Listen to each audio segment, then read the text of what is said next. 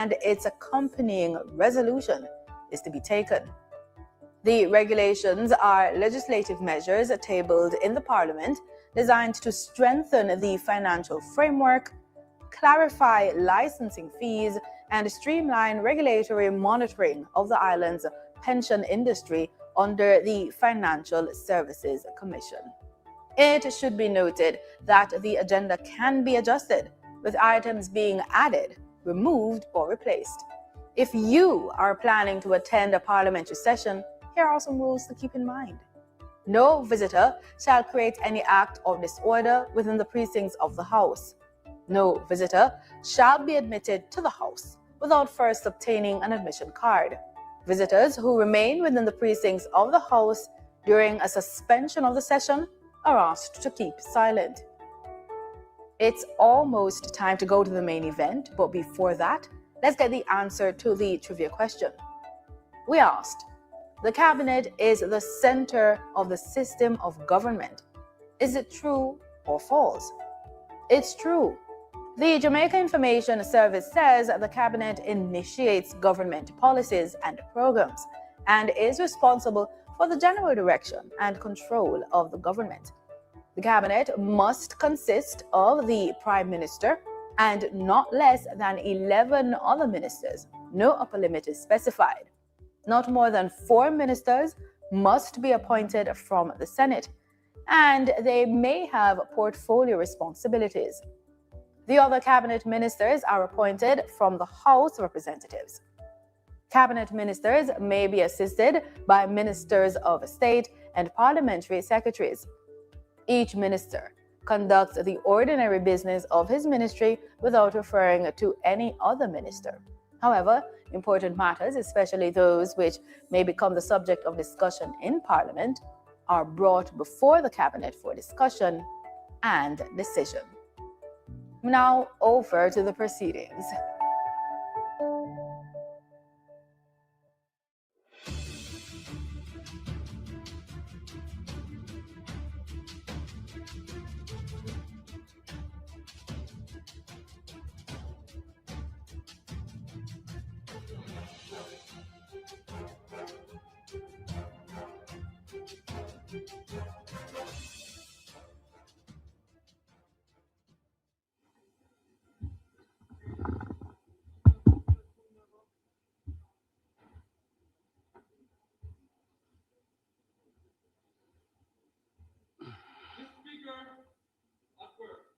Almighty God, by whom alone kings reign and princes decree justice, and from whom alone cometh all counsel, wisdom, and understanding, we thine unworthy servants here gathered together in thy name, do most humbly beseech thee to send down thy heavenly wisdom from above, to direct and guide us in all our consultations. And grant that we, having thy fear always before our eyes, and laying aside all private interests, prejudices, and partial affections, the result of all our counsel may be to the glory of thy blessed name, the maintenance of true religion and justice, the safety, honor, and happiness of the king, the public weal, peace, and tranquility of the island, and the uniting and knitting together of the hearts of all persons and estates within the same, in true Christian love and charity, one towards another, through Jesus Christ our Lord. Amen.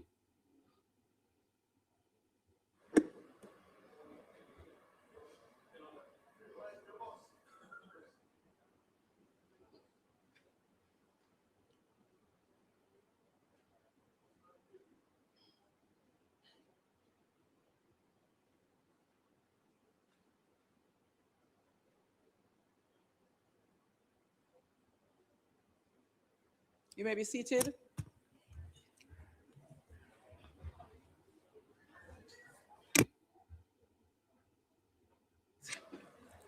This honorable house now resumes its sitting.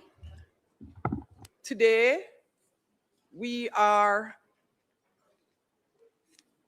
asking leave of the house to do a special continuation of Standing Finance Committee in respect of the review of the BOJ report, which we would like to conclude So I now ask the members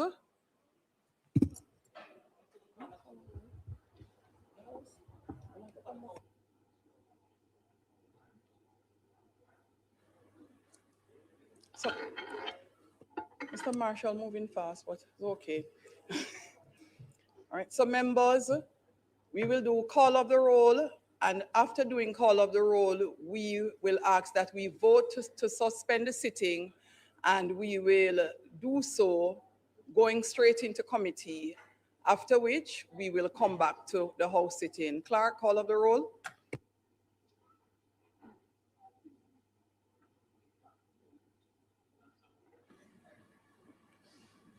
Mr. Clark, Mr. Green, Dr. Holness, Dr. Chang, Mrs. Williams, Mr. Bartlett, Ms. Grange,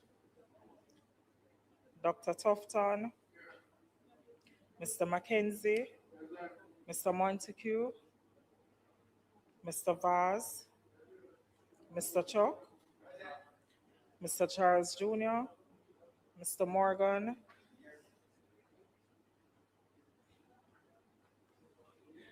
Ambassador Marks, Mr. Samuda, Dr. Wheatley, Mr. Cuthbert Flynn, Mr. Terry Long, Mr. Witter, Mrs. Dalrymple Filbert, Ms. Morrison, Ms. Lee, Mr. Donovan Williams, Mr. Main, Ms. Crawford, Mr. Delroy Williams, Ms. Hamilton, Mr. Seabright, Mr. Azan, Mr. Brown,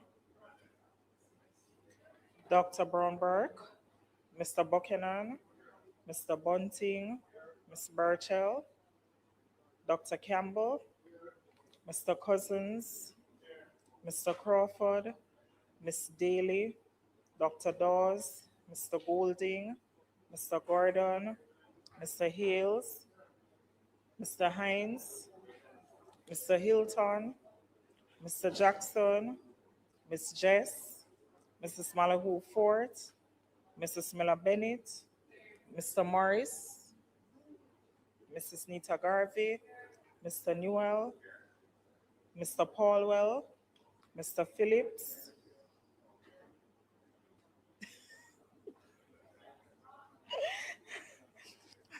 Ms. Perkins, Mr. Robertson, Mr. Robinson, Dr. Russell,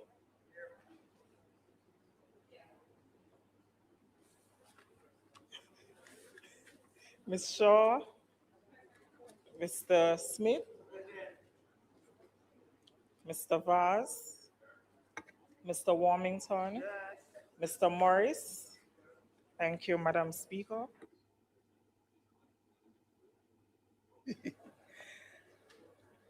Members, we now move to suspend the sitting so that we can go back to standing finance. Those in favor?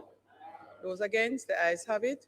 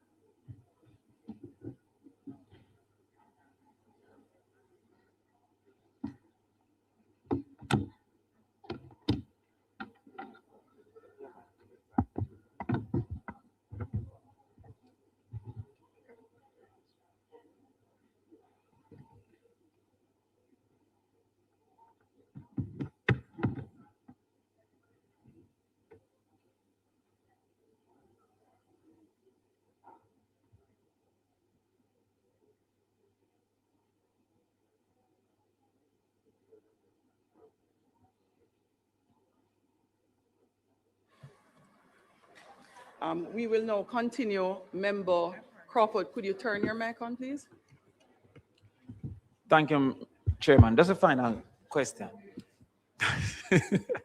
Now, Governor, when we looked at the report and compared it with the fiscal policy paper, your growth estimates in the short term were more optimistic than the government, but your growth estimates in the midterm was much more pessimistic than the government, despite the positive gap. What's the reason for that? Well, I'm not sure when the fiscal paper was presented. However, what we have found is that the quarter end in December and March they have turned out to be better quarters than thought before. And so that would have informed our view of a milder negative growth in those quarters. Going forward, when we look at the capacity of the economy to take investments and digest it, so to speak, it seems to us that in the region of 1 to 3% is about all it can do. It bucks upon a capacity problem. For example, just labor and skills. So that's our estimate at this time. Okay. Thank you. Thank you, Governor. Thank you. Thank you, Member. Member Russell?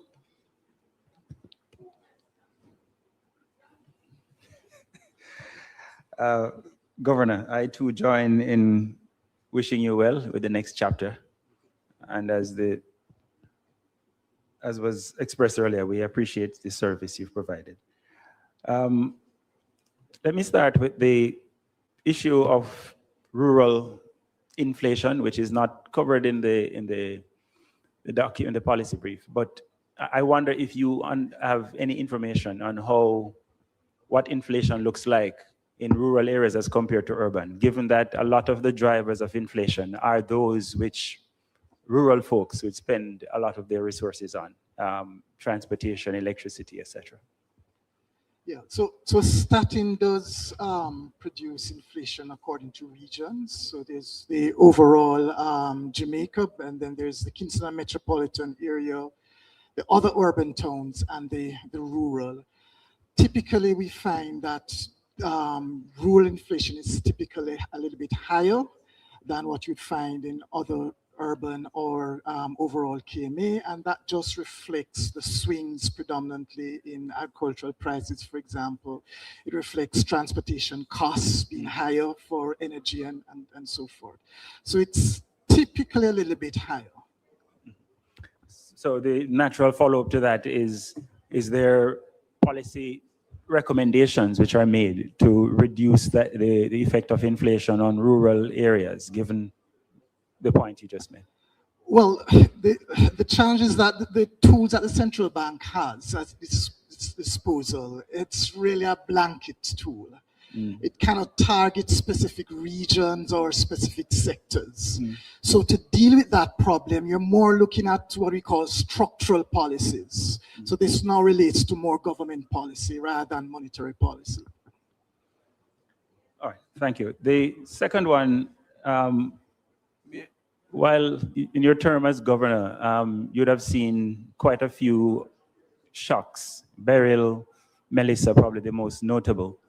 I just wondered, given the new realities in which we live with climate change, if the bank, what is the bank learning, and how should Jamaica be adopting its monetary and fiscal policy in light of the new realities in which we live?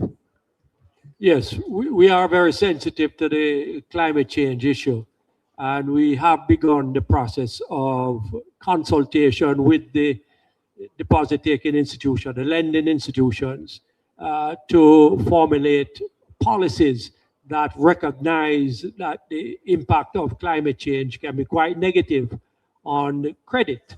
So, for example, if you're going to lend to a homeowner who is near to the sea, you need to understand that it's a different risk to lending to someone elsewhere. So I'm just simplifying it with that, to say that we are sensitive to the need to be more careful about how credit is distributed given climate change. All right, just one last one to wrap up. The projected 1 to 2% growth outlook in the medium term, that is quite low and probably will not give us the change that we need, right, in terms of the transformation that we're seeking in communities. I wonder if you have any thoughts on the main constraints to higher growth in the economy. I have a personal opinion. I think that our labor productivity is too low. We have virtually full employment, but at the same time, we have 1 or 2% growth. So that implies that the additional employment is not producing a value added for GDP that is significantly above the 1 to 2%. And so what we do need to do in the long run, medium term, is have a workforce that is more productive.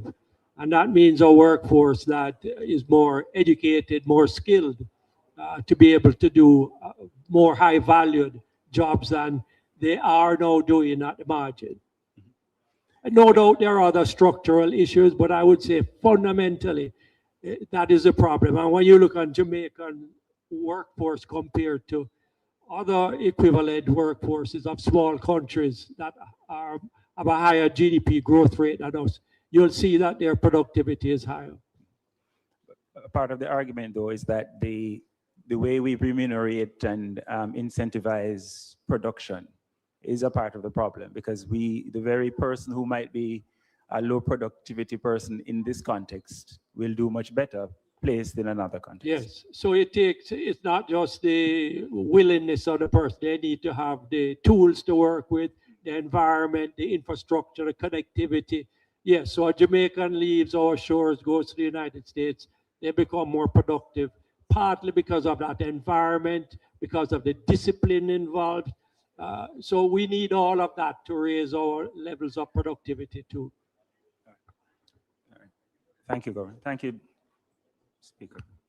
Minister Tufton. Hi, thank you. 2 quick questions, Governor. First of all, I join the echo of sentiments to you on your stewardship. Thank you very much to you and your team.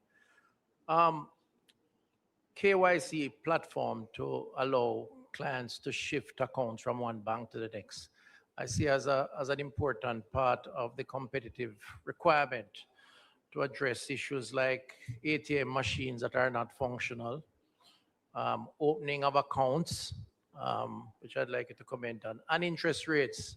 I mean, interest rates in the commercial banks are hovering at 10%. You're offering, you're about 5.5%. You know, I'm linking all of this to competition. I may be wrong, and you can comment on that. It's very difficult to shift from one bank to the next and to open an account. It's almost like a thesis. And I just wondered, why is it so difficult, and what is being done to try and make it a lot easier in order to stimulate competition? I'm going to ask Dr. Wade to talk to that. No, I think you're correct. At the core of the problem is the degree of competition in this sector. Now, as the governor indicated earlier, we're not going to change the number of banks. But what we can try to change is the ease with it you can move from one bank to another, the ease with it you can move your products. You can select or choose products from one institution or another. So we have been working on a couple of things. You mentioned the eKYC. That is a major tool or a major initiative that we're pursuing. We are in the RFP process. We had an initial tender, but we weren't able to find companies that actually met the requirement. So we are going back to tender very shortly. So work is progressing where that is concerned. We're also working with the banks to see how can we make more readily available in one place to the public comparative data on interest rates and on fees in one central place. We had hoped to actually have launched that already, but when we started to drill down in terms of the data, we realized we needed to get more granular data from the institution so that it can be of benefit to the public. So hopefully before the year is out, we can launch what is called a shopping platform. So you could go to our website or we'd have an app and you can see what Bank X offers vis-a-vis Bank Y. So we're slowly putting in the basic tools that will allow persons to make a choice, that will empower persons to make a choice. Because our vision for the banking sector, as we indicate, you're not going to get more banks coming in. And more banks coming in probably won't even change the competition needle. But what you want is to empower people to move and choose. Right. And so our vision really is for what is called an open banking concept So for Jamaica. that I would say can't happen fast enough, because it seems to me the power must reside with the consumer. And if a bank knows that they can just move their account, I believe the banking and as it ought to be will return. The second one related to that, what can Parliament do, if anything, us parliamentarians, to hasten that process, whether it's laws to be changed or indeed to increase the digital platform engagement that I think will also create a more efficient banking system? Is there anything that is lacking, Governor, maybe outgoing Governor? Maybe you are the one to address this, since you can take a parting shot at us without, even if you have to offend us. What is it that we need to do at the level of legislation in the House here? Dr. Tufton, that's a difficult one, and I do have a view. We'd like to hear your view. But I'd rather discuss it with the minister first. Oh man, this is the highest. I will do so before leaving office. You're in the highest court of the land. I'm sure the minister don't mind. And if you want a Bible, we can provide it. I think the minister would like me to discuss it with her first. But seriously, is there anything that you can discuss? Because I think that we have a responsibility and we must take advice. I mean, you have an independent central bank, but the bank is empowered to act based on decisions that we take here. Right. So what I think the Parliament has a role to play, and that is what I want to speak to the minister about. What's your personal opinion? I'll give you my personal view on August 19 when I'm retired. But I'll give it to the minister in the meanwhile. All right. Any other questions, Minister? I have one more, but I'm being asked for a point of... No.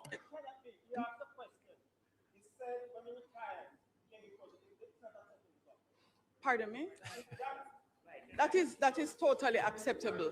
He is being asked for a personal response he cannot give now because he operates in the capacity as governor and governor alone at this stage.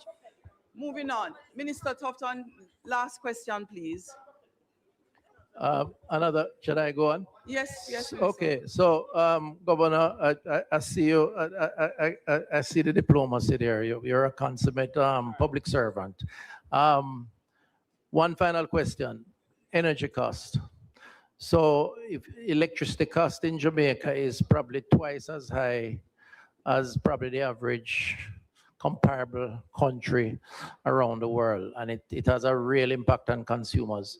With everything that is happening with the war and so on, I mean, has the bank done any analysis on the implications of inflation-driven related cost around energy and by extension to the final consumer to provide any guidance at all? Is there any sort of involvement, or that's with the Planning Institute?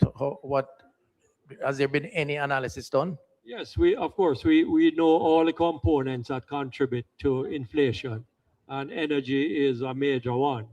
Agricultural food prices would be another major one. So we do have a very good idea about that. And our inflation outlook is based on what we expect that energy prices to be like globally, which is impacted now by the Middle East. So we're not very optimistic for the short term about energy prices. The way in which we try to combat inflation, and particularly imported inflation, is through the exchange rate. by trying to keep that as stable as possible.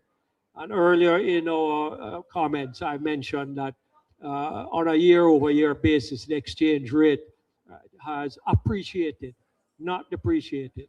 And that helps a lot in keeping imported inflation low.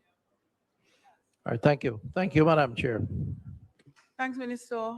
Minister Green.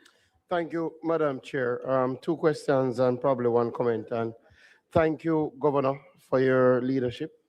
I think the bank is in a very strong position, and that is as a result of you and the team. I'm happy to hear that the Twin Peaks model that is almost ready to come to cabinet. My hope is that you'll be able to get it before cabinet, before you leave. I think that is a critical part of not just the legacy, but what is needed, especially in relation to the customer service aspects of our banks. So my first question is about the ATMs, right? You had put in a system of monitoring for ATMs. I'm wondering how that is doing. Are the banks living up to the standards in relation to the ATMs? And if they are not, what is the bank doing about it? Can the bank do anything about it? That is the first part. And the second part is in relation to hurricane-ravaged areas where ATMs have been destroyed. Are the banks under any obligations to put back in those ATMs? And this is very important because some of the banks left the spaces with physical locations prior to the hurricane and said that the replacement were these ATMs. Now that the ATMs have been destroyed, the people are without service. So that is the first question. Yes, luckily for me, I brought along Dr. Lewis, who is the expert on the ATM business. Thank you very much, Governor.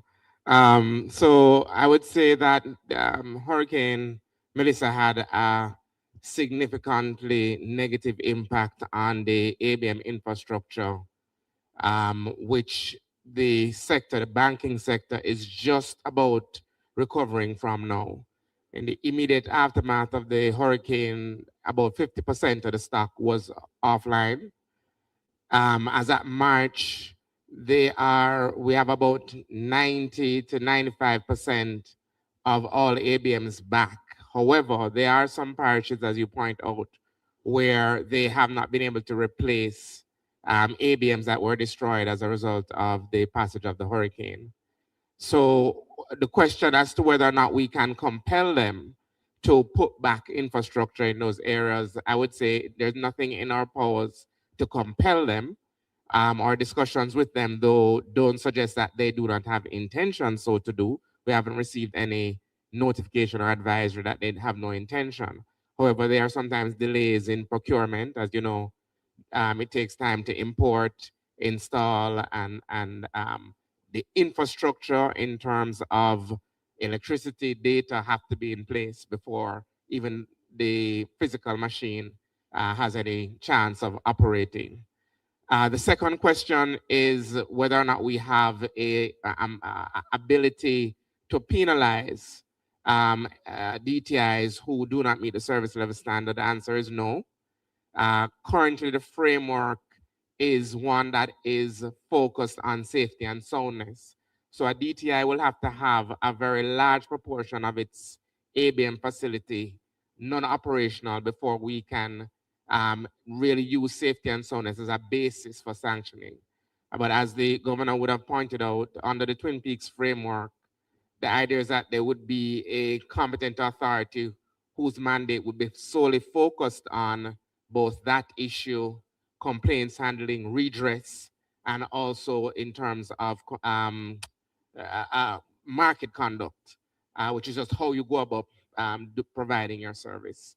And that in that framework, it is envisaged that where there is non-compliance, because the primary statute has that as its focus, then there's a basis for sanctioning, levying either more than likely financial sanctions rather than imprisonment, which is a sanction under the prudential side for safety and soundness.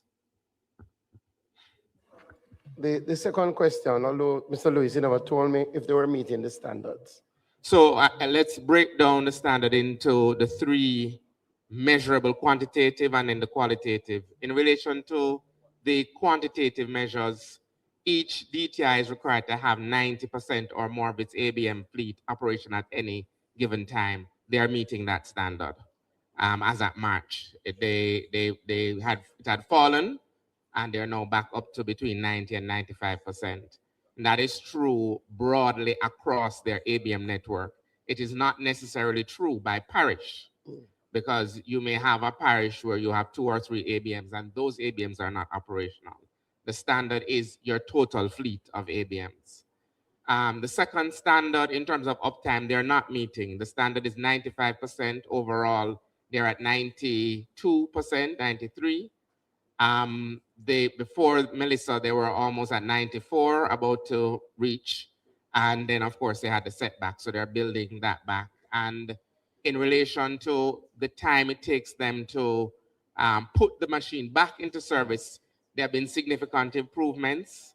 In rural Jamaica, their time to fix the machines has fallen to the 3 hours, but they are not making that standard in relation to the Kingston and metropolitan area, in which case they are not making the 1 hour benchmark. So the results have been mixed and negatively impacted by both Beryl and then Melissa.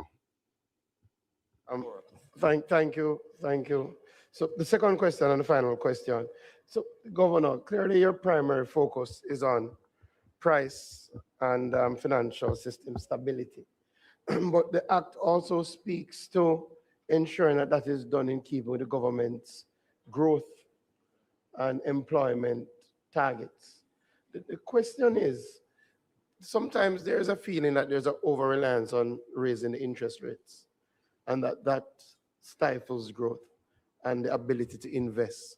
Now that the direction is to more rapidly grow the country, especially in light of Hurricane Melissa, the question is, are there other policy prescriptions that can be utilized to maintain the stability while driving the growth agenda? Yes, we have the specialized mandate of price and financial sector stability. It's like we're on a football team, and let us say that we are the defense. We're expected to stay in a particular place and play a particular role. However, if the opportunity arises for us to move forward and score a goal, we will. So I think you can look on the Bank of Jamaica in that way. We are the policemen of inflation and financial stability. If we have an opportunity to lower rates because we think inflation is going to be low and expectations are going to be low, we will. And if we have an opportunity to encourage growth in any other way, we will. But our primary mandate is inflation, guarding inflation from being excessive, because inflation hits the poor more than anything else. So that's how we view the trade-off between growth and inflation. Member Terrellon. Thank you so much, Madam Speaker. Again, Governor, to you and the team at BOJ, again, just to thank you for the work that you have done, certainly in terms of steering Jamaica through the COVID years and, of course, Hurricane Beryl and Hurricane Melissa. That has been mentioned, but notably, the work that the BOJ did in coordination, of course, with our team at the Ministry of Foreign Affairs and Foreign Trade and other ministries as well, in getting Jamaica removed from the FATF, that notorious grey list. Now that we have been removed, what is that urgent push going forward now by the bank in terms of new policy mechanisms, our dealings with international banks in terms of to remove the question of blocked funds and delayed transactions? That's an issue that has been raised even recently in this house as it relates to everyday transactions, and when you're talking about use of technology and removing funds, same-day transactions, you know, we still have that sort of banking regime where we do not see same-day transactions, meaning same-day transactions. We don't have the sort of 24-hour system. So my thinking is, with Jamaica now being removed from that FATF list, can we see a greater push now towards correspondent banks across the world, etc.? In addition to, obviously, it's now easier for us now to access international funding at cheaper rates as well, not just at the commercial sector, but also at the individual sector as well. Yes, thank you for that question. The fight to stay off of the grey list continues. And as the minister knows, we have a reckoning coming in September shortly. So it's a constant battle. The standards get higher and higher. And for better or for worse, Jamaica has done so well in the past in this respect that they have very high expectations of when we do our next test, which is in September. So that is a challenge we face. To have 24-hour RTGS is an objective that is very worthwhile for the bank to pursue. And I feel assured that that is an objective that we are going to pursue, because it's not adequate, it's not good enough to be able to do a transaction and it not go through almost instantaneously. So we are working on that end. The number of correspondent banks certainly would look more favorably on Jamaica, having been taken off of the grey list. So I think that in the future we'll find that that array of banks will grow. Wrapping up will be our Minister of Finance and the Public Service, Minister Williams. Thank you. Thank you, Madam Chair. Governor Biles, I know that there is still a full 2 months to go before you put down the title, but I want to also publicly express my thanks to you and the team that you've been doing at the Bank of Jamaica, to you for the work at the helm of the Bank of Jamaica, an institution that was established many decades ago, back in the early 1960s, and has become a well-respected institution, not just in Jamaica, but across the region. As governor, as you said earlier on, you've led through exogenous disturbances, COVID, Beryl, Melissa, and now the oil war. And you have been graceful and steady through all of this. So we commend you, Governor Biles, and the team for the recent awards, the Best Bank Award 2025, and for yourself, you just recently won the RG Platinum Award for Legacy Service, which includes, being the head of EPOC, Economic Policy Oversight Committee, through a very, very rough period. So on behalf of the government and a grateful people of Jamaica, I want to say a heartfelt thank you for the work that you do. Thank you. Thank you so much, Minister. Governor, would you like to say anything else before we conclude? Madam Speaker, no, I've had a long session with you, and I have expressed the honor that I have felt to lead this bank, and I would only be repeating myself. Thank you, if Governor. I said more. Thank you very much. Let me say thanks to the team. The report of the Standing Finance Committee of the whole House of Representatives on the Bank of Jamaica Quarterly Monetary Policy Statement for the 6 months ended March 2026, and the Monetary Policy Reports dated February 24, 2026 and May 26, 2026 is before me. Is it the wish of the committee that I sign? Those in favor? Those against? The ayes have it.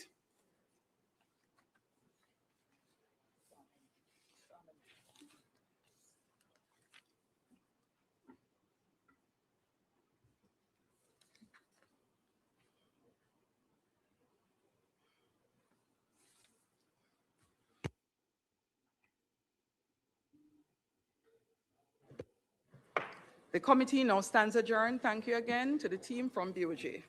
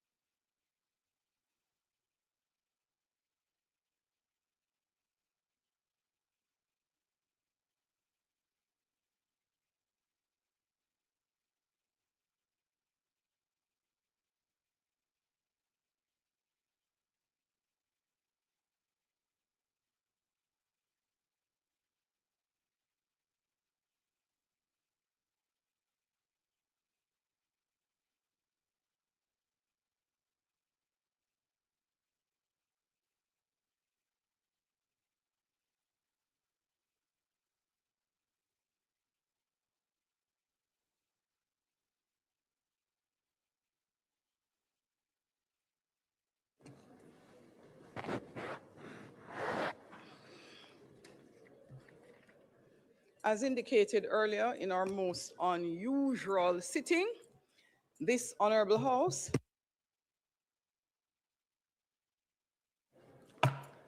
now resume its sitting, coming out of our Standing Finance Committee meeting. Today we continue with the sectoral debate and we'll have presentations from the Honorable Delroy Chuck, KC, MP, Minister of Justice and Constitutional Affairs, and Member of Parliament for St. Andrew Northeast. Also, Mrs. Natalie Nita Garvey, Member of Parliament for St. Catherine North Central, and Opposition spokesperson on local government and participatory democracy. I wish to extend a special welcome to the constituents in the gallery from the constituencies represented by the two members of Parliament presenting today, and trust that you will find the proceedings both enjoyable and informative. I must, however, remind those seated in the gallery, you are not allowed to clap, make loud comments, or engage in any way in any behavior that will disturb the proceedings in the chamber. Thank you. House Leader.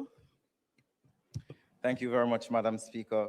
Want to welcome those in the gallery who are here today for our sitting, and I suspect particularly for the sectoral presentations by our two members, the Minister of Justice and Constitutional Affairs and Member of Parliament for St. Andrew Northeastern, the Honorable Delroy Chuck, and Member of Parliament for St. Catherine North Central, Mrs. Natalie Nita Garvey.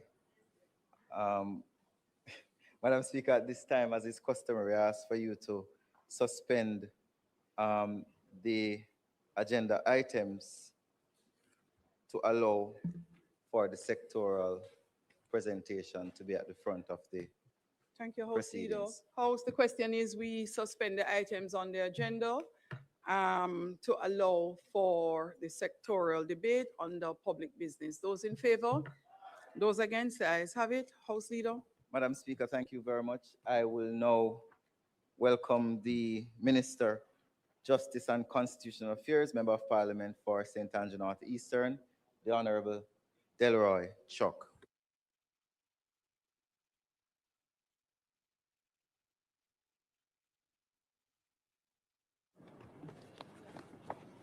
Madam Speaker, I ask permission to speak from a seat other than my home. Permission granted, Minister. Madam Speaker, I rise this afternoon with a deep sense of satisfaction, mixed with a tinge of humility, on what is my 11th consecutive year of sectoral presentation. And last, by no means least, 29 years of uninterrupted public service as a Member of Parliament.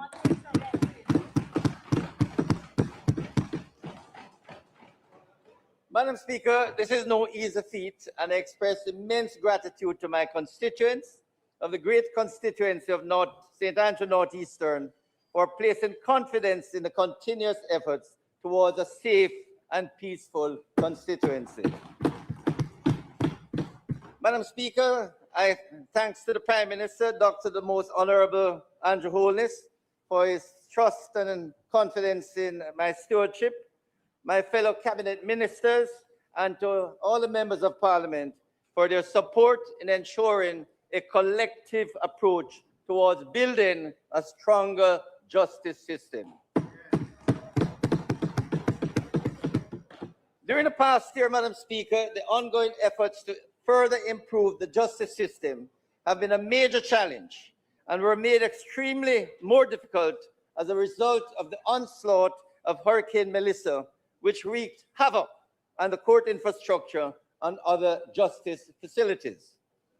Throughout the difficult period, Madam Speaker, the dedicated, hardworking team at the Ministry of Justice and Constitutional Affairs and its departments and agency, led by Permanent Secretary Mrs. Grace Ann Stewart McFarlane, continued the task of ensuring that members of the public had access to the wide range of justice services.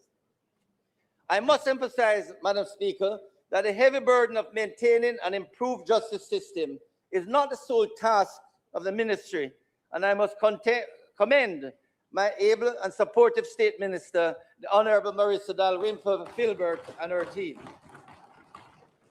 Chief Justice, the Honorable Mr. Justice Brian Sykes, Supreme Court judges and Parish Court judges, and the Court Administration Division led by Mrs. Tricia Cameron Anglin, who I see in the gallery. President of the Court of Appeal, the Honorable Mrs. Justice Marva MacDonald Bishop, and other judges of appeal. Attorney General Dr. Derek McCoy, Solicitor General Mrs. Marlene Aldred and her team, Director of Prosecutions Ms. Claudette Thompson and her team, and Madam Speaker, I pay tribute to the former Director of Public Prosecutions, Ms. Paula Llewellyn, who retired last year after serving 17 years as Jamaica's first female Director of Public Prosecution.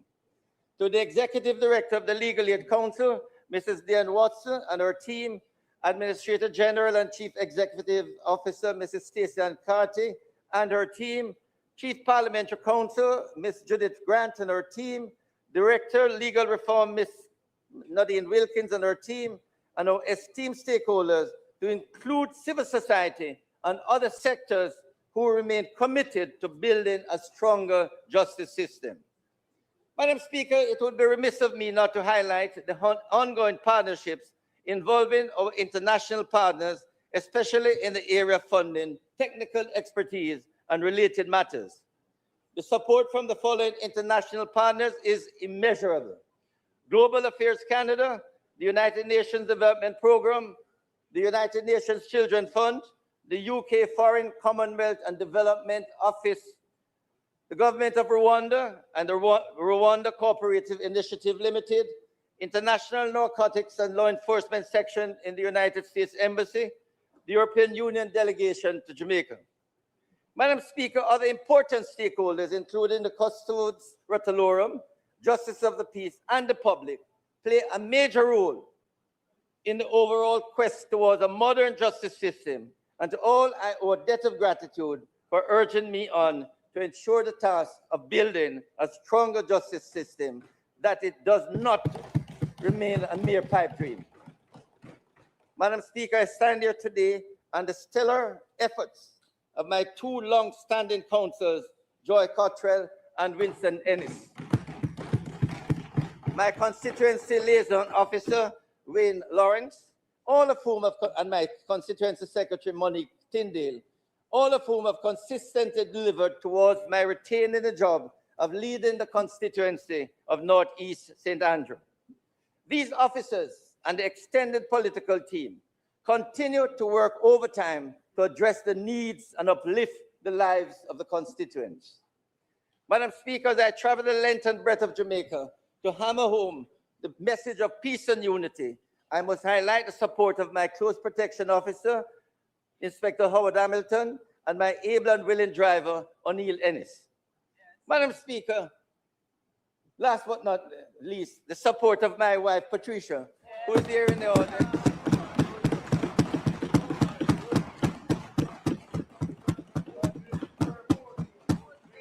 I mean, 48 years and continuing.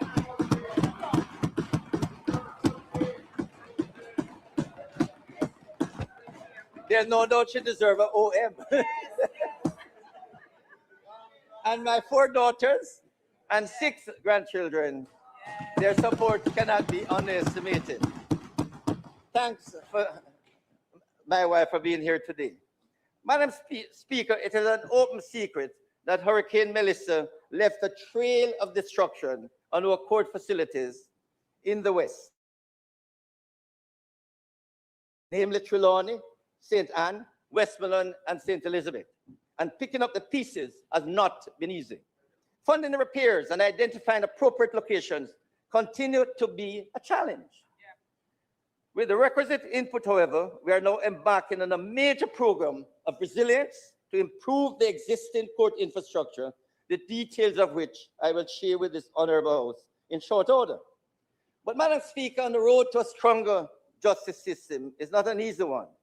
For the nation to move forward, I impress on all Jamaicans to make greater use of our social justice services, that is restorative justice, victim services, child diversion, mediation, as both and as they all are programs, they continue to reap rich rewards in dealing with domestic disputes, domestic conflicts, and other forms of abuses. I issue my annual and persistent call to my fellow MPs and all Jamaicans to help spread the word that help is but a phone call away. 1-888-JUSTICE, 1-888-587-8423 to engage a member of the ministry's team to identify and provide help in minimizing the numerous incidents of abuse and disputes that occur in our homes, in our neighborhoods, in our communities, in our parish, and across Jamaica. We need to reduce them. Yes. Madam Speaker, Jamaica's continued progress rests on the strength of our shared commitment and determined action. Together, we're forging a justice system that is stronger, more responsive, and uncompromising in its pursuit of accountability and the rule of law. Yes. As we look to the future, let us remain steadfast in our mission to build a society where justice prevails, opportunities are equitable, and every individual is afforded fairness, dignity, and protection under the law.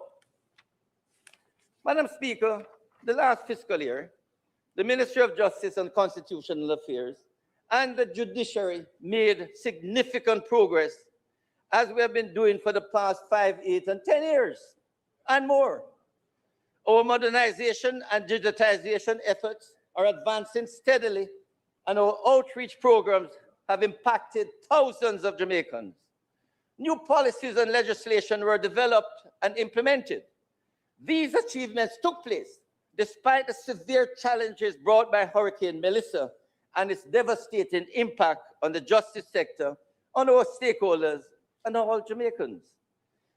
Madam Speaker, in pursuit of a stronger justice system, which is our sectoral theme this year, the former Ministry of Justice and the former Ministry of Legal and Constitutional Affairs merged to become the Ministry of Justice and Constitutional Affairs in September 2025. Our vision of a first-class justice system remains clear and focused. As we modernize our justice system and provide Jamaicans with greater efficiency, we continue to promote the rule of law, peace, harmony, and goodwill.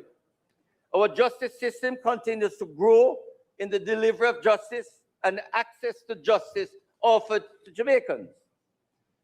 Once again, to all Jamaicans listening, I remind them help is a phone call away. 1-888-JUSTICE, 1-888-587-8423 for any justice service. I wish, Madam Speaker, to emphasize, and you will soon get the booklet, where the appendices with all the data of the successes and plans will be laid out in greater detail. In fact, the appendices will be more than the presentation because the material is there and I have limited time.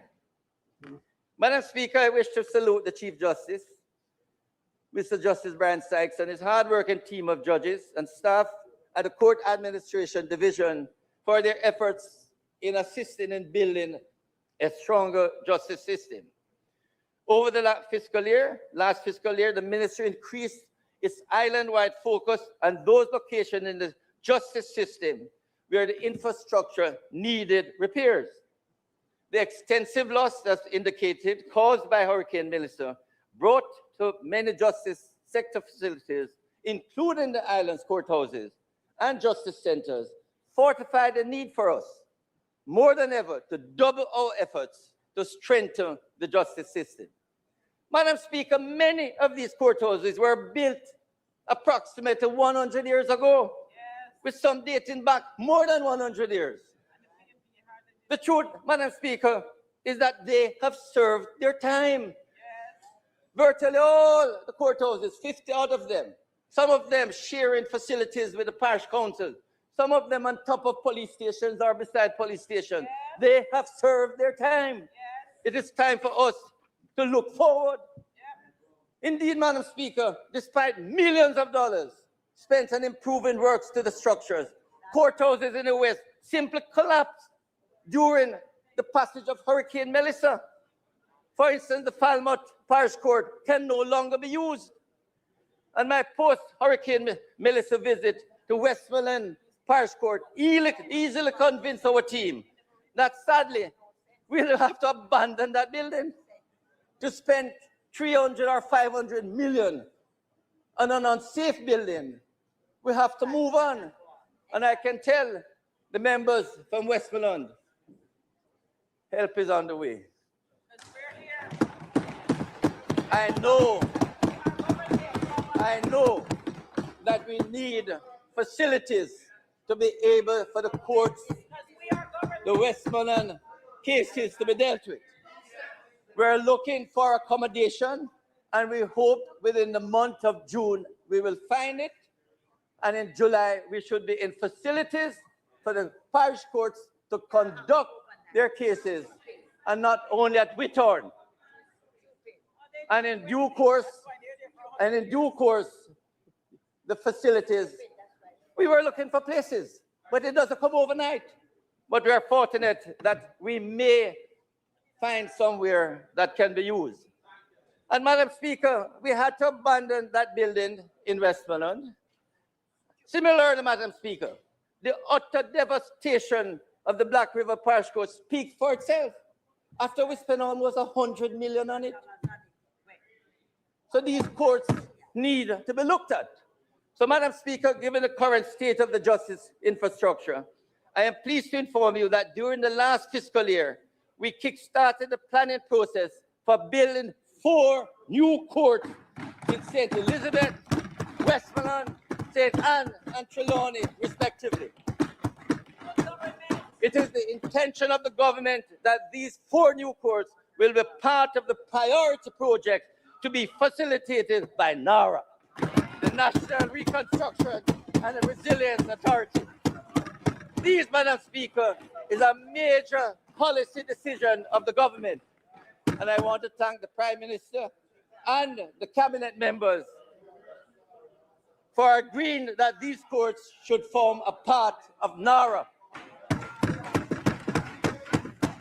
We hope that these 4 courts, Madam Speaker, will serve for the next 100 years.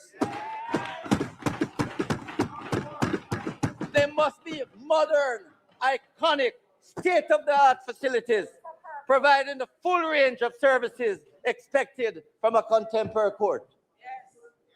So, Madam Speaker, we also anticipate that early in the next fiscal year, and I know the member from Eastern St. Thomas will be very happy to hear, the St. Thomas Parish Court will be operationalized as we strive to fulfill our mandate for a stronger justice system.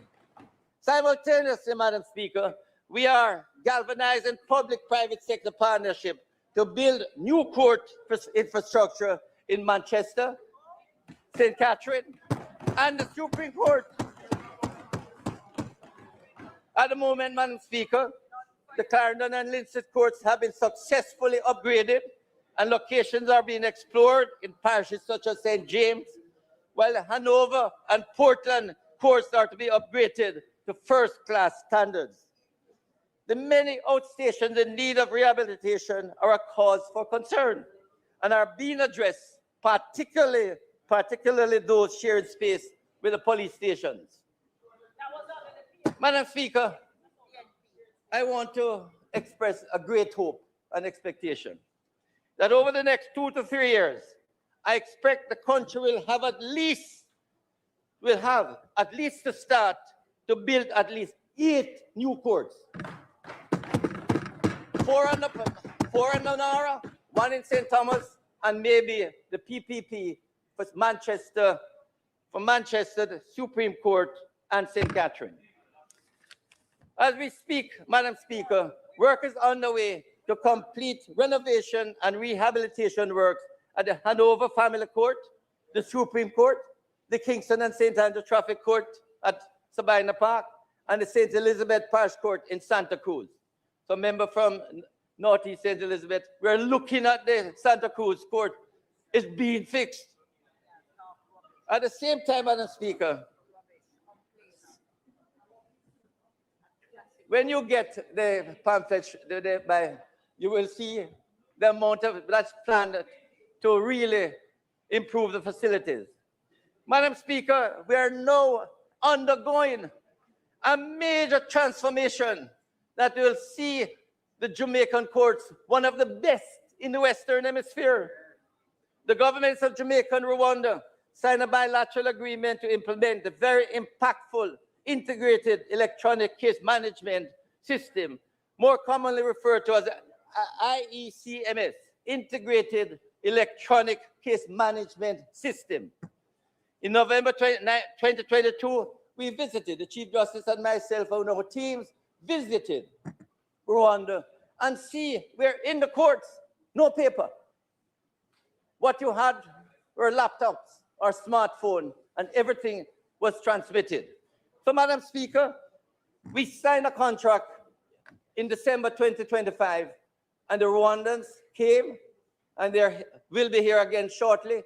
The program has started and within 2 to 3 years, the courts will be totally transformed. Madam Speaker, I invite all Jamaicans to visualize a scenario within the next 2 to 3 years when all our justice stakeholders will be electronically interconnected. In other words, when John Brown or Mary Jane is charged with a crime, there will be no more movement of paper from police stations to the court. No movement of paper will take place from the forensic lab, the ODPP, the parish court, the Supreme Court, or to the Court of Appeal. Everything moves electronically. Files related to matters in the parish court would seamlessly reach the circuit court. Criminal records will also be integrated as we benefit from the transformational time management and cost-sharing results of digitizing our courts, which is part, Madam Speaker, of our commitment to a stronger justice system. Madam Speaker, the IECMS, Integrated Electronic Case Management System digitization model, pioneered by the government of Rwanda, will bolster Jamaica's justice reform efforts and eliminate the outdated paper-based case management system now being used in our Jamaican court. It is anticipated, Madam Speaker, that paper will no longer be a part of our court system and eventually paper will be eliminated from all courts. Madam Speaker, if anyone should ever visit the courthouses in the parishes, you have room full of paper. In most of the parish courts, all the paper would fill the parliament. We want to get rid of those, digitize them, free up space that people can utilize. Madam Speaker, the IECMS, with time running, will definitely be a transformation in our court system. So, Madam Speaker, this will mark a new era for court system, since all stakeholders must now embrace modern technology and abandon our outdated paper-based systems. The aim is to make the use of technology in our Jamaican courts a leading model of excellence in the region. I strongly urge all of the persons, including those inside here, who use the court system, go there with your laptop, go there with a smartphone. Don't bother go there with dockets and files and your bag, your briefcase with everything. Go there with a laptop. Start the process. Madam Speaker, the courts have done extremely well and continue to do extremely well. If you look at the appendix, one in the booklet you have, you will see how well they have done, reducing backlog in the parish courts and improving the service in the Court of Appeal and the Supreme Court.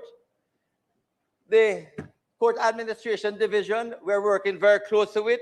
They were damaged by Hurricane Beryl, but they are now back at their office, and there have been almost 600 new upgraded posts have been approved for them. So, Madam Speaker, a fair amount is being done in the courts. Yes. Over the past 10 years, Madam Speaker, we have spent an average of almost $1 billion per year. No other administration, the Andrew Holness-led administration and this Minister of Justice has done more for the judiciary and the court system than any other administration. And if the member from Northeast St. Elizabeth had done her homework,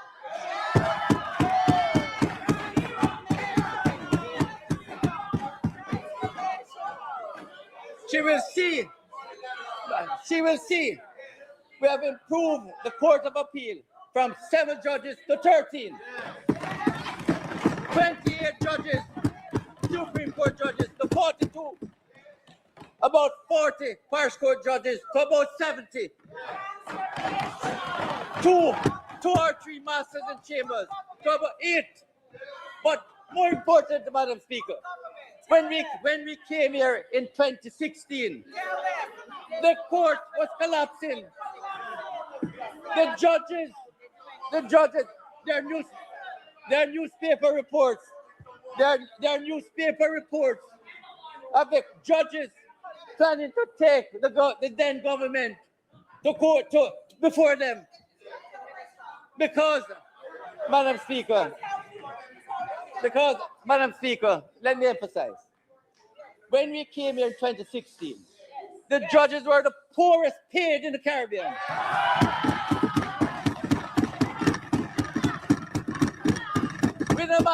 Within a matter of 5 to 6 years, they became the best paid in the Caribbean.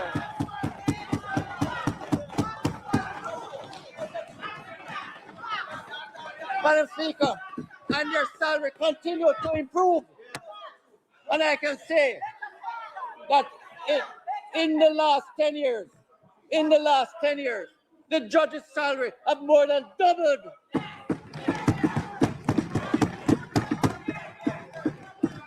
So when the member from Northeast St. Elizabeth can impute that the Ministry of Justice is not a reliable partner,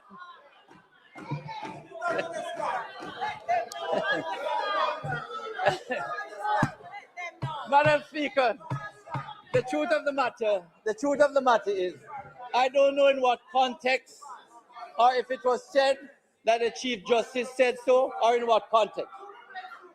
There's absolutely no doubt that the vast majority of the courts have improved, but there are still quite a number of them that needs improvement. They're over 100 years. What I can say to you, colleagues, is that the Chief Justice and the Court Administration Division have been meeting with myself and my property teams and the Permanent Secretary because we want to work closer together. to make sure that the court's infrastructure can be maintained and continue to improve. You know the truth, Madam Speaker, is that across Jamaica, maintenance is not taken seriously. And members may not know, but maintenance is the responsibility of the Chief Justice and the Court Administration Division. The Ministry of Justice is responsible for major projects. Where you draw the line between maintenance and minor projects and major infrastructure, and you talk about money. We have worked with Court Administration Division because we want them to improve. Last year, they got 300 million for maintenance. This year, they're getting 500 million. But you know, Madam Speaker, the problem with maintenance is not only in the courts, it's across all government departments. In 2016, when we came, 2 elevators down at Supreme Court were sputtering. I said, no, you need 2 new elevators. We put in 2 new elevators around 2017. Around 2018, over a year after, I am down there inspecting the courts, and one of the property managers came, and we were in the elevator. And I said, how is the elevator working? He said, brilliant, fantastic, Minister. So I said, when was it last service? He said, it's not broke down yet, sir. And that is how maintenance is seen. Not preventative maintenance, not regular maintenance, but when it broke down. And I'm saying we are going to be working with the Court Administration Division so that everything is maintained regularly. Court Administration Division, they will tell you, we have put in new air conditions in most courts. They must be serviced at least twice per year. So, Madam Speaker, there's a partnership between the judiciary, the Court Administration Division, and the Ministry of Justice because we want a strong justice system. Madam Speaker, there's a lot to be said, and as I'm watching the time. Social justice services, restorative justice, child diversion, and victim services are major parts of our portfolio. And we have done enormously to help the schools, to help the communities. And I want members to look at the testimonials in the appendices, and you will see how persons who have benefited from child diversion, victim services, restorative justice, mediation, how grateful they are for these services. And these services, Madam Speaker, are basically free. And we have 3 mobile units. If you need legal assistance, we can send it to your community. Once you book them. Madam Speaker, mediation is a very important part of our push. Yes.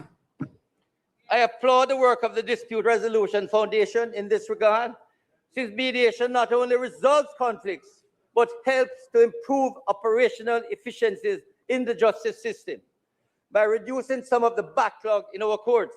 Last year, Madam Speaker, if you look at the figures again, Appendix 7, we decided to pay mediators, the Ministry of Justice, starting out at 5,000 for each side, so they could get 10,000. Last year, we increased it to 10,000 each side, 20,000 for the mediator. And last year, we moved from 13 million the previous year to 55 million in the last fiscal year.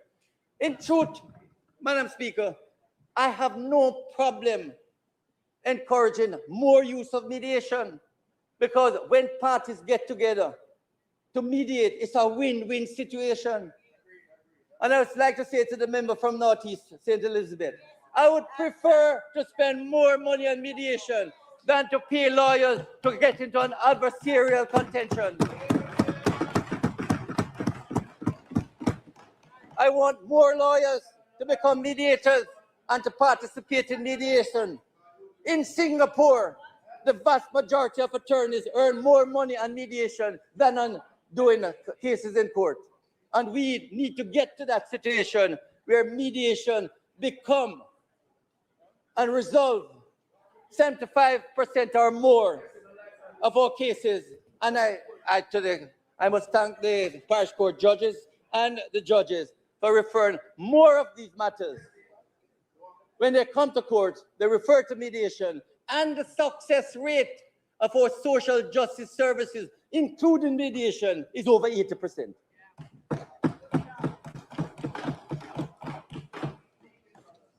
Madam Speaker, there's so much more to be said, but I can't go through all of it. Madam Speaker, I ask you. No, man, I can't stick there. I say, Madam Speaker, look at the performance and success of the ministry. Look at Appendix 8 and Appendix 9. We won't go through, but I go to the Administrator General Department. This is one of the success stories of the Ministry of Justice. Files are being dealt with in a speedy manner. It's Appendix 10. The truth of the matter, Madam Speaker, we are working now with the Administrator General's Department to go around the country to urge persons to make a will. Because when they make a will, it prevents a whole heap of problems.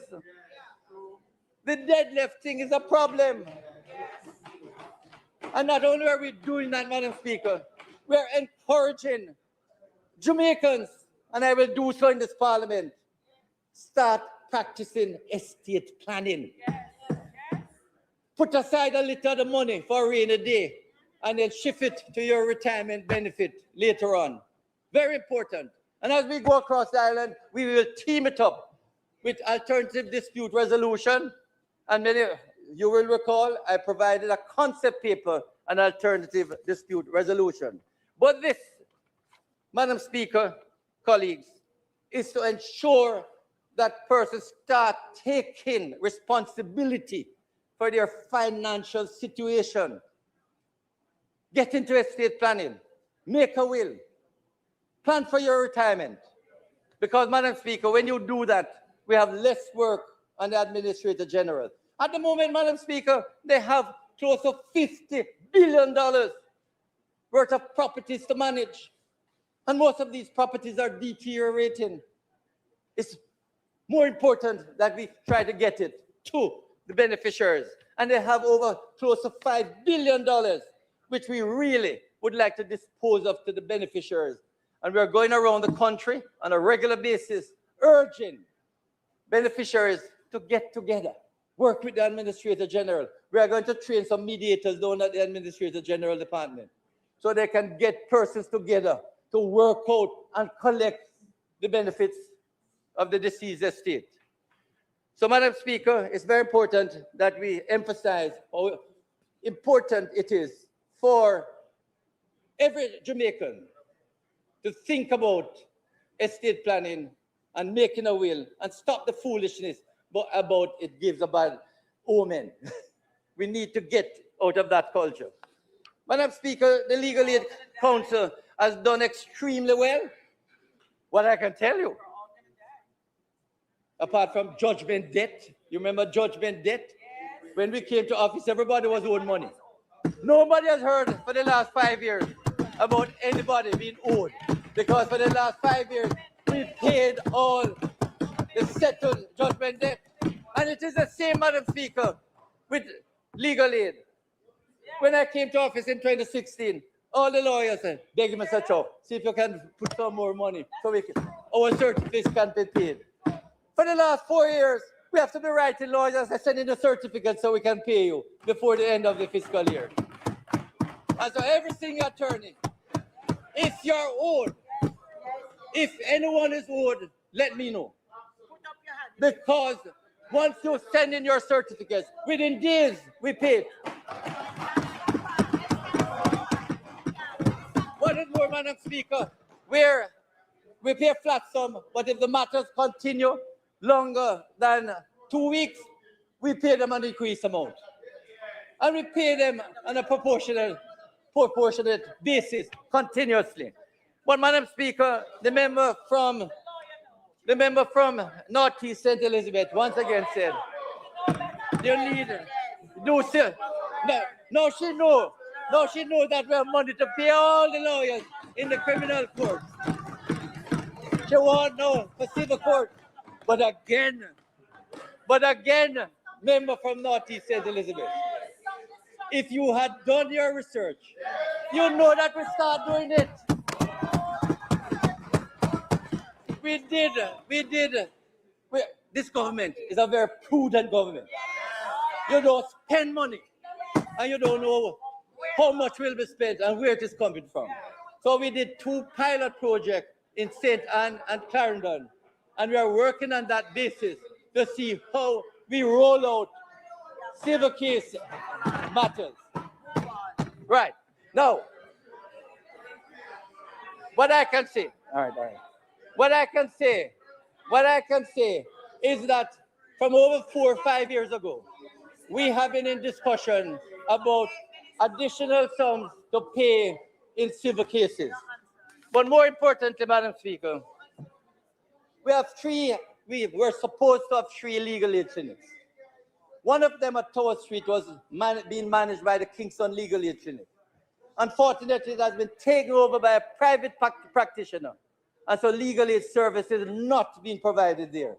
We have been begging this private practitioner to give up the place so we can renovate it and provide civil legal aid cases, and we're hoping it will be done during the course of this year. Madam Speaker, the Office of the Director of Public Prosecution is indeed absolutely effective in building a stronger justice system based on the efficient way in which it is handling its portfolio and prosecuting serious crimes. In fact, I've been informed that the office has been invited to assess and assist other countries to share some of their successful swift action models in handling these crimes. These countries are among the 22 countries and jurisdictions on the Financial Action Task Force, the FATF. Madam Speaker, this country should be proud of the Office of the Director of Public Prosecution.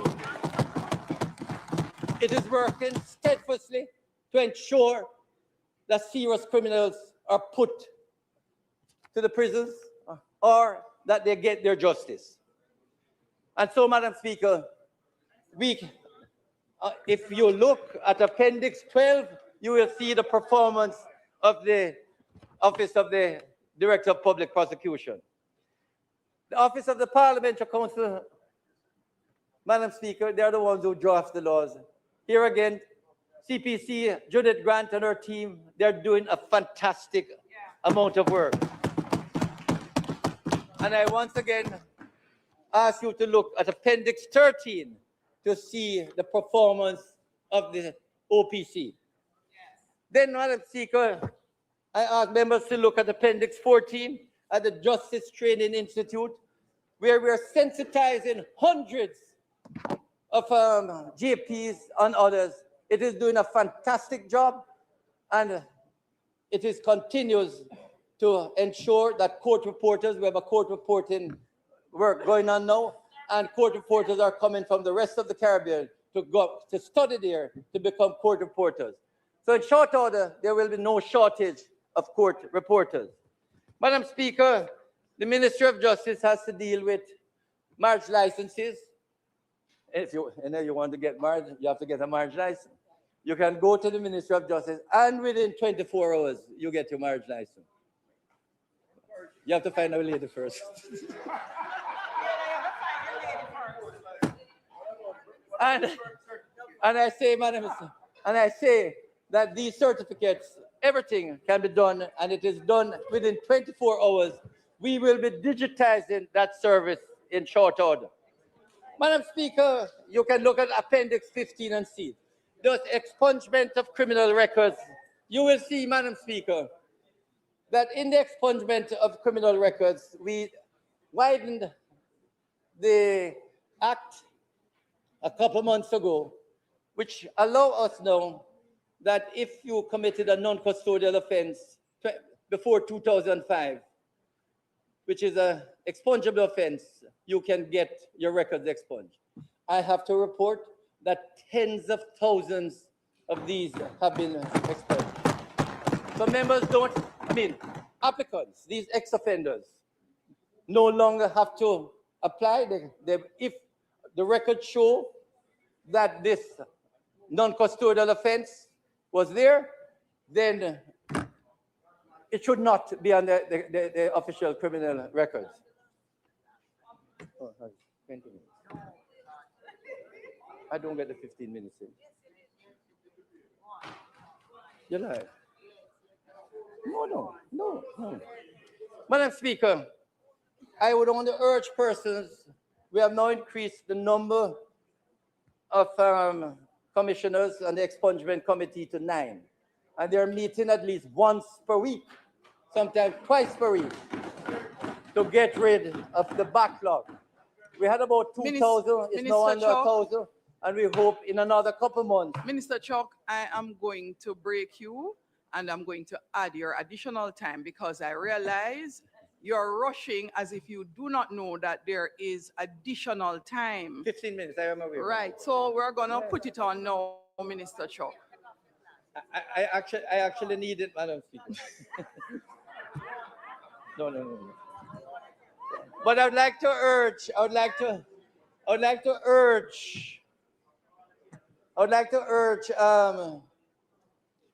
ex-offenders that don't wait until you're traveling. Don't wait until you need you apply for a new job. If you know you've committed an offense, you can apply and hopefully get the record expunged. Especially those who had drug offenses. You will recall, colleagues, that we remove the drug offenses from the third schedule. And also, if your sentence was more than 5 years, but less than 10 years, you're now eligible for those expungible offenses. Madam Speaker, this parliament should be proud that we are able to give people a second chance. And Madam Speaker, I am sure many of you who have spoken to me and we will be able to help you. The members are so thankful for getting a second chance. And that is very important for our people. Madam Speaker, I come to Justices of the Peace Services. And last week, Madam Speaker, when the member from Northeast said to Elizabeth,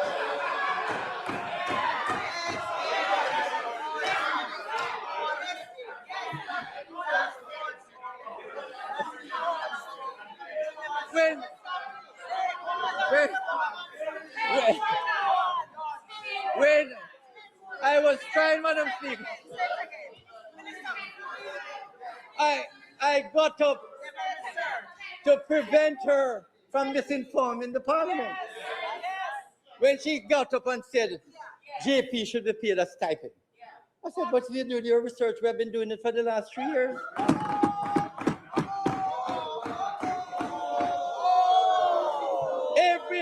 Every JP can now appeal to their JP Parish Association to recover. Can ask. So to ask for recovery. 1 second. They are not. They are every parish. Every parish. Minister Chuck. Every parish. Minister Chuck. Every parish. Minister Chuck. Now get $1 million. Minister Chuck. Annually. Minister Chuck. Minister Chuck. So that JPs who serve in the lay magistrates court, Minister Chuck, JPs who work with the police, who have to Member Cuthbert Finn, could you get Minister Chuck's attention? Who have to serve, who have to be at the police station. Minister Chuck, could you be so kind as to take your seat? Sure. Minister Chuck, members on the opposition benches, I would like to hear the minister's presentation. No, I am very serious about it. Minister Chuck.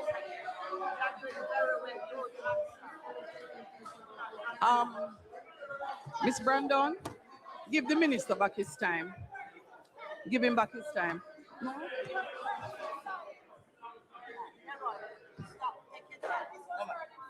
Minister Chuck. I have time. Minister Chuck, Minister Chuck, Minister Chuck, please take your seat.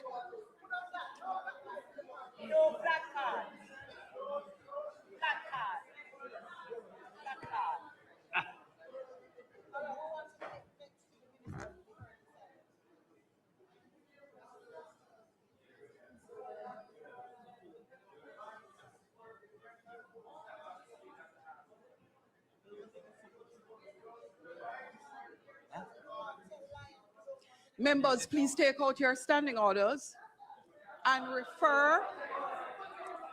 Please take out your standing orders and refer to standing orders 40 and standing orders 42. Separate and apart from persons asking for intervention, the level of noise is such that I cannot hear the member present at all, which is a requirement of the House rules.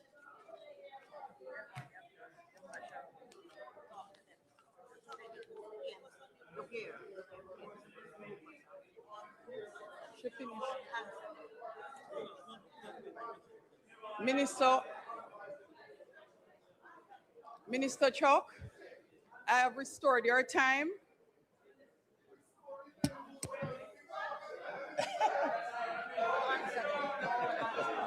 And members, if you continue, then Minister Chuck is going to get even more time to complete his presentation. No. No. Member, we'll finish in time. Member, we'll finish in time. Madam Speaker, no other Minister of Justice has done more for the GPs than this minister. And that is why we have more than doubled the number of GPs in the island.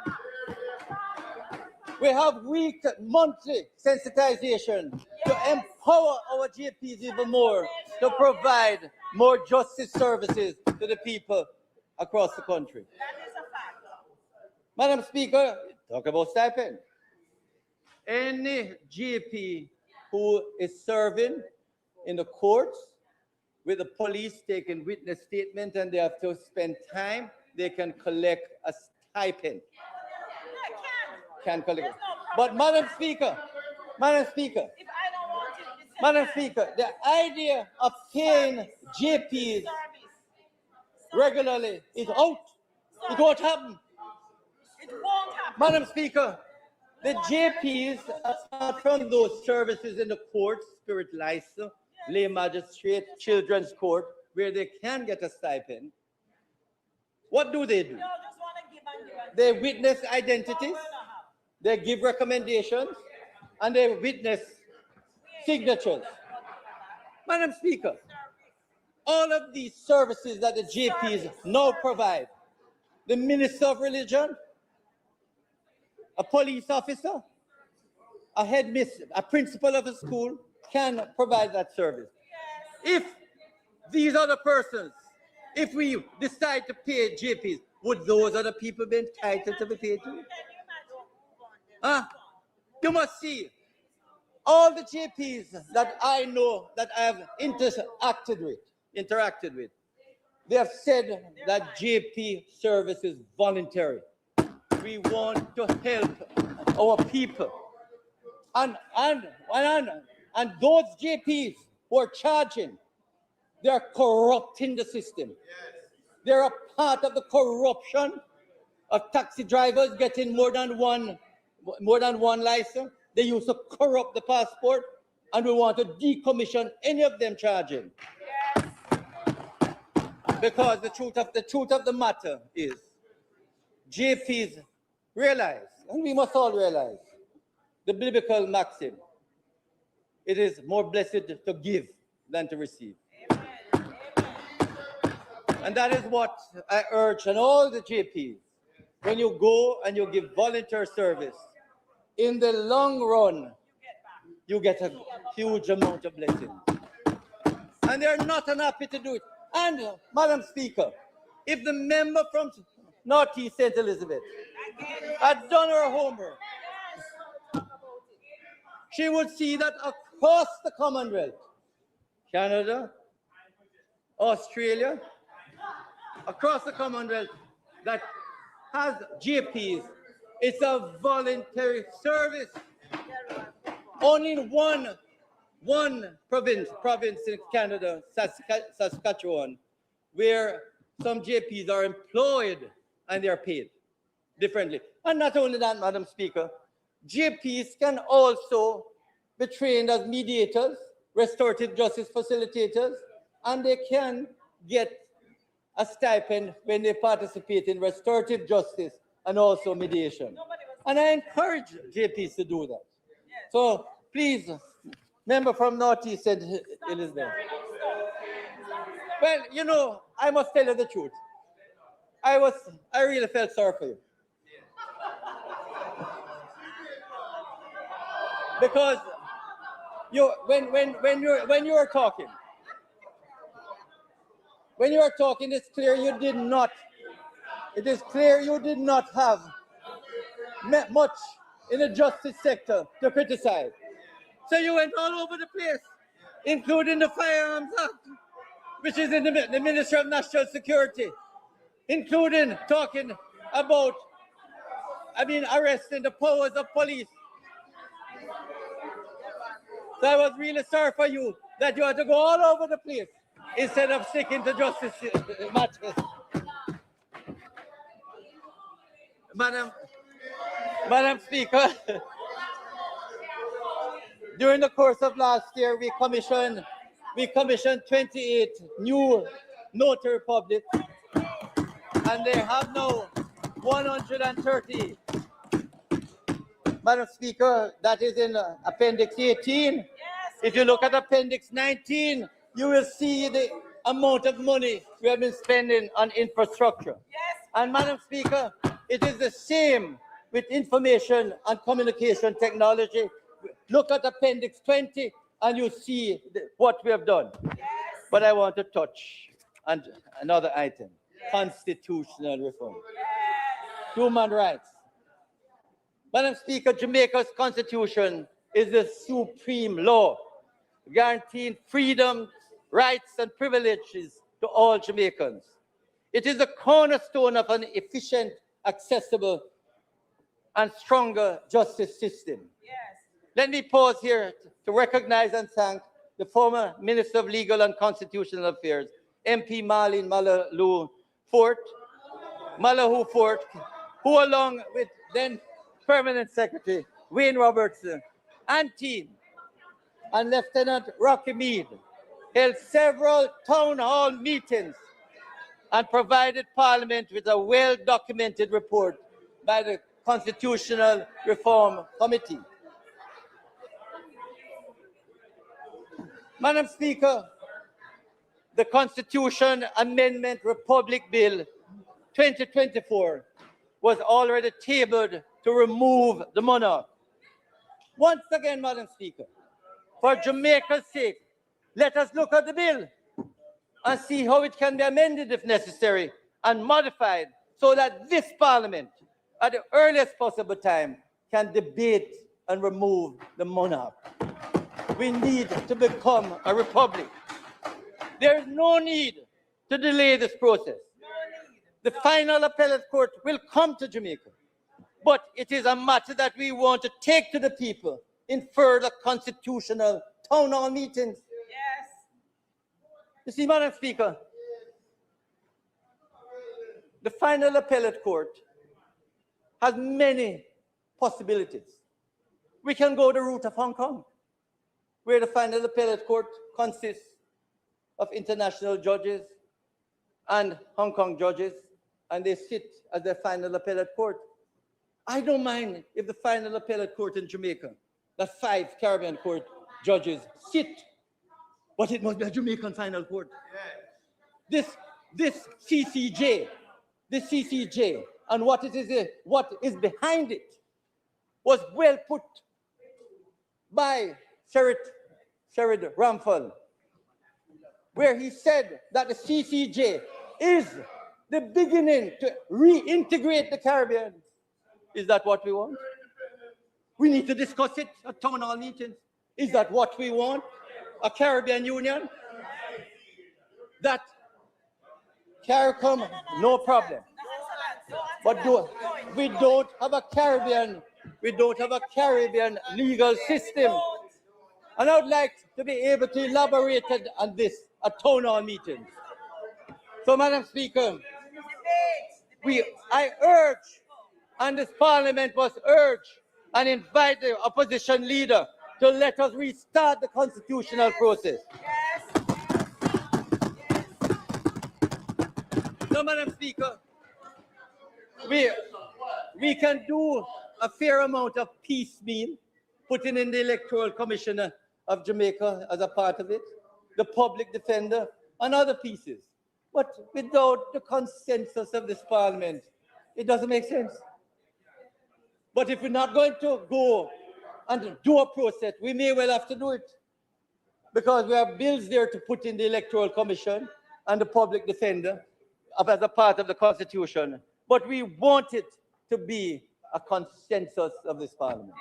Amen. I urge, talk to the leader of the opposition all the way over there, and let's get on with the job.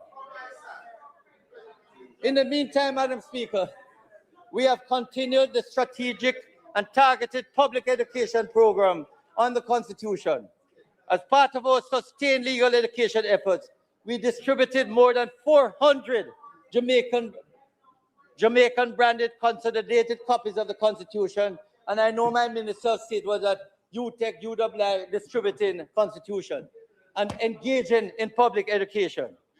Madam Speaker, we look forward to a renewed effort to get our Constitution reflecting what we want. Now, Madam Speaker, human rights is a very important part of this government and of this minister. Yes.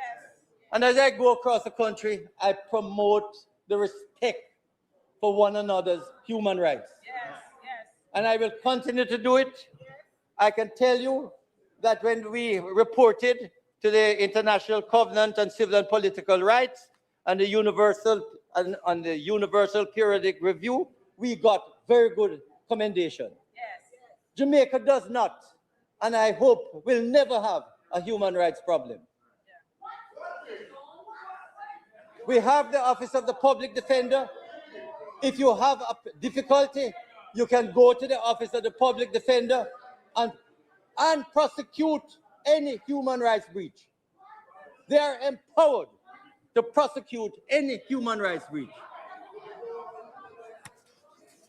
Madam Speaker, we are engaged in a number of departments, which I will not go through, but if you look at Appendix 23, you will see the Law Revision Secretariat.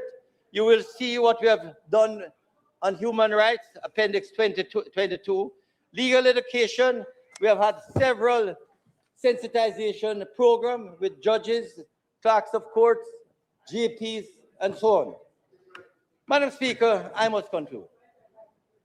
We close this 2026 sectoral presentation with a clarion call to our justice stakeholders and all Jamaicans to help sustain our efforts of building a stronger justice system. Yes. Inspired by NARA's vision of fast-track project delivery, yes, we look forward to constructing new courts and renovating damaged justice facilities. Yes. We will adopt climate-resilient and modern engineering standards, as well as public-private partnerships to meet our infrastructure goals. Yes. The implementation of the paperless integrated electronic case management system, the IECMS, will further bolster our efforts at digital transformation in the Jamaican courts and strengthen the wider justice system. Here, here. Madam Speaker, this sectoral presentation has once again highlighted and promoted a range of conflict resolution tools as our free and accessible island-wide social justice programs in restorative justice, child diversion, victim services, mediation, etc. Our financing of the win-win mediation services is intended to result in a more peaceful and harmonious Jamaica. Our recently launched island-wide forum on alternative dispute resolution, ADR, will continue to be paired with the state management and planning guidelines as we aim to reduce deadlift-related incidents of violence within families. Madam Speaker, let me say I'm proud to be a part of this Andrew Holness-led cabinet.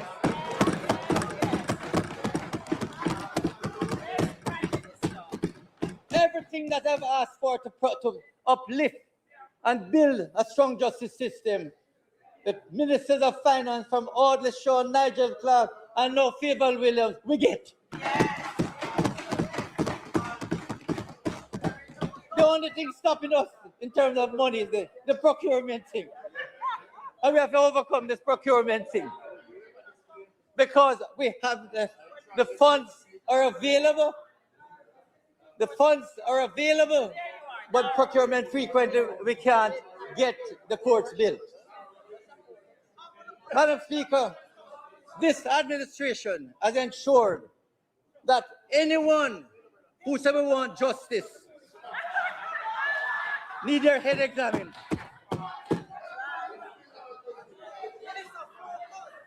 Because you can get justice. And let me remind you of the number. AAA Justice, 587-8423. Call and they will help you to get justice. So, Madam Speaker, I want to say that the strong support of my colleagues have ensured that this is a proud Justice Minister.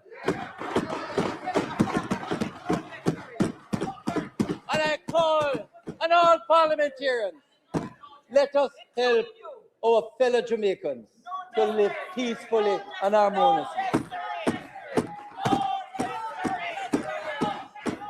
Indeed, I will be soon with a member from Northeast St. Elizabeth to say how best she can help. So finally, Madam Speaker, our 2025-26 achievements chronicled in this sectoral presentation, including major justice reform initiatives such as changes to Jamaica's expungement framework and its positive impact on hundreds of Jamaican lives.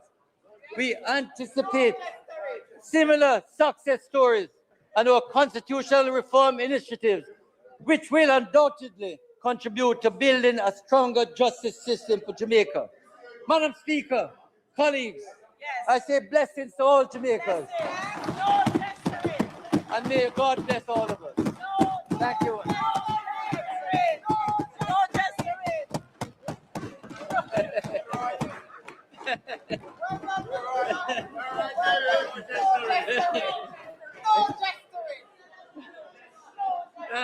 He said, you give him everything you want.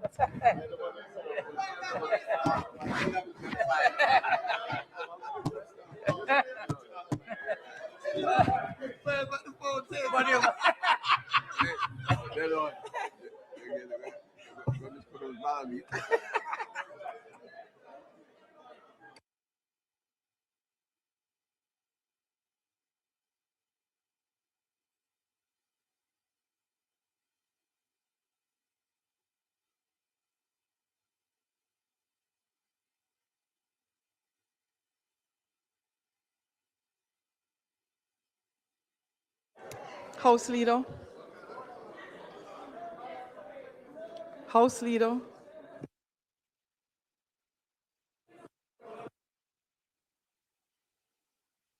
House Leader.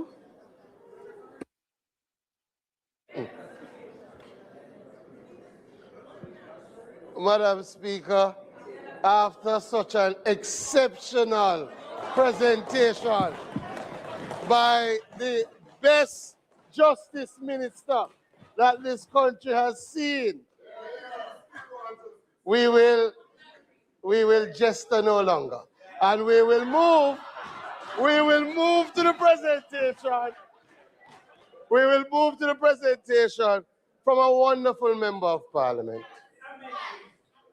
Member of Parliament for St. Catherine, North Central.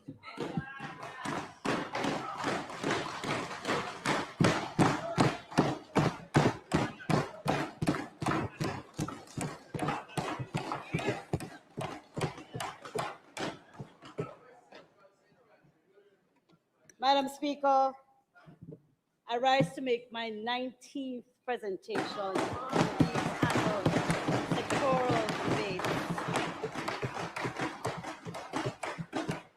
Member, permission to Gratitude. speak from a seat other than your own. Oh, Madam Speaker, kindly asking you for your permission to speak from a seat other than my own. Permission granted. Thank you.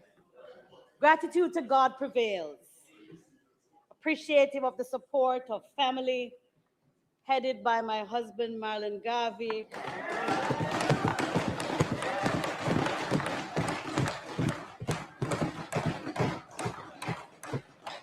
You are truly the wind beneath my wings.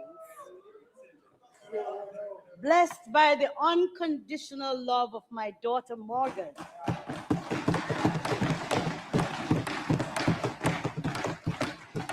Who celebrates her birthday today.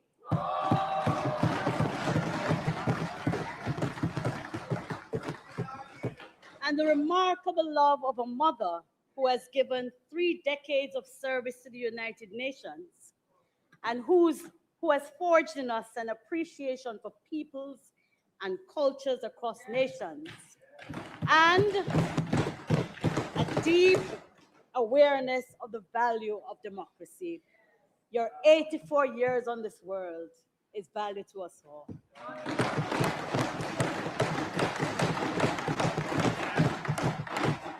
Thanks to my 4 counselors, Denise Murphy-Bramwell, Patricia Harris, Dwight Burke, and Desmond Chambers, for the hard way.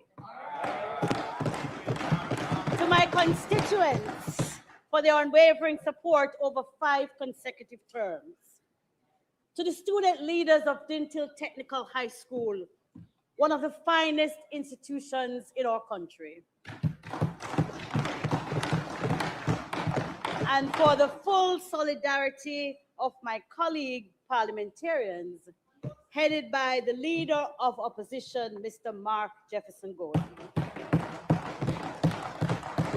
I associate my colleagues opposite in the same sentence because you've also become part of my family.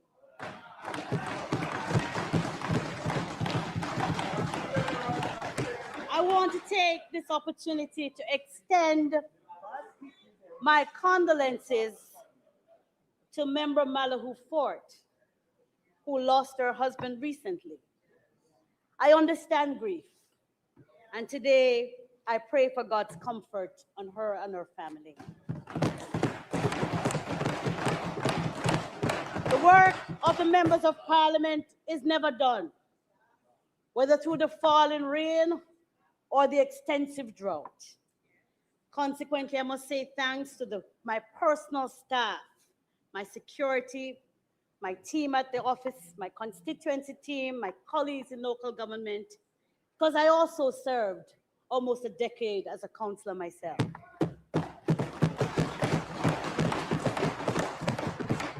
I'm indebted to all of you, and please know that I appreciate the work of every individual. From solid waste management to road repairs, local water systems, markets, building permits, municipal infrastructure to community participation, our local government is at the heart of everyday life. Its proper place is the backbone, not the background of Jamaican life. Madam Speaker, we have been at reform process for over a quarter of a century, and time come to deliver real results to the people. There are moments in life, the life of a nation, when reform is no longer optional, when adjustment is no longer adequate, and when reimagination itself becomes a duty. This is such a moment. Today, I rise not merely to speak about local government administration. I rise to speak about national renewal and to urge a fast tracking of its incomplete agenda of reform. For too long in Jamaica, we have misunderstood local government. We have treated it as an afterthought, an appendage to central government, a reluctant administrative cousin summoned occasionally to clean drains, patch roads, trim verges, and bury our dead. We have mistaken local government for local housekeeping. Yet, in the great democracies of the world, local government is something far greater. It is government closest to the citizens.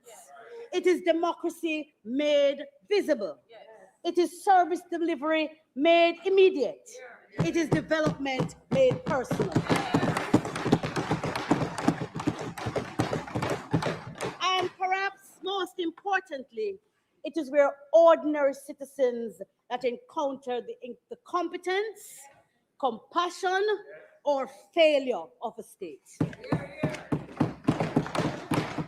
When a market is unsafe, when garbage is not collected, when flood mitigation fails, when roads collapse, when permits disappear into bureaucratic limbo, when public spaces decay, citizens do not experience abstract policy failure.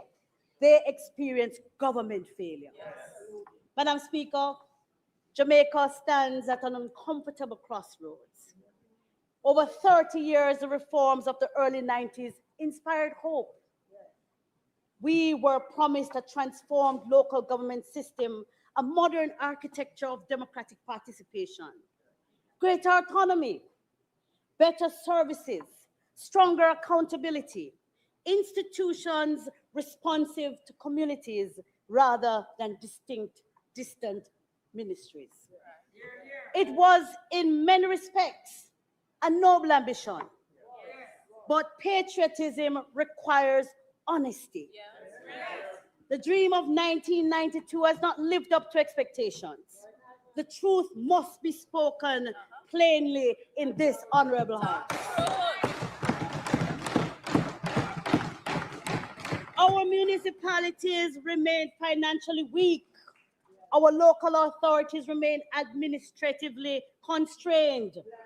Decision-making remains excessively centralized.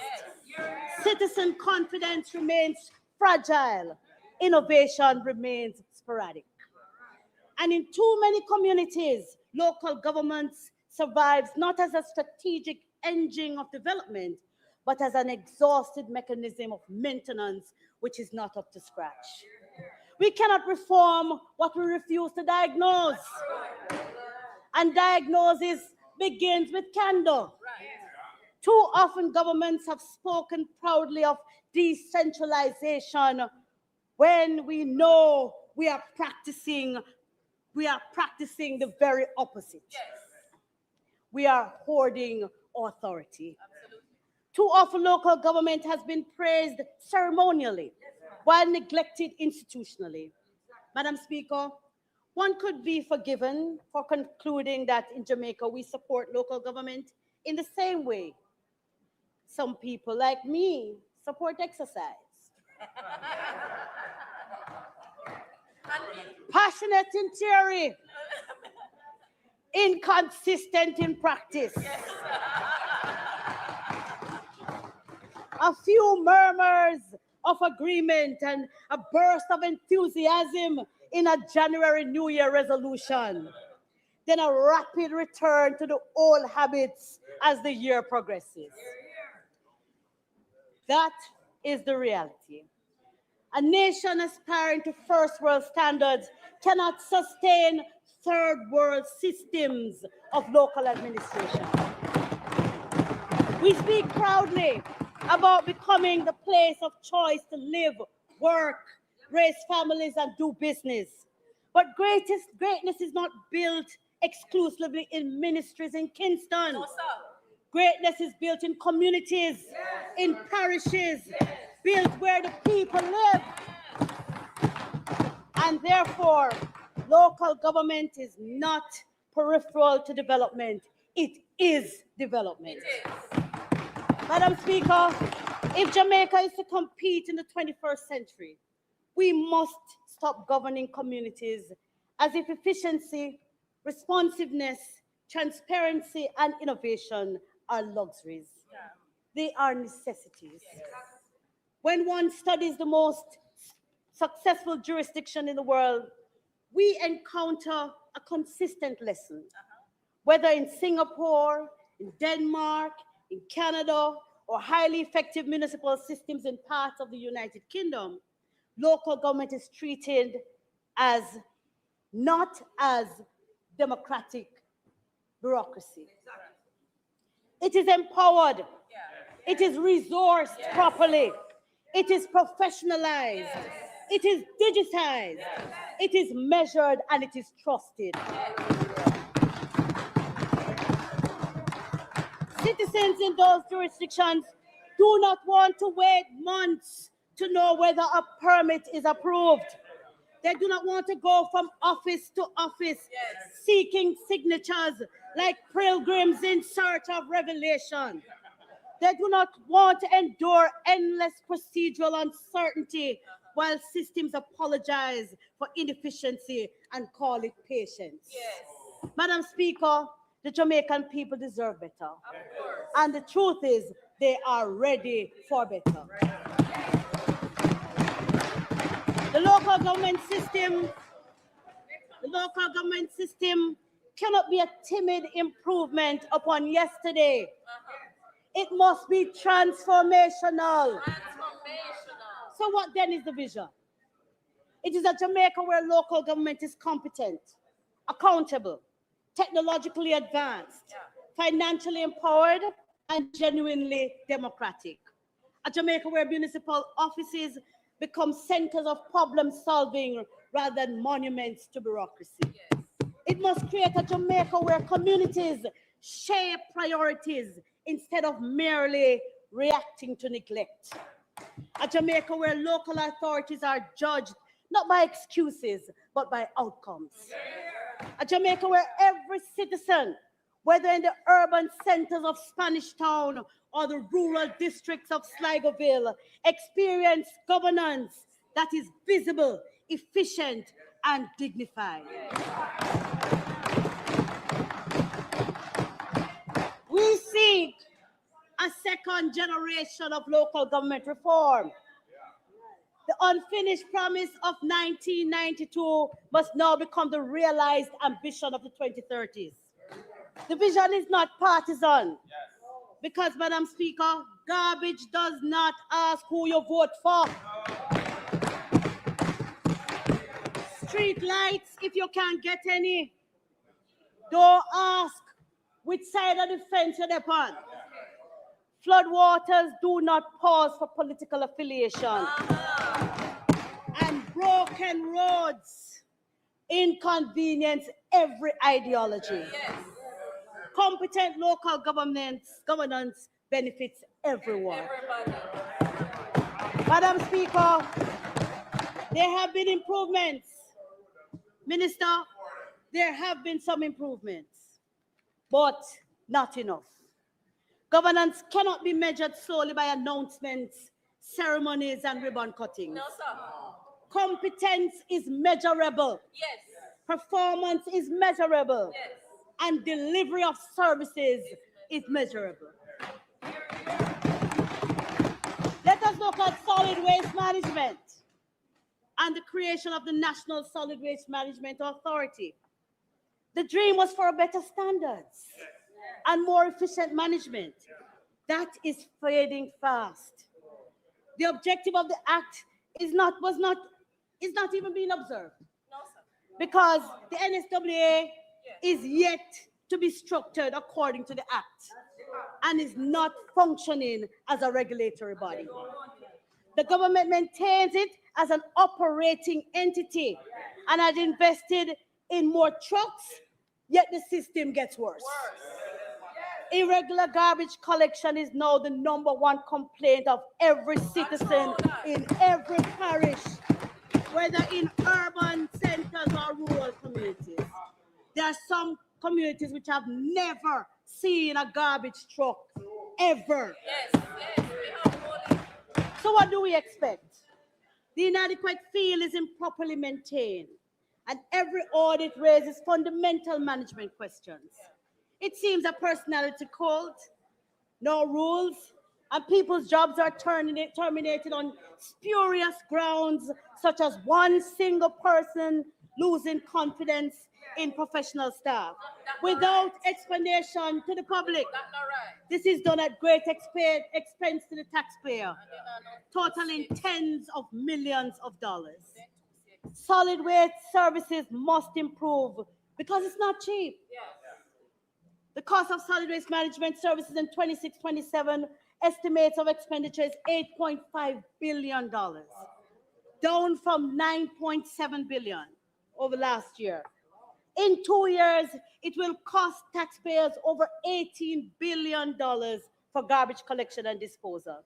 And yet, the people are complaining about the delivery of service and the risk of disease outbreak. We only have mini dumps, Madam Speaker, because people are not getting garbage collection on time. They can't have the garbage at home, so they have to find a way to dispose of it. We don't want them to burn it either, because we must protect our environment. Madam Speaker, the people are also asking, why does local government continue to depend disproportionately on ministerial permission? This was a key issue in the reform, hence the establishment of the Parochial Revenue Fund and the passage of the 3 acts in Parliament. These are not opposition questions. These are Jamaican questions. And therefore, Madam Speaker,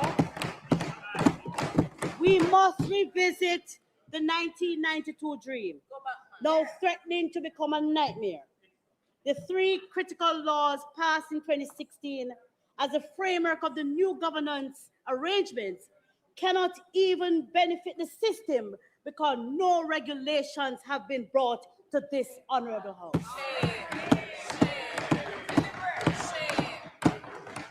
This government has no excuses. You have been here for 10 years.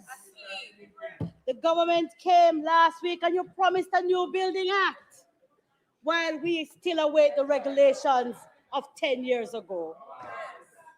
What about other agreed reforms, including directly elected executive mayors, financial reform, and genuine municipal empowerment? What about accountability and measurable performance? Local government in Jamaica cannot continue to operate as if modernity is a visitor rather than a permanent resident. Excellence requires courage. Courage to confront failure.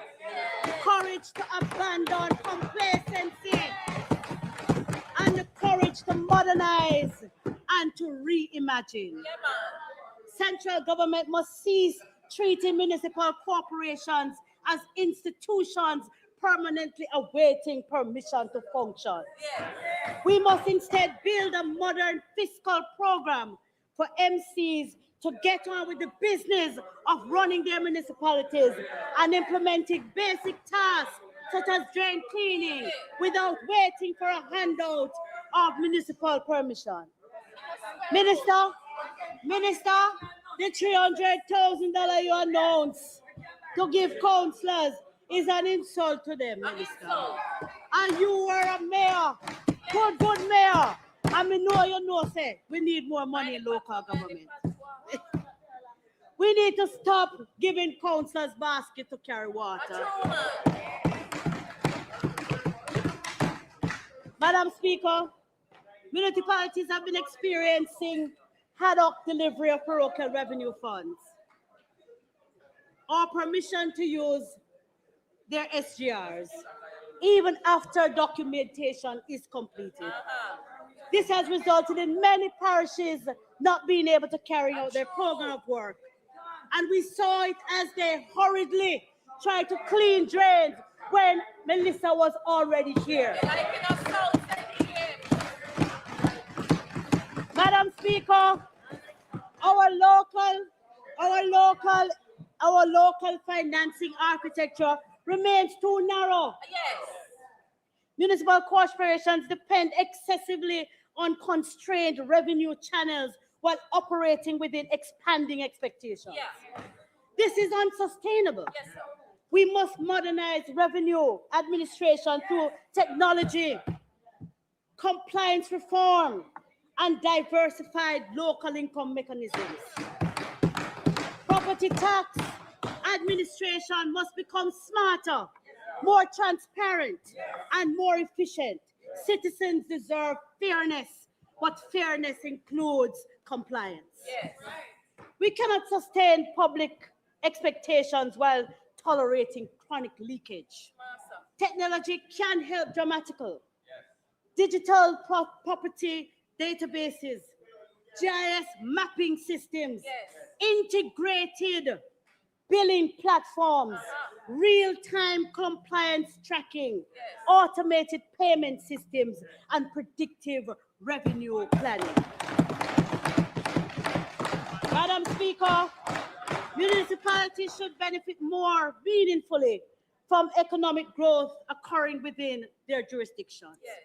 Too often, communities host economic activity while local institutions remain fiscally constrained. A modern local government model should permit structured revenue sharing arrangements linked to measurable outcomes. Measurable outcomes like growth in tourism, commercial expansion, industrial activity.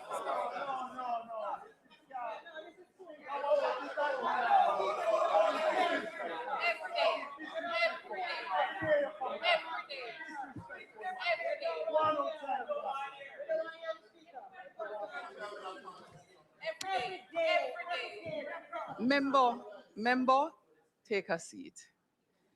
The speaker, while listening to the member, is resolving an issue as it relates to sectoral debates. Because we are out of time. We are out of time. Member, continue.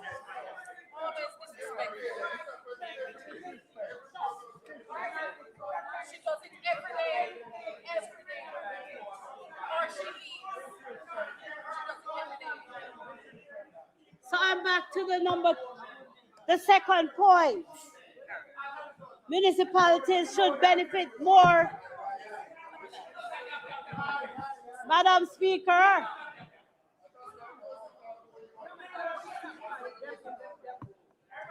On point number 2, municipalities should benefit more meaningfully from economic growth occurring within their jurisdictions.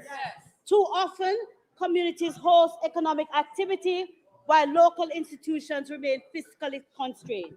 A modern local government model should permit structured revenue sharing arrangements linked to measurable outcomes, to the growth in tourism, the commercial expansion, the industrial activity, real estate development, special economic zones, and major transport infrastructure.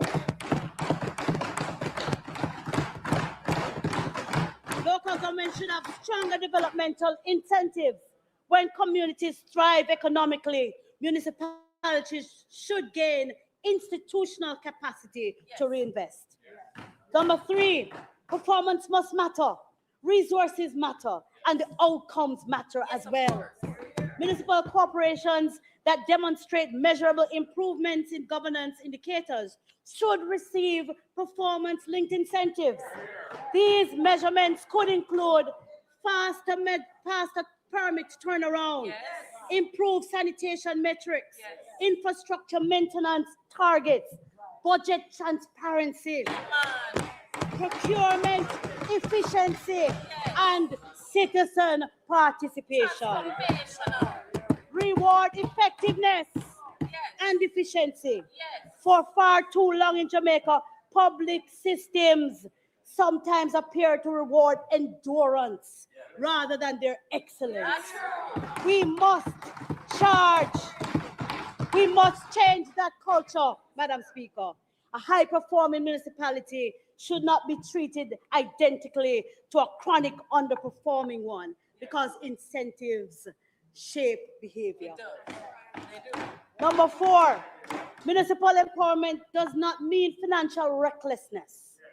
No one is advocating for uncontrolled borrowing or municipal debt crisis. But responsible nations allow competent municipalities structured pathways to finance transformational infrastructure. Their markets, the transportation hubs, the waste management facilities, the green public spaces, the public parking systems, properly governed municipal financing frameworks, infrastructure partnerships, and other development financing mechanisms deserve serious examination. Otherwise, what is the purpose of this reform?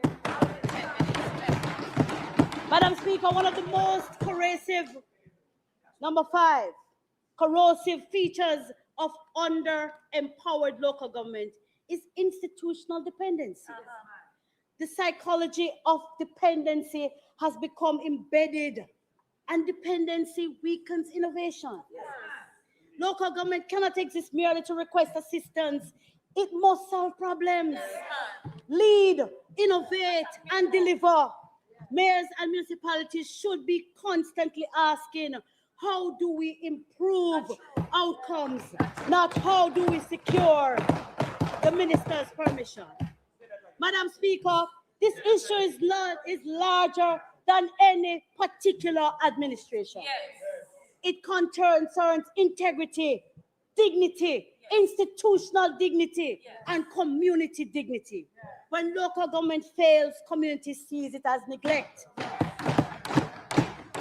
Mediocrity becomes tolerated and hope is extinguished.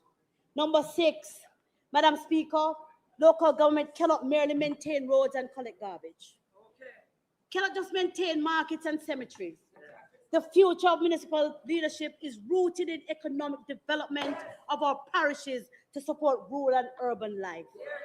Parish development committees need to be restructured and given new mandates. Unfortunately, this is not an area which this present administration takes seriously. The minister hardly ever gives any support. None at all, very little, to parish economic development committees, both in policy and in practice. Their new mandate should include driving investment, coordinating business facilitation, supporting entrepreneurship, promoting local cultural industries, marketing parish competitiveness, and helping to fast-track parish projects. Madam Speaker, Jamaica is not short on intelligence. We're not short on talent.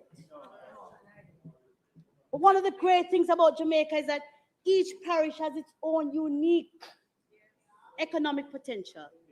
The challenge is converting those advantages into real benefits to improve the lives of our people, especially in rural communities. We should be talking about which parishes attract the fastest business approvals, which expands youth employment, which vitalizes urban centers, which delivers cleaner public spaces. Jamaica desperately needs higher standards. We need to get local government out of the practice of arriving at the dinner table after the meal has been eaten.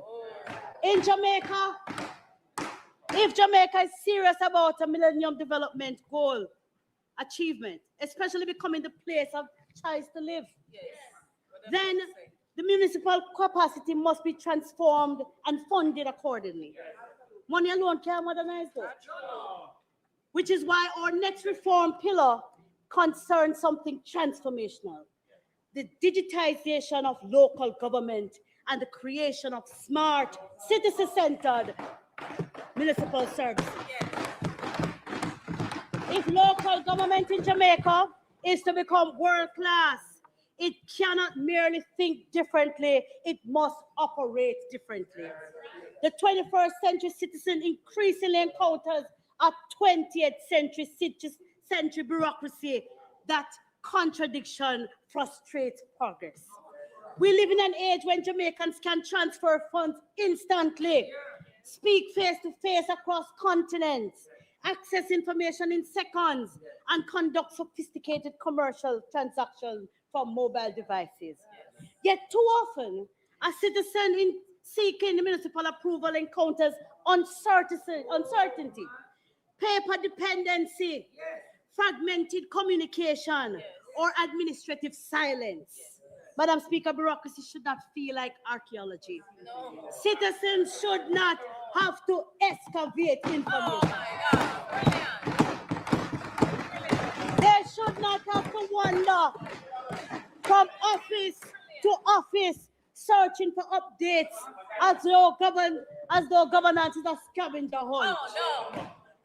Modern government must become visible, trackable, transparent, and responsive. This requires nothing less than a national program of municipal digitization. Madam Speaker, I therefore propose the creation of a Smart Jamaica, Smart Municipal Jamaica initiative. Not an acronym, simply a design to transform every municipal corporation into a digitally capable, citizen-centered institution. It means citizens should be able to apply for permits, licenses, and municipal approvals online. Yes. 2026 after all.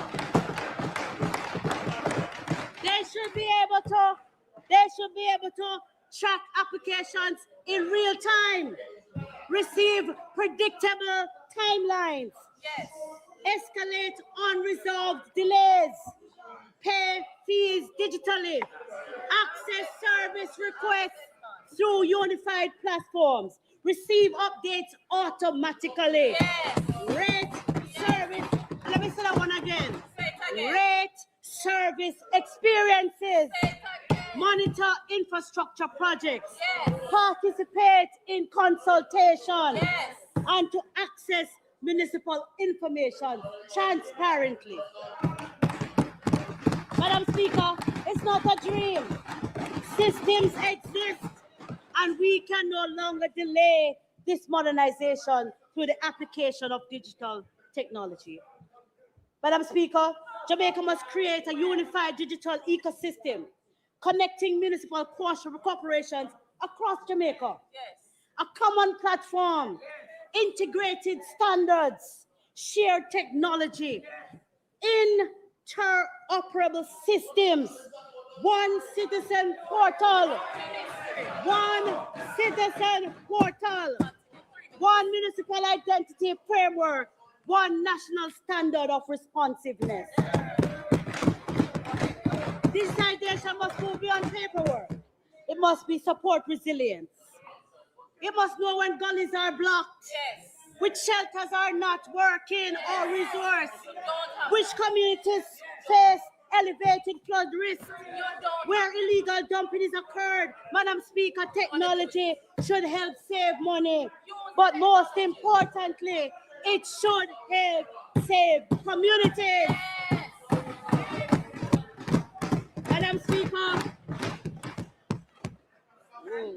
Madam Speaker, the issue of community engagement and citizen participation in governance is one of the great concerns. Some ministries and agencies do consult, but it is not a part of our governance culture. Perhaps it is because the SDC really isn't doing what the SDC was mandated to do. It was created with an ambitious mandate to reorganize communities, to build local leadership, strengthen civil participation, and to act as a bridge between citizen and the state. In principle, It should be one of Jamaica's most important institutions to facilitate grassroots democracy and community development. Instead, it has become an organization which needs a facelift and to be reimagined. Madam Speaker, Madam Speaker,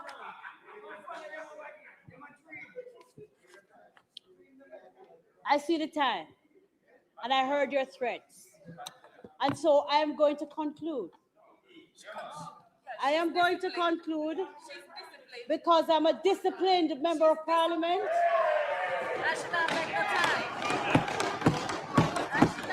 Madam Speaker,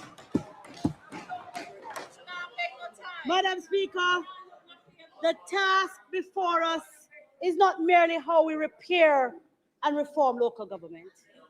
The question is, what kind of Jamaica do we wish to build? Do we accept a system in which citizens are too often spectators, consulted only at election time, and then left to navigate failing systems and failing services, inadequate local planning, neglected communities, and decisions made far from the people they affect? Or do we choose a Jamaica where governance is brought closer to the people, where communities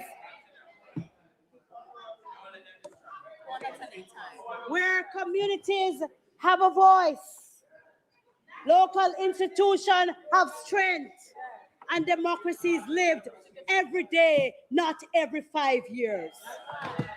The proposal... Hold on. You're not on mic, member. So you see, like how you tell me you're a disciplined member of parliament. Anyways, no, it's okay. I'm going to give you the time to wrap up.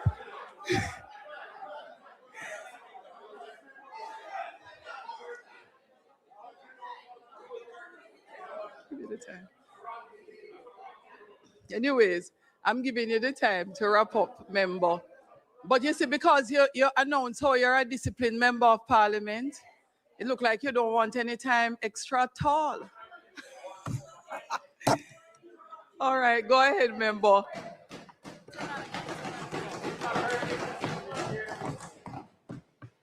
The proposals advanced here today, Madam Speaker, are not abstract theories. They are practical, achievable, and rooted in a simple democratic principle. The people of Jamaica deserve a government that listens, responds, and delivers, beginning where life is lived. In our communities, in our districts, in our towns. For too long, local government has been treated as a forgotten arm of governance, expected to do more with less, burdened with responsibilities but denied sufficient authority, expected to expedite and inspire confidence while starved of modern systems, resources, and public trust. Yet across the world, the strongest democracies teach us a powerful lessons. Nations thrive when local government thrives. Prosperous countries are built not only from strong central governments, but from capable local institutions that solve problems quickly, involve citizens meaningfully, and create a culture of shared responsibility. Imagine a Jamaica where every citizen can digitally engage with their municipal corporation. All right, member. Track projects in real time. Member, your extra and minute and a half is finished, in so wrap up. budgeting. Imagine the local authorities, neighborhood councils, youth advisory structures, citizens' assemblies, and transparent decision-making processes. Jamaicans have never lacked talent. And so today, we are saying to you, the dream of local government reform envisioned decades ago remains unfinished business. But unfinished business is not necessarily failed business unless we abandon the courage to complete it. So let this parliament resolve that the next chapter of Jamaica's democratic journey will not be one of over-centralization, delay, and exclusion, but one of participation, accountability, innovation, and local pride. Let us build communities where citizens are not petitioners to power, but partners in government. Let us create municipal institutions worthy of public confidence. All right. You can't say I'm unreasonable. All right, Member Nito, that's it. You know how long I've been giving you the last paragraph?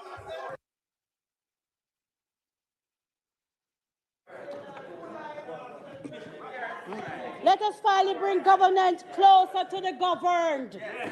When citizens participate, democracy deepens. When communities are empowered, nations prosper.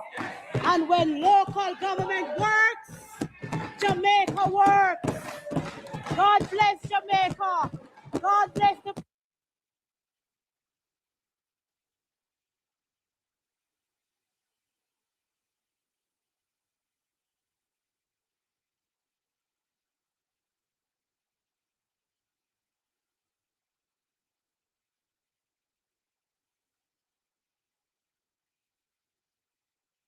House Leader.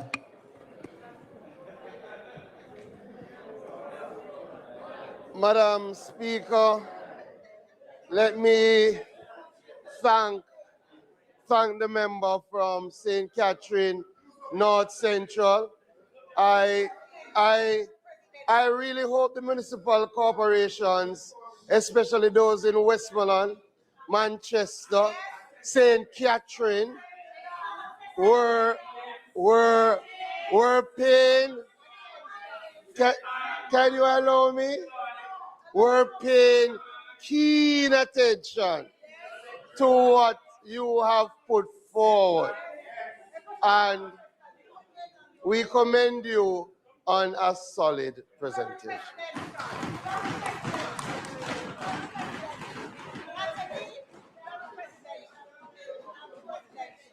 Madam Speaker, I ask for the suspension of the standing orders, suspension of the sectoral debates, and the recommittal of the agenda.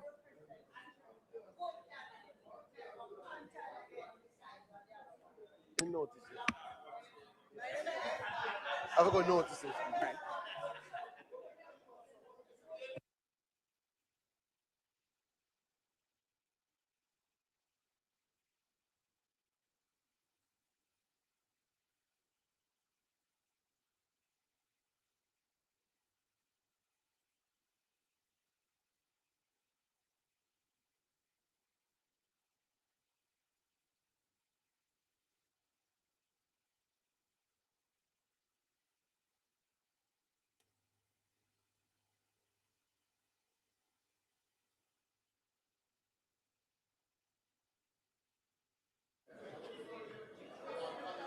House, the question is that we suspend the sectoral debates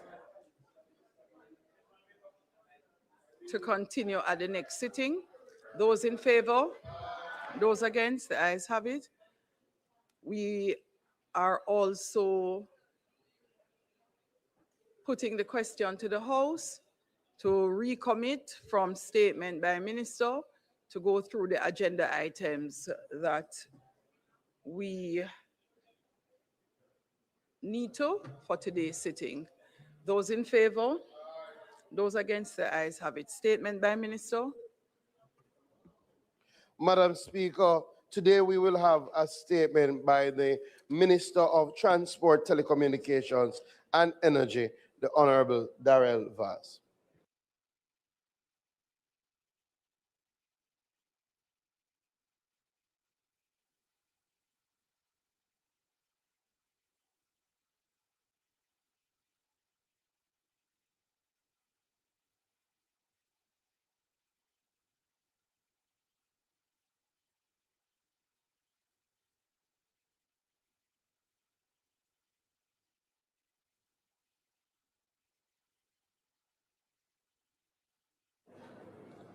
Thank you, Madam Speaker. Members of this Honorable House, I wish to provide an update regarding the JPS license negotiation and the findings contained in the preliminary report submitted by the Jamaica Public Service Company Limited on the All Island power outage that occurred on June 5th, 2026. Madam Speaker, the government has reviewed the current JPS license and identified significant shortcomings, including high electricity costs, inadequate provisions for system resilience, high losses passed on to the consumers, slow renewable energy integration, weak efficiency incentives, and limited opportunities for competition. To address these issues, the government has adopted a two-track approach. The first track involves negotiating a new license with JPS that aligns with the national energy objectives and delivers better outcome for the consumers. And the second track prepares alternative ownership arrangements should negotiations not produce a satisfactory result, ensuring continuity of service and protection of the public interest. The government's broader goal is to reform the electricity sector by increasing accountability, improving affordability and resilience, promoting competition, and preventing the reemergence of an entrenched monopoly. An electricity license negotiating team comprises representatives of my ministry, the Ministry of Finance and the Public Service, the Attorney General's Chambers, the Consumer Advisory Committee on Utilities, local energy specialists, and international technical, legal, and financial consultants have been established to assist in guiding the process. Discussions with the JPS are underway, and the necessary legal, policy, and stakeholder consultation processes are progressing. The Green Paper remains on track for the completion in July, with Cabinet submission expected later that month. Madam Speaker, I remind the country that the current license expires in July 2027, and therefore the government is very, very cognizant of that and also mindful of the possibility of running the clock, which is something that we are not going to accept. The government remains committed to creating an electricity sector that is more affordable, reliable, resilient, competitive, and responsive to the needs of the Jamaican consumers and businesses while supporting national development and economic growth. Madam Speaker, I commit, as I have done before, to keep the Parliament and the country abreast of the negotiations and, of course, obviously, to make sure that the country is fully apprised as the process continues.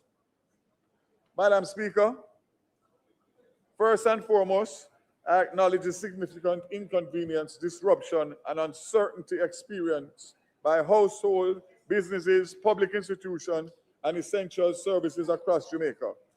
An outage of the magnitude of that experience on June 5th is downright unacceptable, and I fully understand the frustration felt by Jamaicans who were affected, especially in light of the fact that this has been going on for 20 years.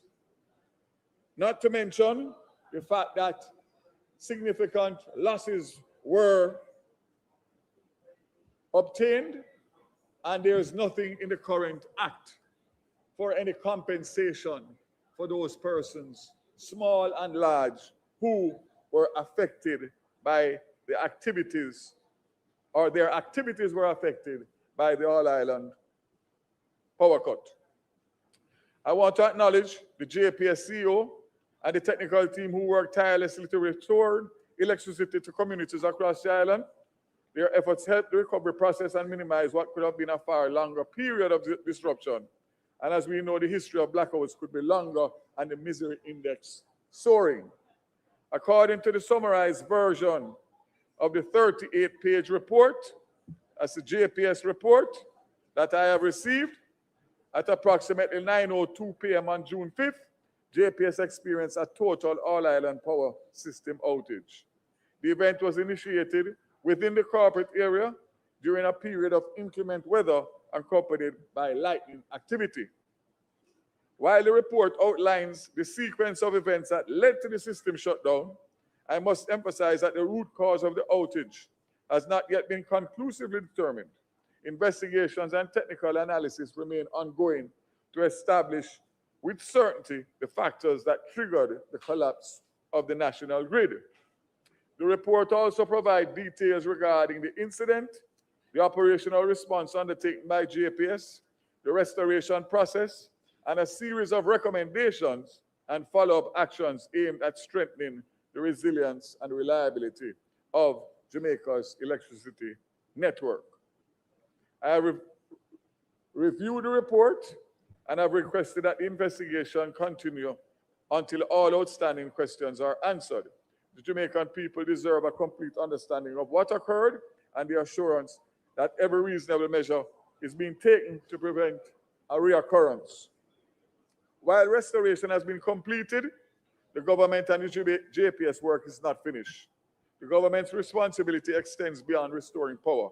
We must determine exactly what happened, why it happened, and what measures are required to prevent a reoccurrence, especially in light of the fact that we have had several of these over the last 20 years.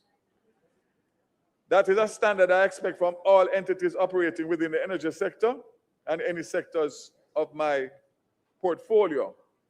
Last Friday's island-wide power outage is not an experience that I as minister would ever wish to see repeated during my tenure or any other ministers or government.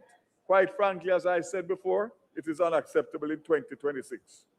What concerns me even more is that many of the issues identified in the preliminary report bear similarities to challenges that have been raised before. Jamaicans have a right to ask whether enough has been changed regarding system reliability and resilience, and we simply cannot continue with the same old approach to system failures and expect different outcomes. JPS shutdown history in the years previous are as follows.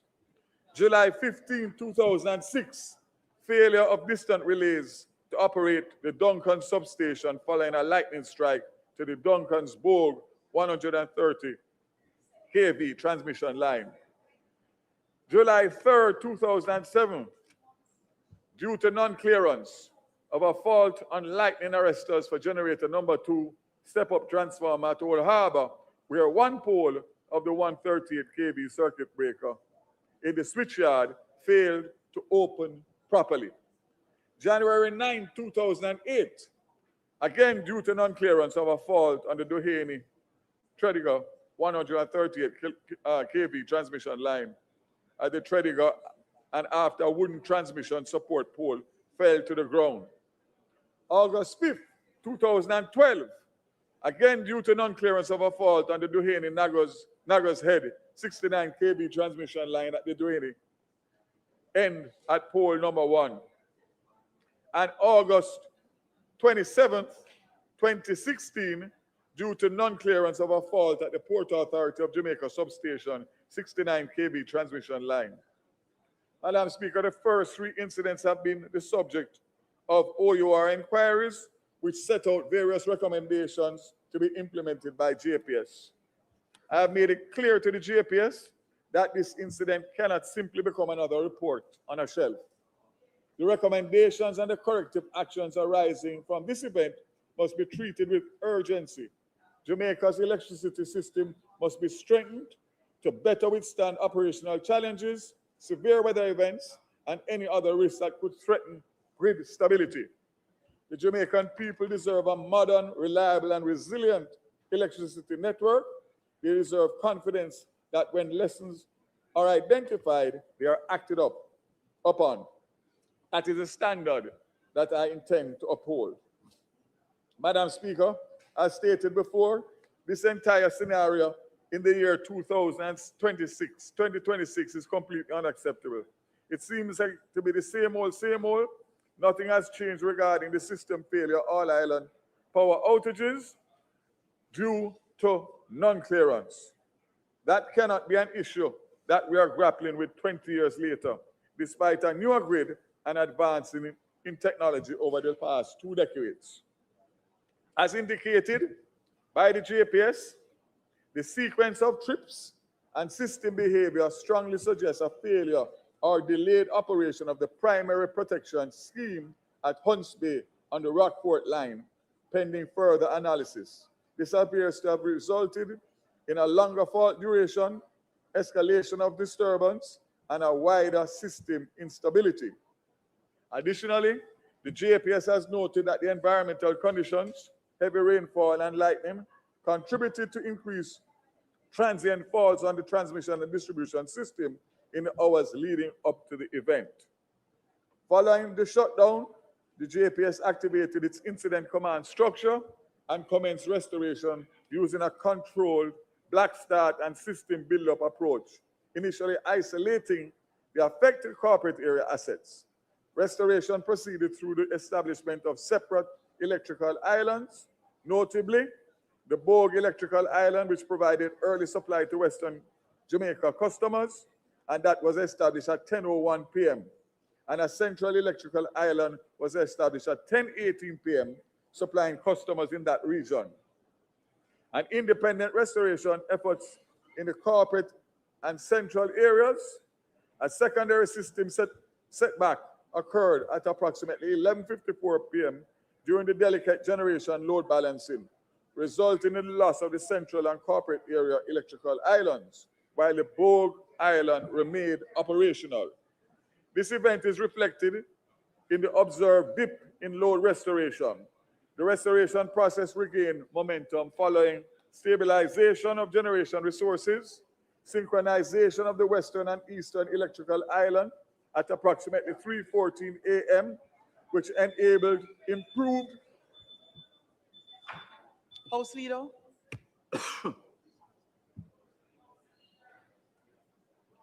House Leader.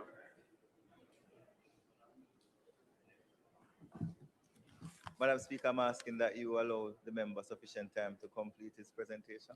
Question is that the minister be allowed sufficient time to complete statement by minister. Those in favor? Those against? Ayes have it. Thank you, Madam Speaker. Synchronization of the Western and Eastern electrical islands at approximately 3:14 a.m., which enabled improved system strength and interconnection flexibility. Thereafter, the system experienced accelerated restoration of customers and load, with full restoration of the grid completed by 6:34 a.m. on Saturday, June 6, 2026. While we are grateful that power was restored to customers within a relatively short period, the incident serves as a reminder that Jamaica cannot afford to return to the days when widespread outages and system instability were accepted as a normal part of life. We have made significant progress over the years in improving electricity service. The preliminary findings indicated that a grid shutdown was initiated by the loss of multiple transmission lines at a time when there was heavy rain and lightning. Additionally, initial investigations suggest a possible misoperation of the primary production scheme associated with the Hunts Bay Rockport line. It is also noted that the scheme operated correctly multiple times in the adverse weather conditions prior to this event. These factors collectively contributed to the prolonged fault conditions, cascading generator trips, and ultimately system-wide instability and shutdown. Despite the event and our initial investigations, there are no immediate concerns for grid stability following this event and the operational measures taken. JPS has noted that the system integrity and protection will see a continued detailed analysis of relay operations and a SOE data across all affected substations, inspection and repair of all affected transmission assets, including insulators and conductors on the Hunts Bay Rockport and Hunts Bay Port Authority lines, comprehensive review and validation of line protection schemes, with particular focus on the Hunts Bay Rockport corridor. Removal of the Hunts Bay Rockport 69 kV transmission line from service on June 8, 2026, pending completion of full integrity checks and validation of associated protection systems. Ongoing investigations will determine the root cause of the protection system performance issue. JPS will submit a comprehensive final report to OUR, to the Offices of Utilities Regulation, OUR, in accordance with the Electricity Act 2025.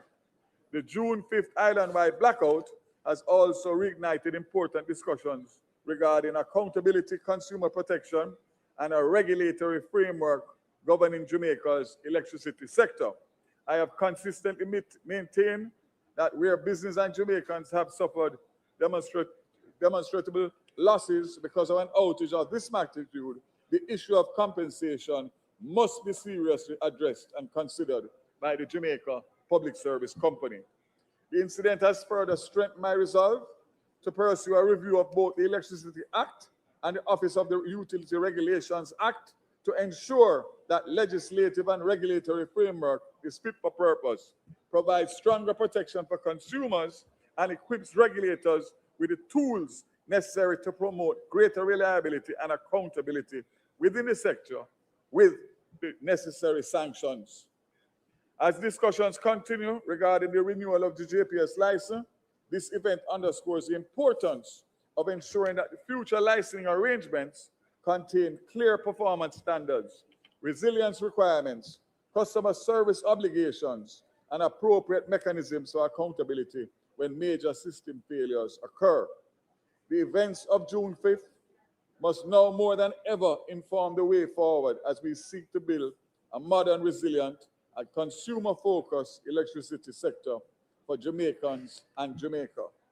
As we enter the start of the Atlantic hurricane season, we are now 10 days in the start of the season.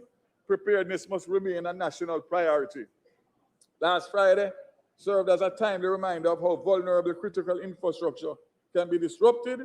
The recent island-wide blackout has reinforced the importance of ensuring that all sectors are fully prepared to withstand adverse weather conditions. I also encourage every Jamaican to take personal responsibility for preparedness as we are in the season. Madam Speaker, I must also make it explicitly clear that the $150 million loan provided to the JPS following Hurricane Melissa was ring-fenced for the purpose of restoration. I've seen several instances of misrepresentation of the purpose of the funds, and I must make it abundantly clear that these funds were not for upgrading of the network, but to ensure that the people in Western Jamaica who were suffering did not have to wait until the end of 2027 to get light and water, possibly waiting as much as 1 year plus before being restored. Thanks to the loan, the needed trucks, linesmen, and barges with equipment arrived in the island, and restoration was able to be done almost 1 year ahead of the utility provider's latest estimate. In closing, the events of the past several days have been deeply concerning. On June 5th, Jamaica experienced a total island-wide blackout under adverse weather conditions and resulted in a cascading failure of the national grid. The outage disrupted daily lives. Since then, restoration efforts have returned service to most customers. However, the impact of this event did not end with the restoration of the grid. Many customers have continued to report power interruptions and localized outages, raising further concerns about the stability and resilience of the electricity network. The preliminary report submitted by JPS has outlined the sequence of events, the operational response, the suggested cause of the wider propagation of the system instability, and recommendations for corrective action. What is clear is that this event has exposed weaknesses that cannot be ignored. Jamaica expects and deserves a reliable electricity system, and they expect accountability when failures occur and decisive action to prevent them from happening again. As Minister, I remain committed to ensuring that the lessons from this incident are fully understood, that all the recommendations are rigorously pursued, and that every stakeholder fulfills their responsibility to strengthen the national grid. The objective is not just to simply recover from this outage, but to emerge from it with stronger, more resilient, and more reliable electricity system for the people of Jamaica, and ensuring that JPS is accountable and that there are no further occurrences. The events of June 5th must serve as a turning point, not another chapter in recurring story of system failures. We owe that to Jamaica and the Jamaican people. I want to assure the nation that this matter continues to receive my full attention as additional information becomes available, further assessments are completed, the public will be kept informed. I must also advise the public that the ministry will be engaging a world-renowned energy expert to assess reports, JPS findings, and the OUR recommendations. I'm confident that this matter can be resolved once and for all under this government and this minister based on the working relationship that we have developed with the current CEO of JPS and the management, considering the successes we achieved together in the aftermath of Hurricane Melissa. Madam Speaker, between 2006 and 2012, we had 4 occurrences of this nature, compared to 1 in the last decade. Whilst the frequency has decreased, the greater problem must be addressed. The timeline shows this challenge was inherited by the current CEO, given that he has been here at the helm of the utility company for a little under 2 years, but like the approach of the government, he is determined to have it resolved. Madam Speaker, I have publicly expressed my dissatisfaction with the events of June 5th and the following interruptions. I can hardly find better words to say. The Jamaican public and I are sick and tired of the entire scenario over 2 decades. What I can say and assure the Jamaican people is that the matter has my full attention and that my passion will fuel the awesome responsibility and task that comes with this portfolio, and the faith and confidence that the people of Jamaica place in this administration will provide the determination to ensure a resolution is found once and for all. Madam Speaker, I was interacting with a few users on WhatsApp, social media, since the outage, and what I can state without fear of contradiction is that when the power went, it affected everyone. It was not political or partial. And what the people of Jamaica expect from this House is a unified approach to getting to the solutions needed to prevent further reoccurrences. I want to thank Jamaica for their patience, understanding, as the government continues to navigate this series of events and eventually to bring to a successful closure. I thank you, Madam Speaker.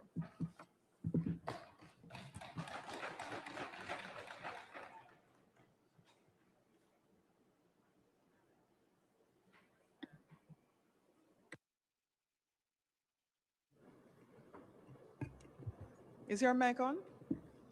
Bring it. Bring it. Bring it. Responding to statement by Minister is a member from St. Andrew Western. Responding to statement by Minister is the member from St. Andrew Western.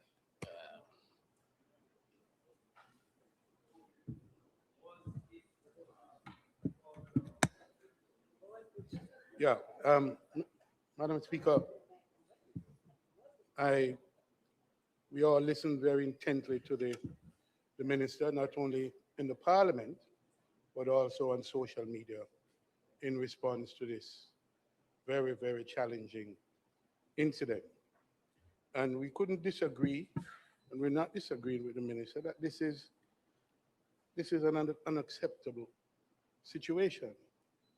However, what the opposition wants is to ensure that this series of incident, outrage, and then this reoccur in one form or the other ceases.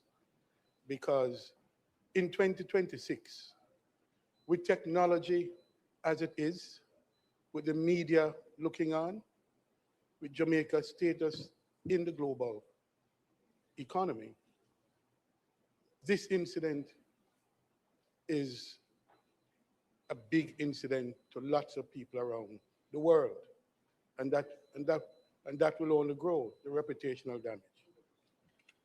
So, Minister, one of the things we want to ensure is that, and I listened to you very carefully, and it is I heard you say that the focus is not only on negotiating the license, but that you also are looking at alternative ownership arrangements, broader reforms, and that the recommendations for corrective measures are implemented. This is as it must be, Minister, because the matter of how we respond and what on the timely basis on which we respond, considering that we now are into the hurricane season, is a matter of some moment, because we're in the negotiation, and the truth is we are concerned that because, and you refer to the running down, that, and you're acutely aware that in this running down process, that the ability or the incentive or the impetus of JPS to respond to these issues are very, very low. We don't have the leverage on JPS that we would ordinarily have and should have. And that's the reality. So, Minister, I don't know. I think it would be a credit to your negotiating powers, you and your team, to have them act now, not after the license has been agreed and signed, because we cannot wait until 2027 or beyond to fix these issues. So the issues we want to have looked at, Mr. Speaker, are the issues of systems losses. This has been a perennial issue from the time I was minister way back in 2001. It has been a systemic structural issue. Contract transparency. Now, Minister, I have said in this House previously that the issue of the LNG contract, the take or pay contract, is of some urgency and some concern, because that and the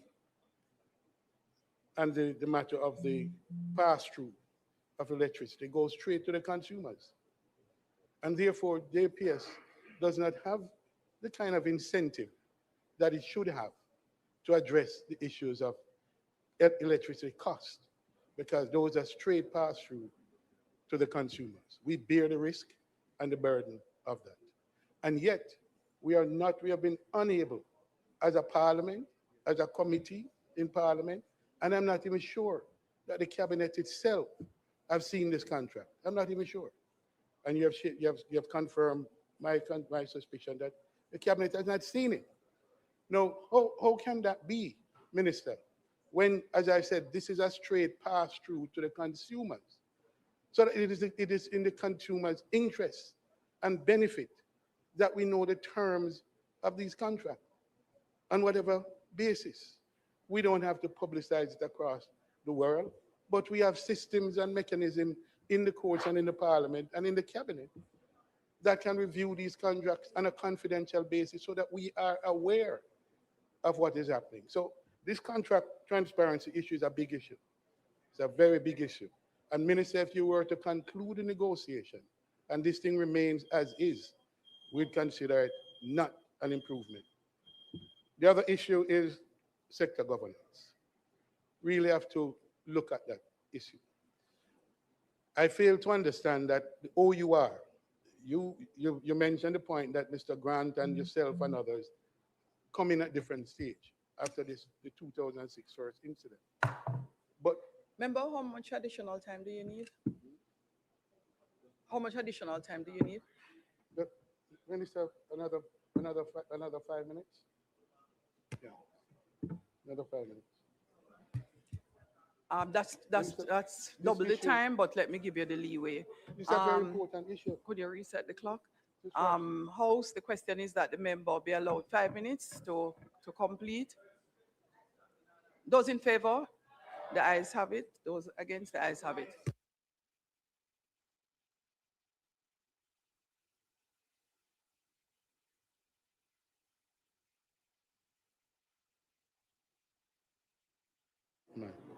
Thank you.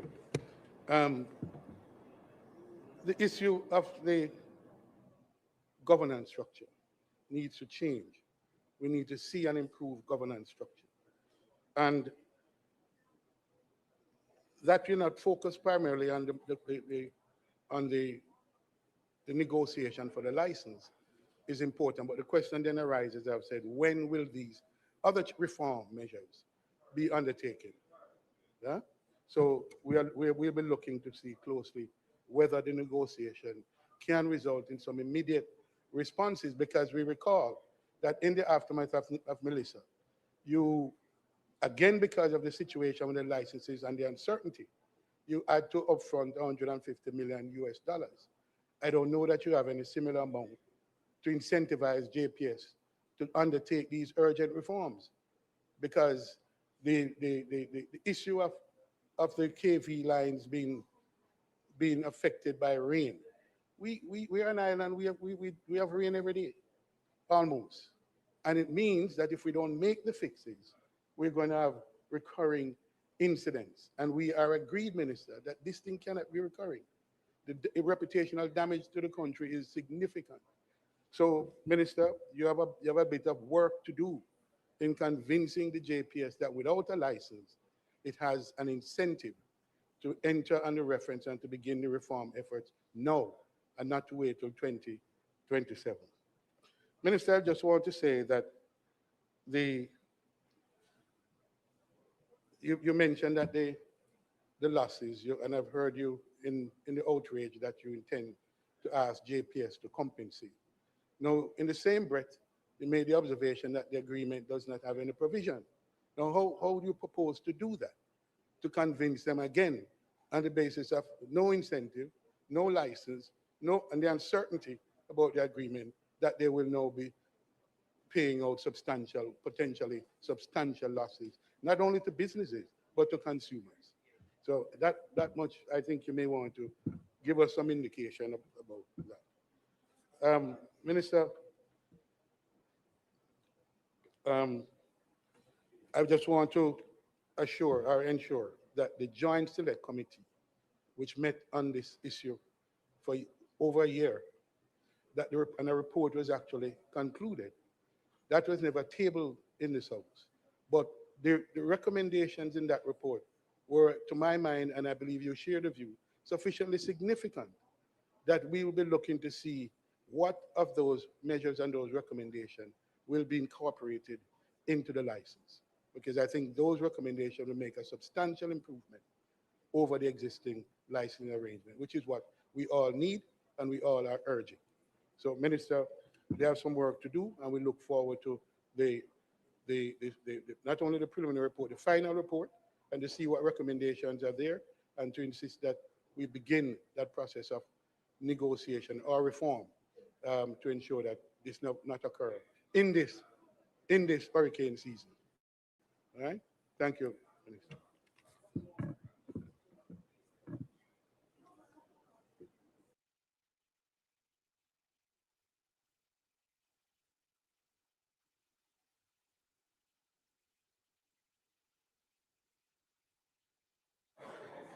Yes, Minister, go ahead.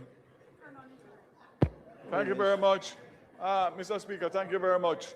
And just to indicate that I'm happy at the response from opposition colleague in relation to my statement. I can say that the spokesperson, I was in touch with him.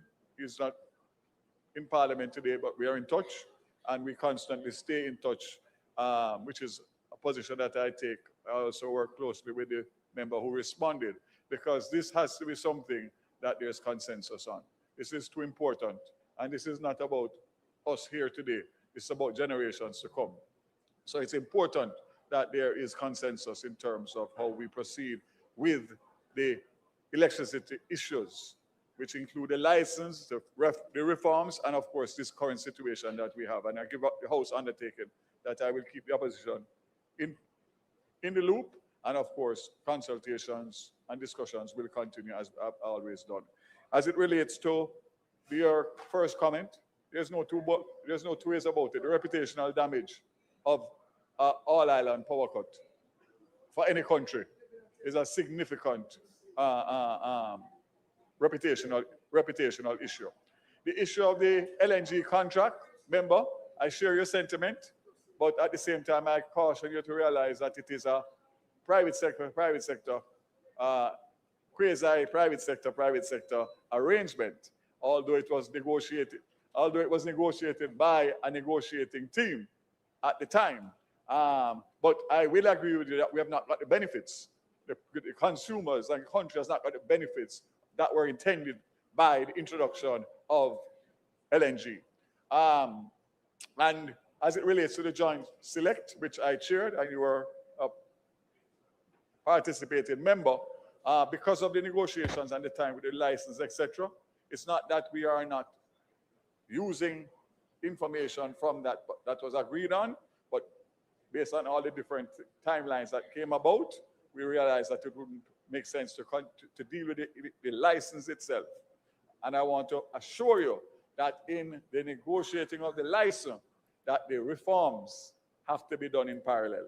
They may not actually be completed at the same time, but you can't have a new license with the same regulations and the same act that governs us now, because it will be totally counterproductive. So you said the right thing, a lot of work to be done. It's a moving process every day. What I can assure you, and I can assure my colleagues and the country, is that we are equipping ourselves with the best of the best. So we have our AGC, we have our Ministry of Finance reps, but we also have external lawyers, we have external financial advisors, and we have external technical advisors, because you are going up against very, very, very big companies with big lawyers. And we have to make sure that when we go into that room, that we are on an even. So I say to you, member, I appreciate your response, tempered, rational response, and to commit that these discussions, as they unfold, the opposition will be kept abreast of it, because it's of the importance of it to have a bipartisan agreement in terms of the way forward in the national interest. Thank you very much. All right, I recognize the member from Southeast Senan. All right, it is not ready. All right.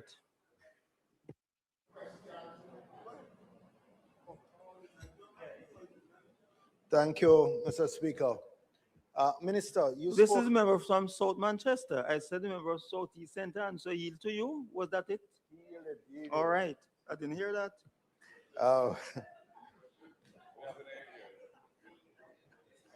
We understand you're learning the job. We understand you're learning the job. Minister, you spoke about a parallel track. You said you had one team negotiating and one team working on a parallel track if those negotiations are not successful. But I put it to you that in the time that's left on the license, it is impossible to get a third party to take over the GPS system. There's not enough time to do proper engineering, due diligence, etc., especially given the passage of Melissa recently, the unexplained cascading national outages, etc. Any potential purchaser would need, I would guess, a couple years to do a proper technical due diligence. So in that context, I'm asking you to confirm, one, that the parallel track would be that the government of Jamaica would have to take over the JPS, the distribution network, obviously the private power, the shareholders have their private power generator at Old Harbor, but the government would have to take over the distribution system. And secondly, could you identify for us who these technical advisors are from the perspective of engineering, from the perspective of power generation and transmission specialists, from the perspective of legal and any negotiating external expertise? Could you identify them specifically?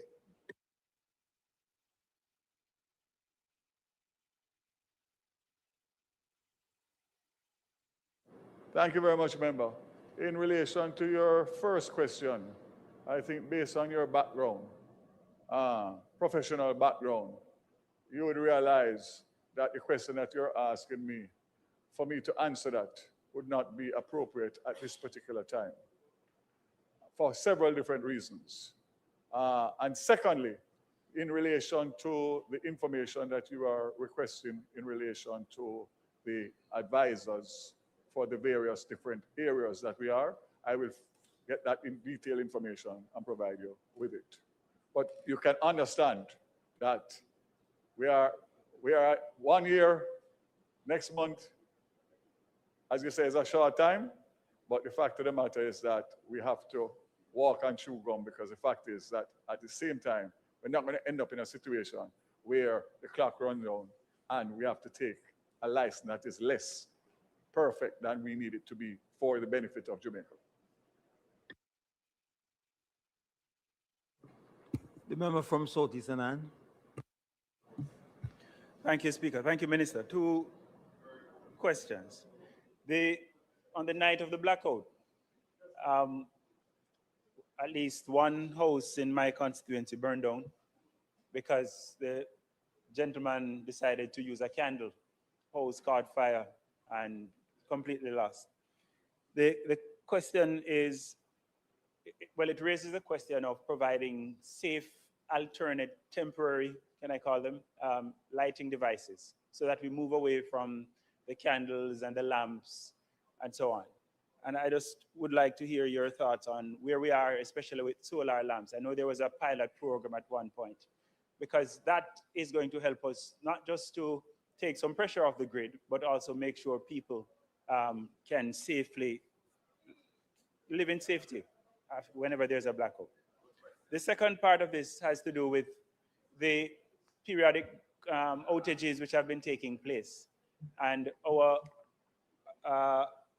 quite a few people in my constituency anyway are struggling because they're losing their appliances and so on because of the surges in power. I know there's a process, but for a lot of rural communities, accessing the established process is not easy.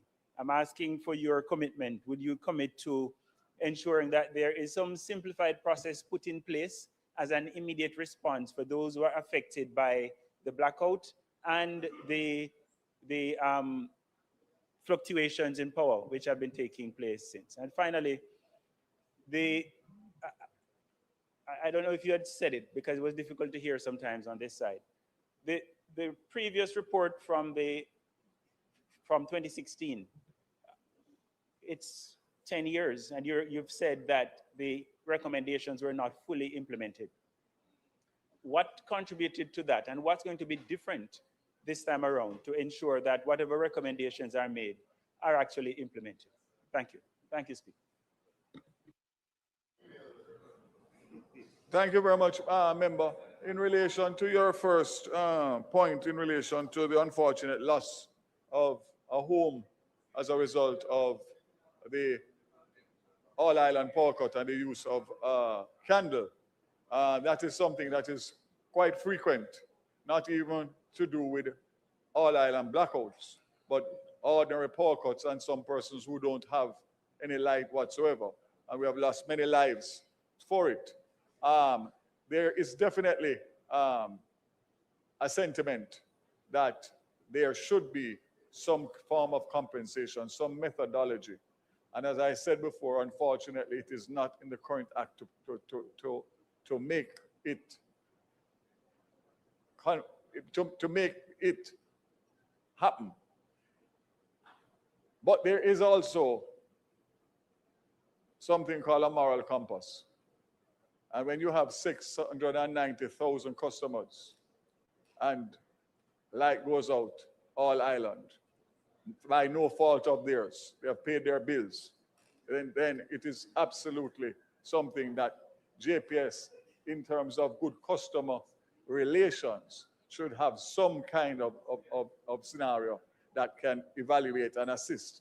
What bothers me is that obviously on a Friday night, which is the night when most people in the country and in Kingston is when they make their little money with their round robins and the bars and the dominoes, etc., and the jerk chicken man and the round robin man I mean, one cut of the switch, and they have lost everything for the night and for the entire weekend. And what do they say? Sorry? Oh, sorry, can't help them to send a child back to school Monday morning when they have spent the money to invest and they can't get a return. So fact is that what the commitment that I'm making to you is that the new license and a new act that will go with the license will have mandatory, compensatory measures and sanctions. And I go back, members, because it's not long ago, you know. Melissa and Beryl, the emergency disaster fund, which was as high as 50 million US dollars before Beryl and Melissa wiped it out. The only beneficiary of that was the license holder, you know. There was nothing in there. And I tell a story, I say, member from Westmoreland looking at me. When the pole fall on the fence, whether the black fence or whichever fence, chain link fence, and pop it down and mash it up, the licensee claim for the pole and get full compensation out of the emergency disaster fund. And you have to go find block and go to a hardware and buy the materials to fix back your fence. Something is fundamentally wrong with that. It's a flawed license, and it is also a flawed regulations and the act that governs it. So again, I'm very mindful I'm a rural MP, and I know all of us go through it every day.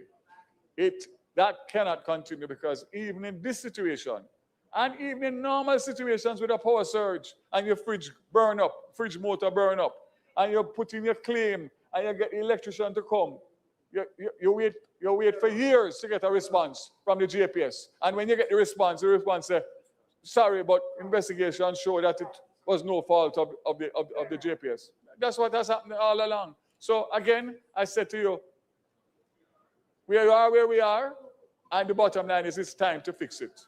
As you would say over that side, time come.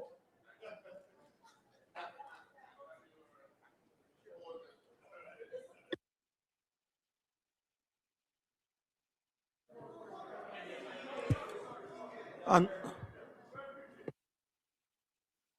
after Beryl, the distribution of solar lamps to try and replace the use of the candles and the kerosene. I can't remember, don't hold me to it, but I know that my ministry either imported either 10,000 or 12,000 or 15,000. I remember that MPs, I was at Member Hilton's handover. All MPs were given an allocation at that time. Some of you weren't here. Some of you had left, taking leave and came back. But those of us who served well were here throughout the entire time. So yes, so it's a program. I know JSIF, who is doing the rural electrification. I know that they also have a program in terms of giving free of cost the solar lamps that are charged by solar. You can charge your phone and you have the lamp on it. So that is something that I will follow through to see that that program continues. But there was an announcement by the Prime Minister and it started. So your new members wouldn't have been there at the time, but yes, and your former representatives would have been beneficiaries, and it was very effective. Thank you. All right, announcements. You didn't indicate. It's quick. It's quick, and it's not a rebuttal to the the quip that was made. Minister, I realize that you will have some challenges with the compensation, right? But in relation to the same persons you spoke about, like the round robin persons and those other individuals, the government, though, can assist with some of this. They can't compensate them necessarily for the goods that they would have lost, but certainly for the permission and the permits that they would have applied for. I think there should be a discussion between yourself and the Minister of Local Government to ensure that when these persons get a new date to keep their event, that the permits that they would have gotten approval for before, that those can be transferred so that they can have their events there. Member,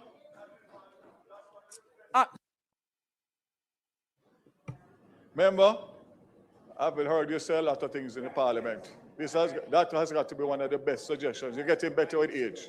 It's an absolute reasonable, rational, and the fact of the matter, I know that my colleague minister will take it on board because it's not even a refund. They can use it at another time for another event, which means that the municipal corporation doesn't have to find the money to refund. Very, very good suggestion, member. Keep them going.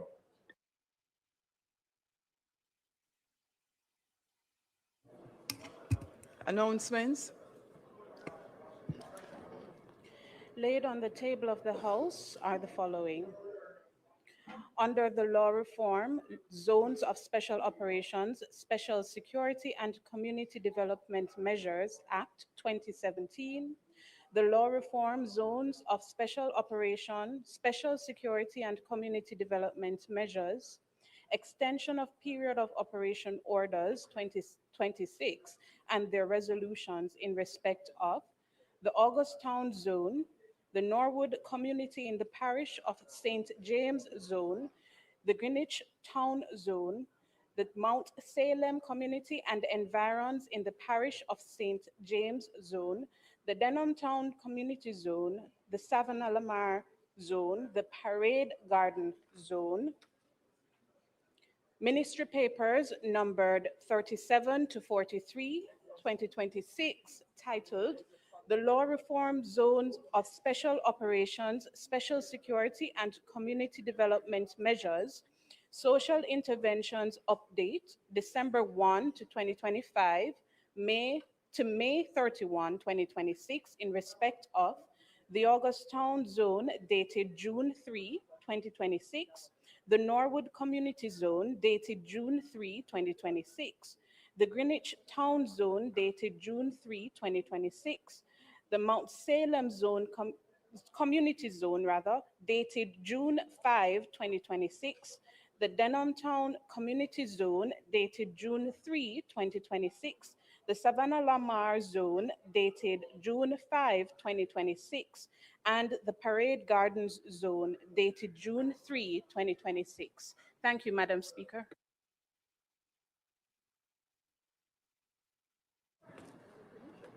No, where is the... Also laid on the table is the report of the Standing Finance Committee of the whole House of Representatives, consisting of all members of the House on the Bank of Jamaica monetary policy statement for the 6th month ended March 2026 and quarterly monetary policy reports dated February 24, 2026 and May 26, 2026. Thank you, Madam Speaker. Thank you.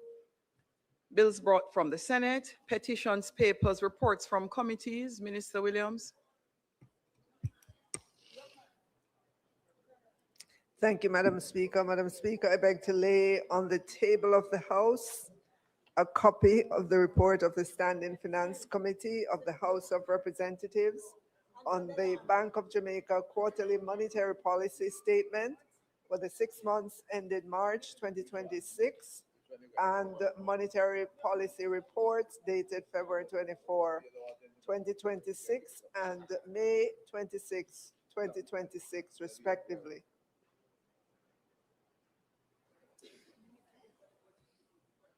Thanks, Minister. Notices of motions given orally. Minister of Finance. Madam Speaker, I beg to give notice that at the next meeting of the House, I will move the following motion. Be it resolved that the report of the Standing Finance Committee of the House of Representatives on the Bank of Jamaica quarterly monetary policy statement for the 6 months ended March 2026 and monetary policy reports dated February 24, 2026 and May 26, 2026, which were laid on the table of the House on the 10th day of, 10th day of June, 2026 be approved.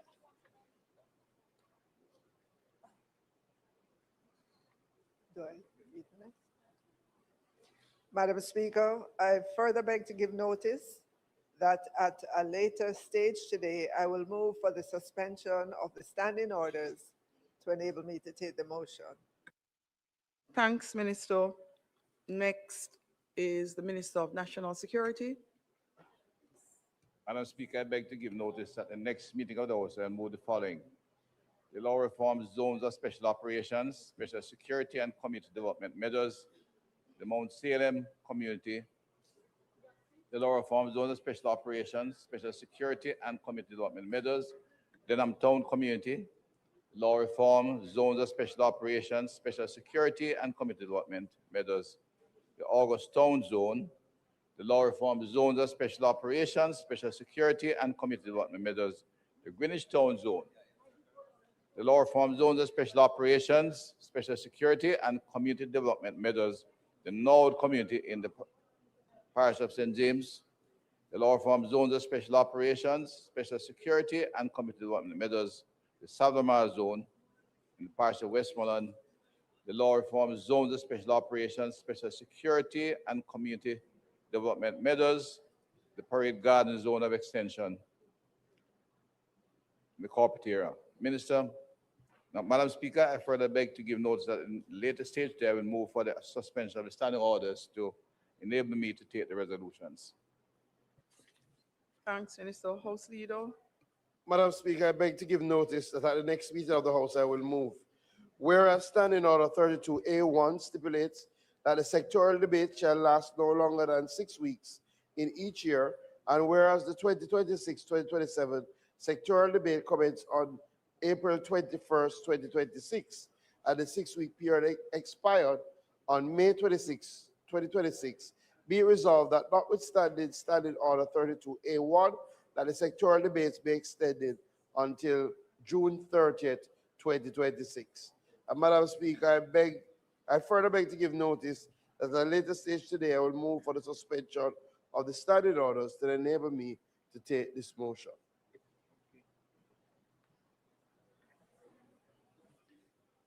Thank you.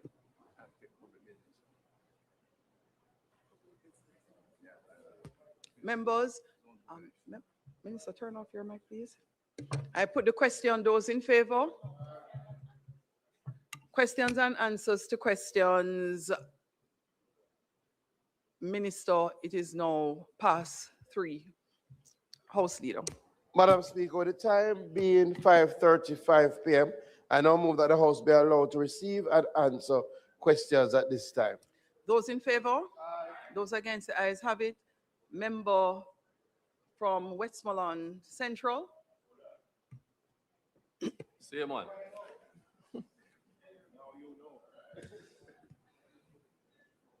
Madam Speaker, the House will recall that on May 13, 2026, I gave notice that I would ask the Minister of Local Government and Community Development a question standing in my name on the question notice paper requiring a written response.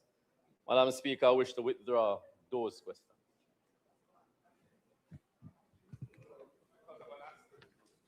Those in favor? Those against? This is a teaching moment, and I hope you're paying attention. I don't think I've seen this for my 10, 11 years in the House. Continue. Madam Speaker, I wish to give notice that at the expiration of 21 days, I will ask the Minister of Local Government and Community Development the following question standing in my name.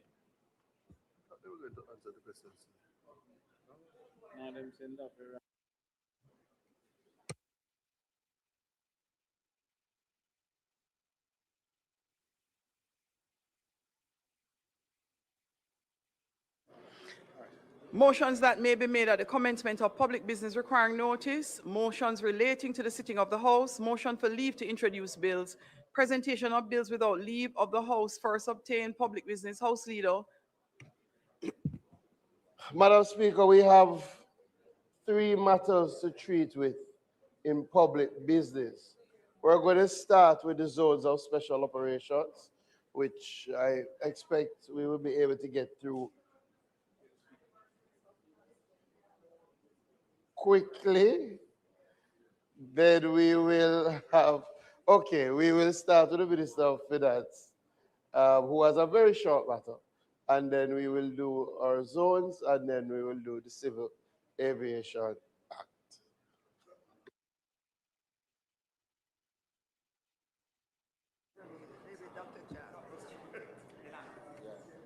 Madam Speaker, I now move for the suspension of the standing orders to enable me to take the motion, notice of which I gave earlier.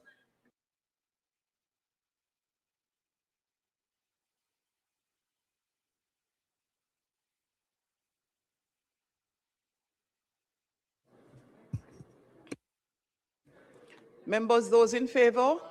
Those against, the ayes have it. Madam Speaker, I have nothing further to add, so I ask that we conclude the debate on the motion and ask that it be approved. Question is that be approved. Those in favor? Those against, the ayes have it. House Leader? Madam Speaker, I now move for the suspension of the standing order, so that it will be to take the motion, notice of which I gave earlier. Those in favor? Aye. Those against, the ayes have it. Madam Speaker, as the standing orders require, indicate that the sectoral debates are to be for 6 weeks, and we have passed the 6 weeks period. We're moving to suspend, to notwithstanding the standing orders, that the sectoral debates be extended. We expect that the sectoral debates will end on the 30th day of June. I think they have been going extremely well thus far. People are according to the time, and as such, we ask that the motion be passed. Question is that the sectoral debate be extended beyond the 6 weeks period as per the standing orders to be concluded on the 30th of June 2026. Those in favor? Aye. Those against, the ayes have it. We will now take the zones of special operations. Thank you, House Leader. Turn it back over. Thank you. Madam Speaker, I now move for the suspension of the standing orders, enable me to take the motion, note of which I gave earlier. Those in favor? Aye. Those against, the ayes have it. Go ahead, Minister. Madam Speaker, the zones of special operations continue to deliver meaningful benefits to some of our most challenged communities and vulnerable areas. The value of the intervention within declared areas cannot be overstated. 3 zones were established under the structured medium-term clear hold bill strategy designed to restore public order, reduce violence, and create a foundation for substantial peace and renewed hope among the beneficiaries. Madam Speaker, since the first zone was declared in Mount Salem in September 2017, we have made significant and measurable progress. Serious crimes have been reduced in these communities and across the country, and we have simultaneously strengthened the government's border city security program.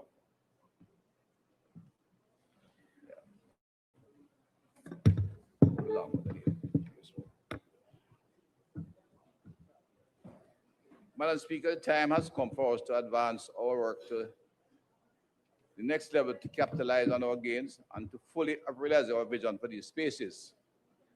In my sectoral presentation to this Honorable House in 2026, you may recall that I outlined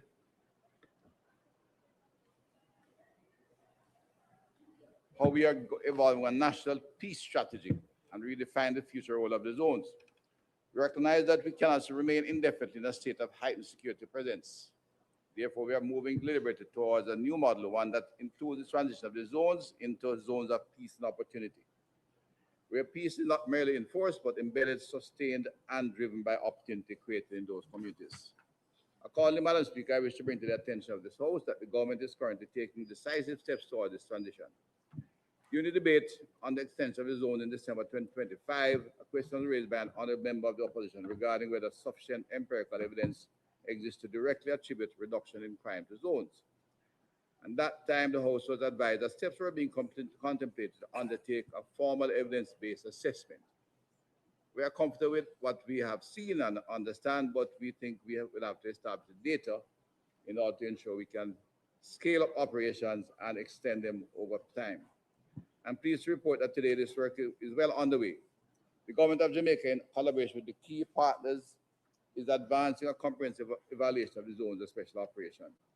This research is being supported through grant funding from the Inter-American Development Bank and is expected to come on stream by mid-2026, that is July, starting with a feasibility exercise.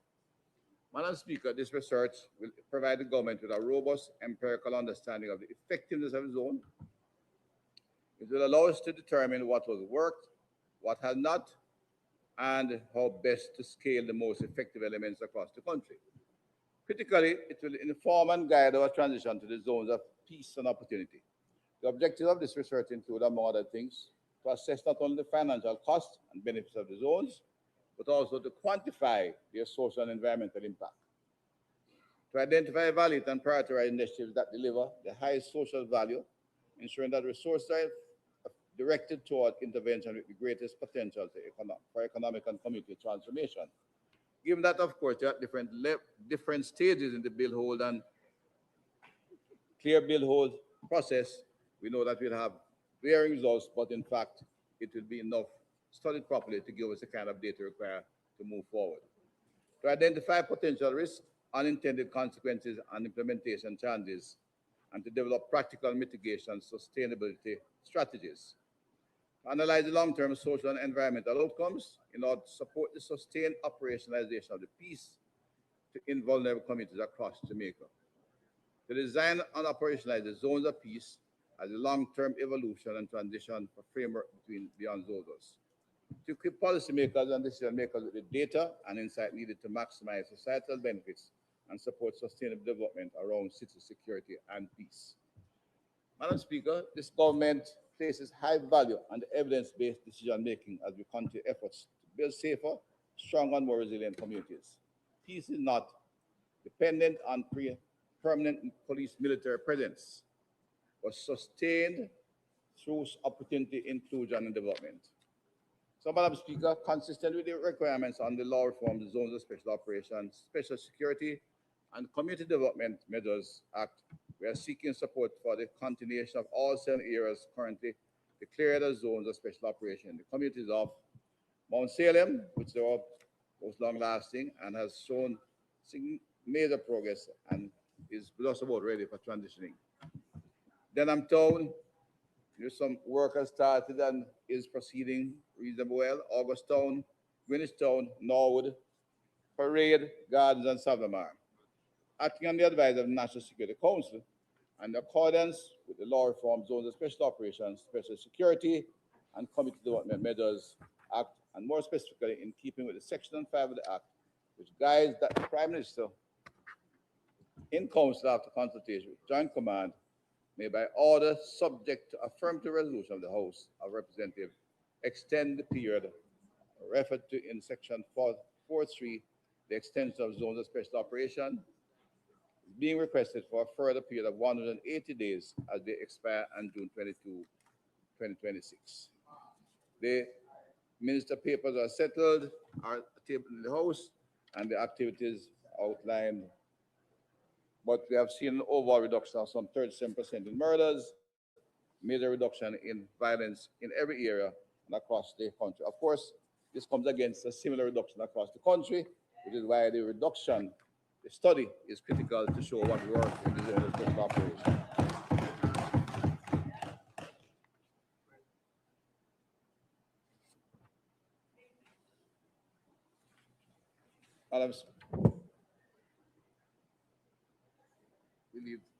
Thank you, Madam Speaker. The member from St. Andrews Southwest.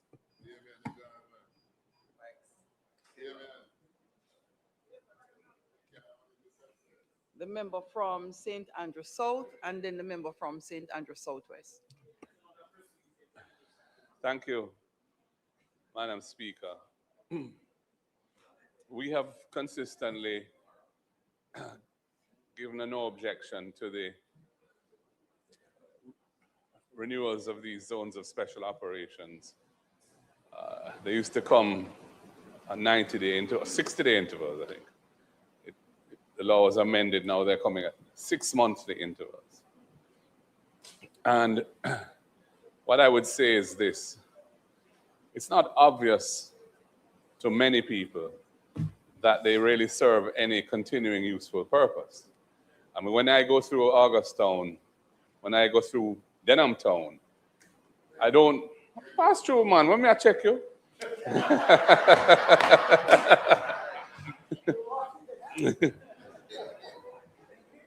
There's very little to show for it in terms of any saturated military or law enforcement presence. There's usually just a little checkpoint where somebody is stationed.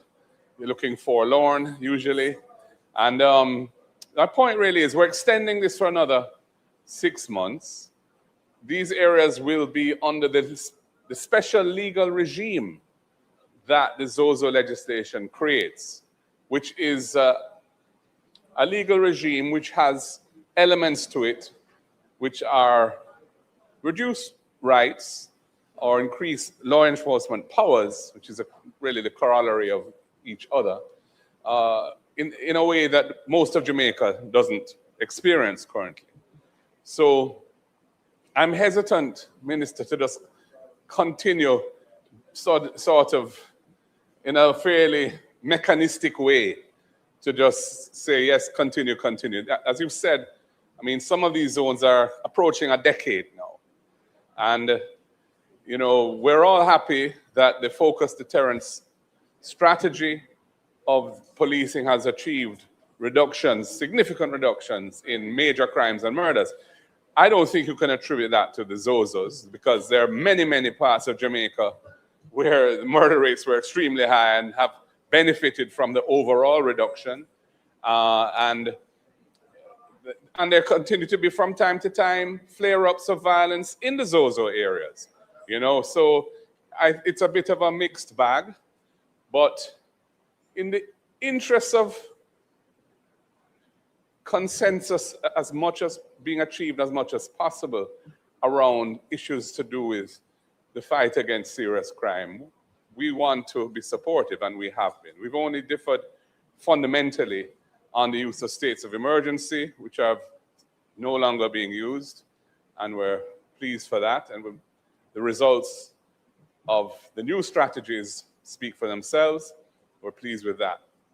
So what I would say, Minister, is that I'm hoping that you will come with a ministerial statement as opposed to, you know, a statement like this, which we appreciate, but a ministerial statement when the House is full and we can have a proper discussion around it as to what is the real future for this particular mechanism. What are you've indicated you're looking to transition to something a bit different, which I welcome that. And you're doing some database analysis as to how they've worked over the time that you've deployed them, which is also very good, and we're looking forward to seeing the results of that. So, you know, we're not going to oppose this today, but I would just say to you that I'm personally skeptical as to the continuing usefulness of the zones in these communities. There may be, hopefully won't be, but who knows, in the future there may be the need to deploy this mechanism from time to time where there's a problem. Hopefully that won't happen, but you know, as it stands today, I don't think the continuing use of this is the right approach. I do think that interventions to strengthen communities along the lines of Project STAR, in the past we had Unite for Change, those types of things do have an important role to play to provide hope, provide opportunities for self-advancement, to uplift the dignity of communities and so on. And we would support any initiative moving in that general direction, I think. So, Minister, I hope that we will hear from you soon again on where you plan to take these communities and when we can expect to see the zone of special operations mechanism withdrawn from these communities and something more comprehensive, perhaps island-wide in areas which need that kind of care and attention being rolled out to the benefit of the residents of those communities that need that. So you have our support again today, Minister. I would just close by saying what has happened in the last 24 hours plus with 11 police fatal shootings is a concern to us. You know our position that We support the body-worn cameras being deployed on special operations. We think this is an important thing to ensure that Jamaica can have confidence that the rule of law is being scrupulously followed by our law enforcement officers. And the metrics where you have a situation like 11 citizens killed by agents of the state in such a short space of time, that is a concern. I can't make any comment on the specifics of those incidents, but just the statistical side of it is concerning. And I think that we need to find ways of providing an assurance of accountability for the use of extreme force, deadly force, by the police. And I think the society is increasingly perturbed that we're seeing this elevated level of police fatal shootings and nothing really apparently in place to assure accountability around it. Indicom isn't really generating, they have so much work on their plate now. They must have so much, the volume of investigations that would be in their portfolio has grown tremendously as a result of the increase in police fatal shootings. So, you know, it's a long period of time before families and a community get the benefit of hearing what Indicom's investigation produced. In the meantime, people are feeling extremely vulnerable and very concerned. And that's not a good thing because the force is there to serve and protect, and they're doing a wonderful job for the most part. But there are these things happening which are not good, and we would like to see something done to address that. And as Minister of National Security, I'd ask you to, I know that must exercise your mind a lot, but because it's a very thorny issue, but I'm hoping we can find some way of changing the paradigm a bit and restoring a sense of the primacy of the rule of law in how we police our population. I think it's very important. Thank you.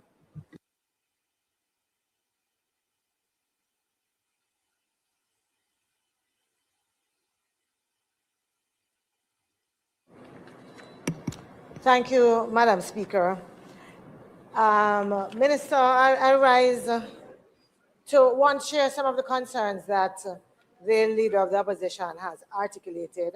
I don't intend to go into detail with many of those, but also the people of Greenwich Town would not forgive me if I didn't make some comments today. The report that you have covers, and the fisherman would know that would not, covers December 1st, 2025 to May 31st, 2026. And I was just going through, as I normally do, the list of activities that took place during the period. And I want to say a couple of things about that. So as they are here listed, I have no difficulty with them. I always say that every benefit that comes to communities like Greenwich Town is welcome. And there's absolutely no doubt about that. But when we look at the numbers, you know, the fencing for 50 families, when we look at the training for the environmental wardens, the green spaces, even the entrepreneurial grants that were given out, the summer program, again, I say they are welcome. But when you look at the number of persons involved from where I stand and from where the community stands, it almost seems minuscule.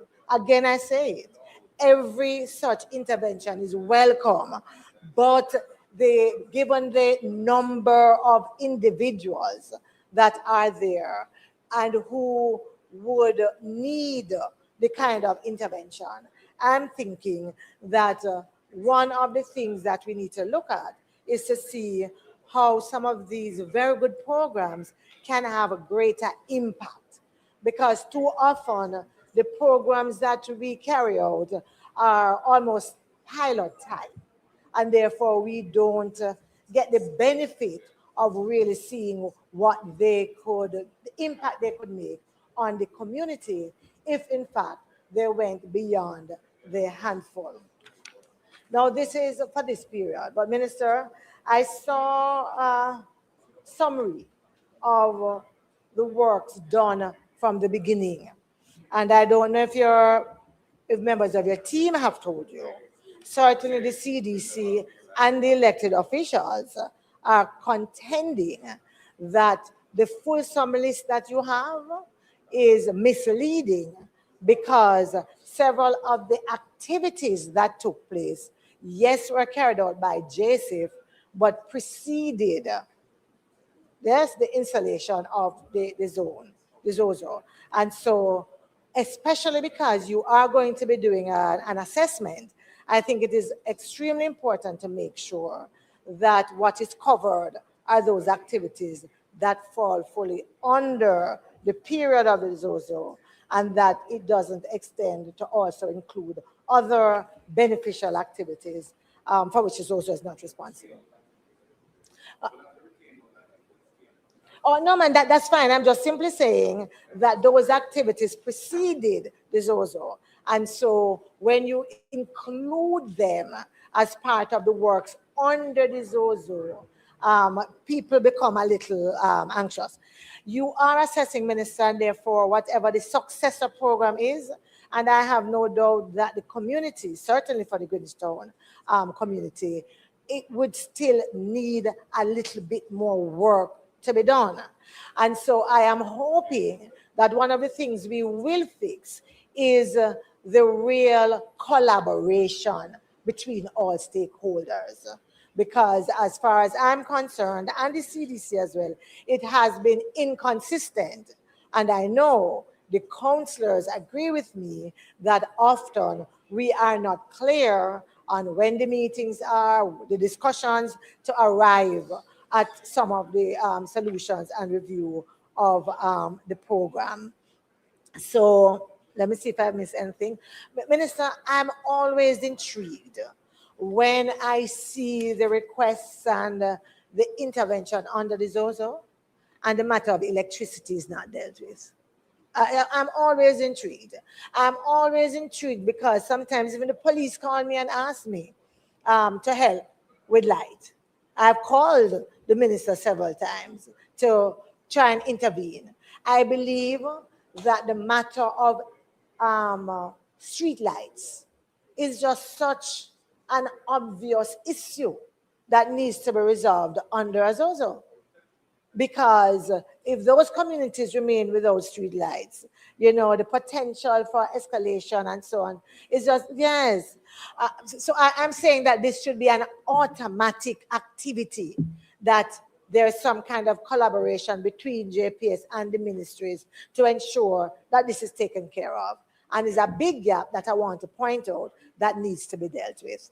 As I sit, I just want to say I definitely share the concerns of the member from St. Andrew South, in particular around the police fatal shootings, because we are building a relationship with the police, and some of the activities and the narrative around them tend to damage the relationship that we're building. And so I am concerned about that. And I want to make sure as well, Minister, that those individuals, especially on your side in government, who have responsibilities when they speak, to acknowledge that the concerns that we express come from a place of wanting to see an improved relationship between the citizenry and the police, and not from anything else. Thank you.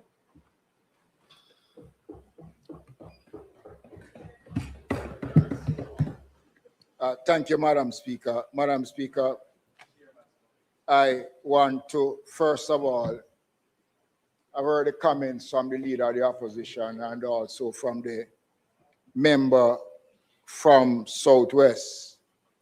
But I also, Madam Speaker, have not heard any expression of concern as it relates to the shooting of the police officer who is in the hospital at this time. So while the concerns are real, we must also express concern of the shooting of a police officer in the execution of his responsibilities, and we are wishing for the police officer a speedy recovery. Madam Speaker, I want to make a brief comment on the motion before the House as it relates to the extension of the zones of special operations. Madam Speaker, the community of Denham Town is a better community today for the zones of special operations. Despite a few incidents here and there, Madam Speaker, the community have benefited significantly from that intervention.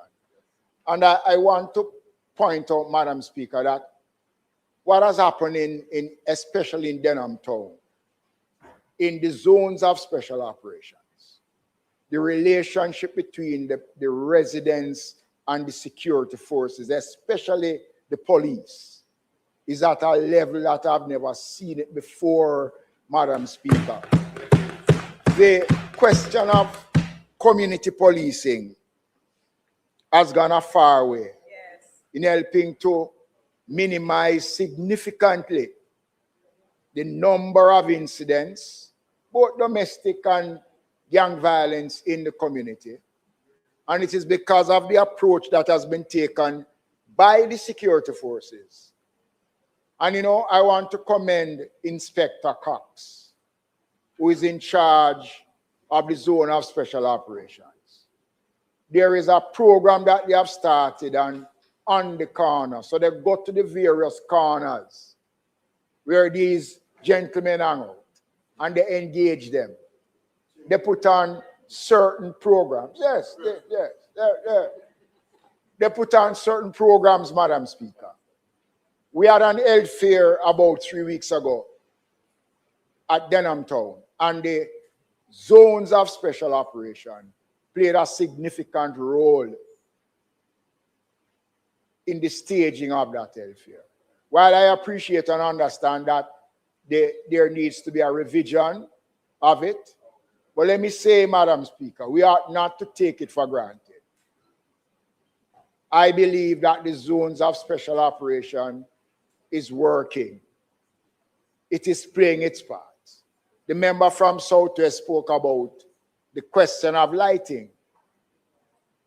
In Denham Town, the zones of special operation approach the Jamaica Public Service Company. And in all of Denham Town, where the trees grow on the lines, where the lights are not working, the Jamaica Public Service Company came in, worked with the zones of special operation and the community leaders, gave notice to the community. And they turned off the lights when they were doing the trimming of the trees. And now if you go into Denham Town, the community is singing a different song here. And they are singing the praises of the security forces as it relates to the zones of special operation.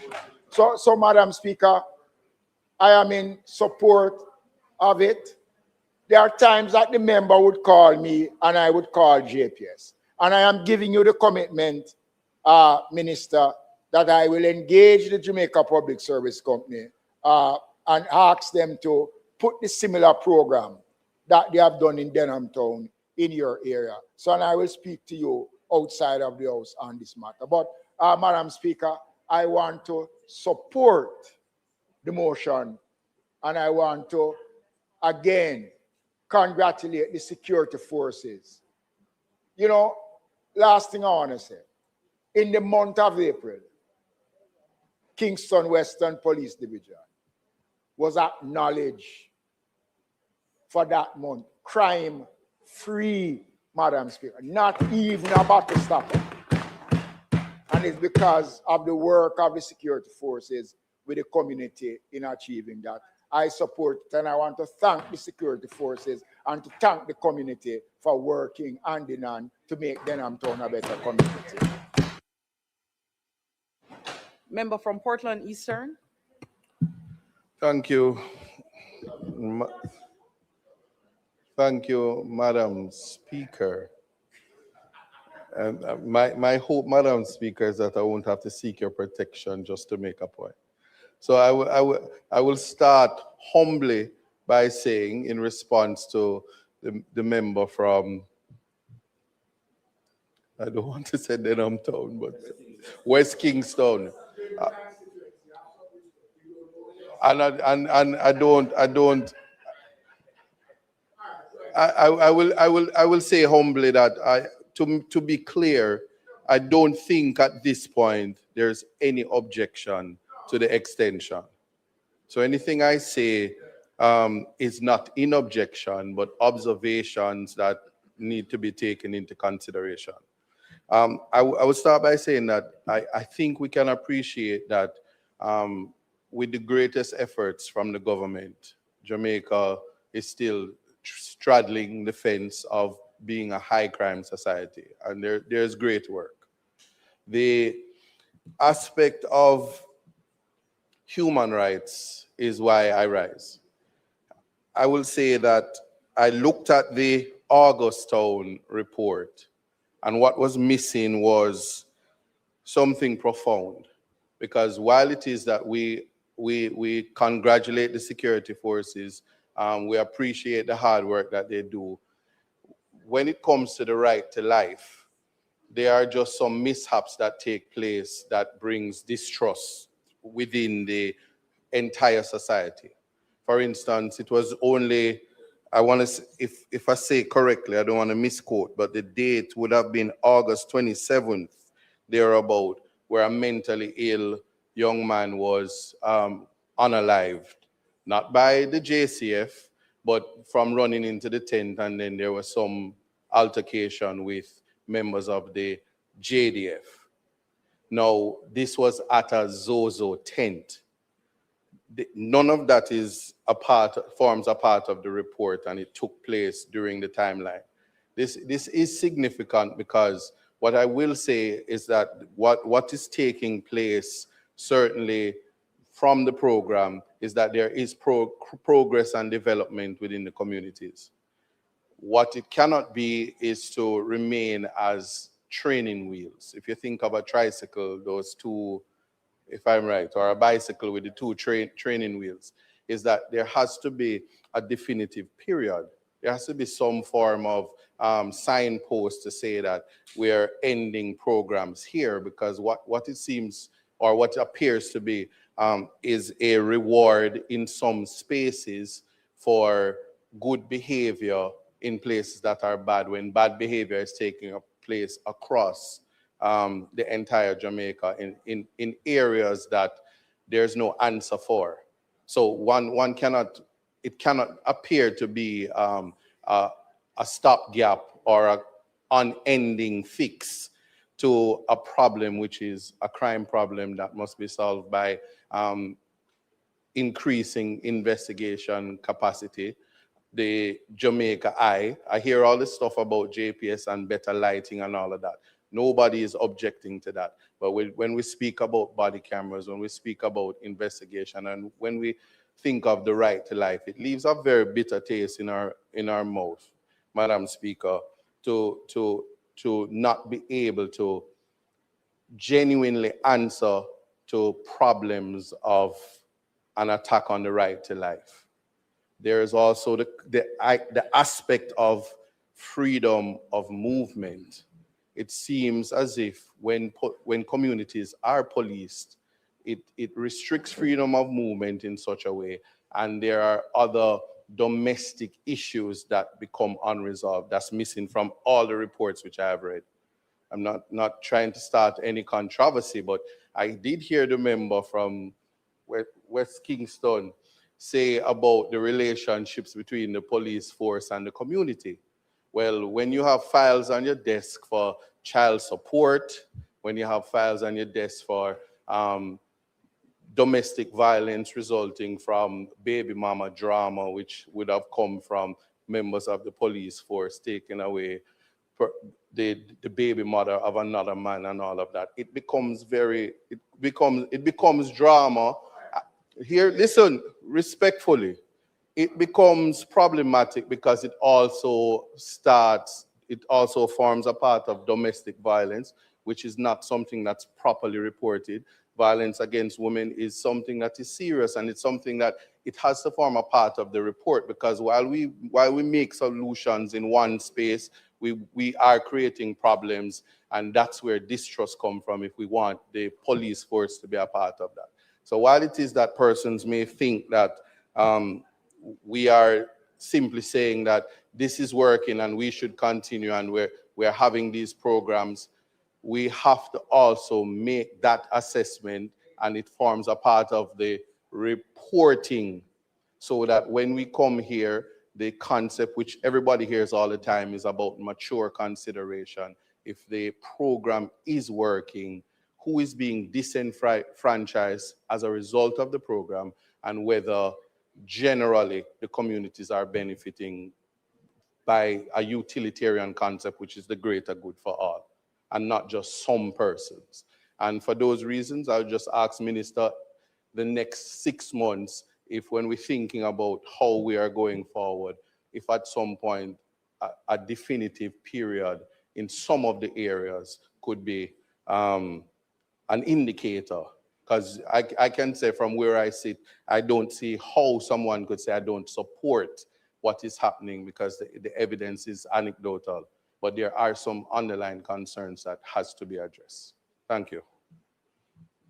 Member from Westmoreland Central. Thank you, Madam Speaker. Well, first, let me say, yes, we do support the extension for 2 reasons. One, we're seeing the obvious reduction in crime based on the presence of the security forces. But the other reason is that because the ZOZO has not yet fulfilled what was promised. And there was a developmental part of the ZOZO for the different communities. And what we are seeing in Savlamar, for example, is that we have seen the low-hanging fruits being picked up. So like stuff like the treats and the Labor Day activities, but the major development activities, for example, the roads and the drainage and the sidewalk stuff to improve the level of pride in these communities, this has not been touched.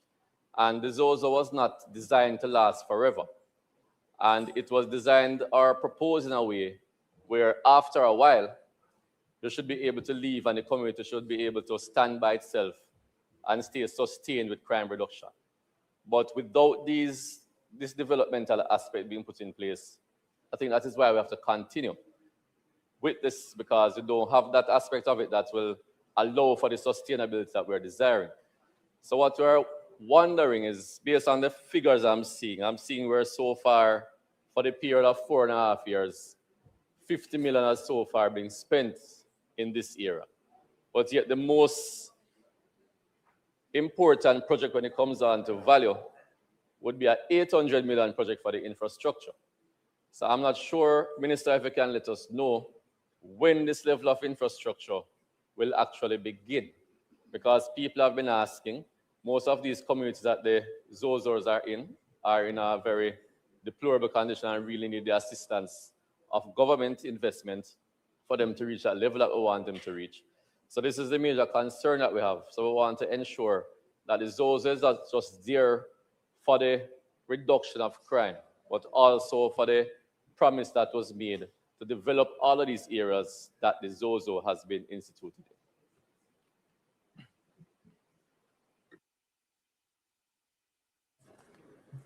in. Hold a moment. Member from Clarendon. I just want to not stay long on the topic, but I think sometimes we forget where we're coming from, Dr. Chang. Clarendon, North Central. We forget why ZOZOs came about in the first place. We forget the circumstances that affected the communities who are now under zones of special operations. We forget that Jamaica is coming from a very chronic murder problem. And I hear now that murders have been reduced to a particular level, I hear persons want to make changes even though we have not yet completed the journey. These communities are still vulnerable communities. I also hear Dr. Chang their comments about the actions of the police, and no one on this side would sanction extrajudicial killings. But except for the member from East Portland, I heard nobody from that side talking about the victims of murders that have taken place over the last several days.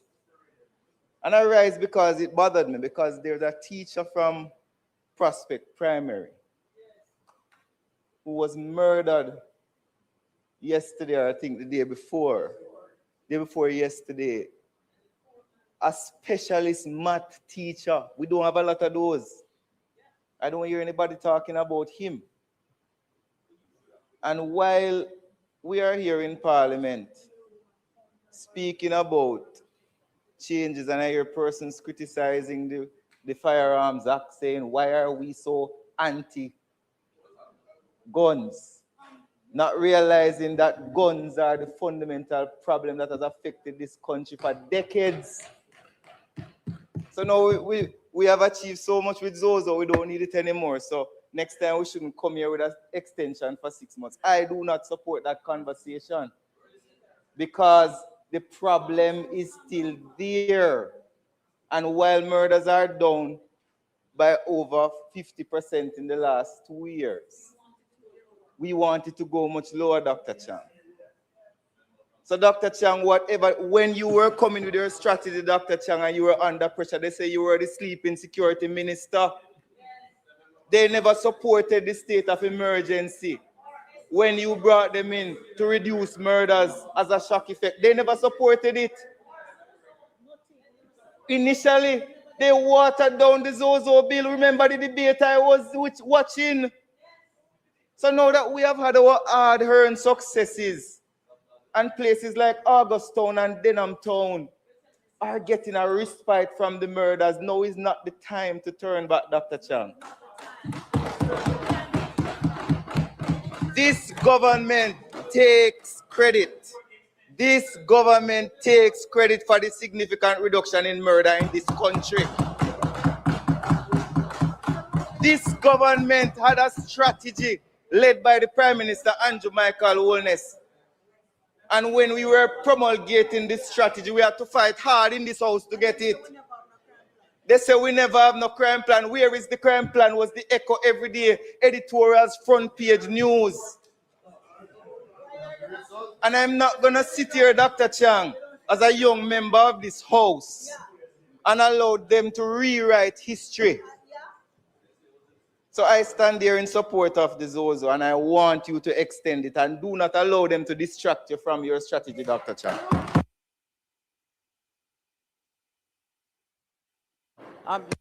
Minister Chang, the member from St. Andrew Southwest is just asking for a moment.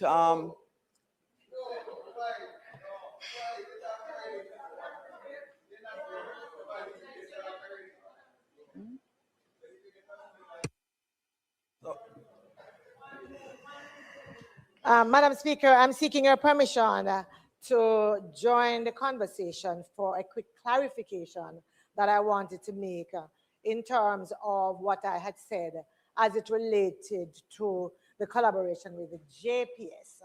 And based on something that the member from West Kingston said, I did not want a misunderstanding to be recorded in the Hansard in terms of what I meant. We do have a very cooperative parish manager from JPS who has been very cooperative. The point I was making, however, is that under the Zozo, it should be an automatic collaboration in how the system is set, such that issues around street lights are dealt with and would not require the intervention of the member of parliament or the councillors in that kind of a way. And I just wanted to make sure that that was clear. Also, Madam Speaker, wanted to make sure. You're not as gonna well- get any more making No, sure. man, You one get single, one it chance will to not speak. go beyond a minute. It No, will you only not go beyond a minute. member. No, No, hold on, no. No, I'm So 1 minute. from now on going forward, when you ask to clarify one thing, that is what it is, and that is why you were allowed the time. The unconscious bias of persons not appreciating when they get time and they get latitude, and no matter what, if somebody on the government side is getting latitude, it becomes one major problem. The balance in the House will continue to be maintained.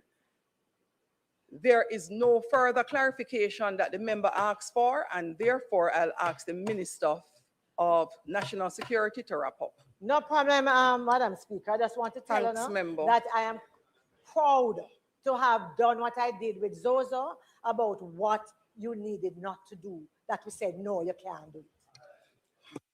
And you know, so that is no clarification. Sure. Let me thank the members for. Let me.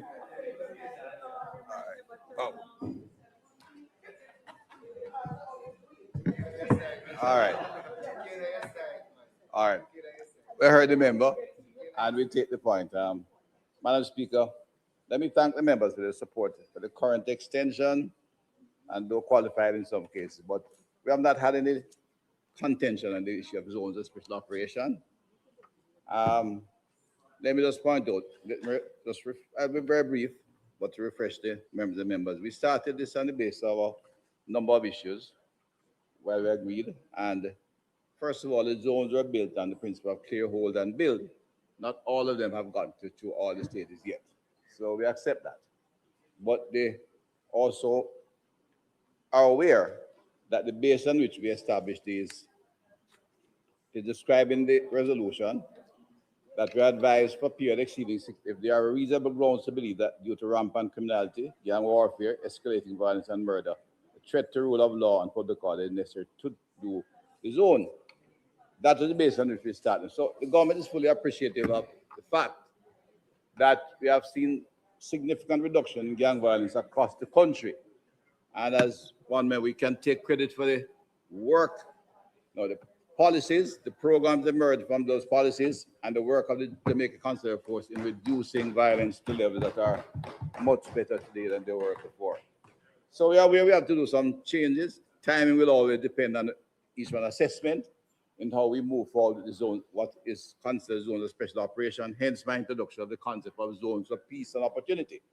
That we have in our social survey shown that there are near 100 vulnerable communities.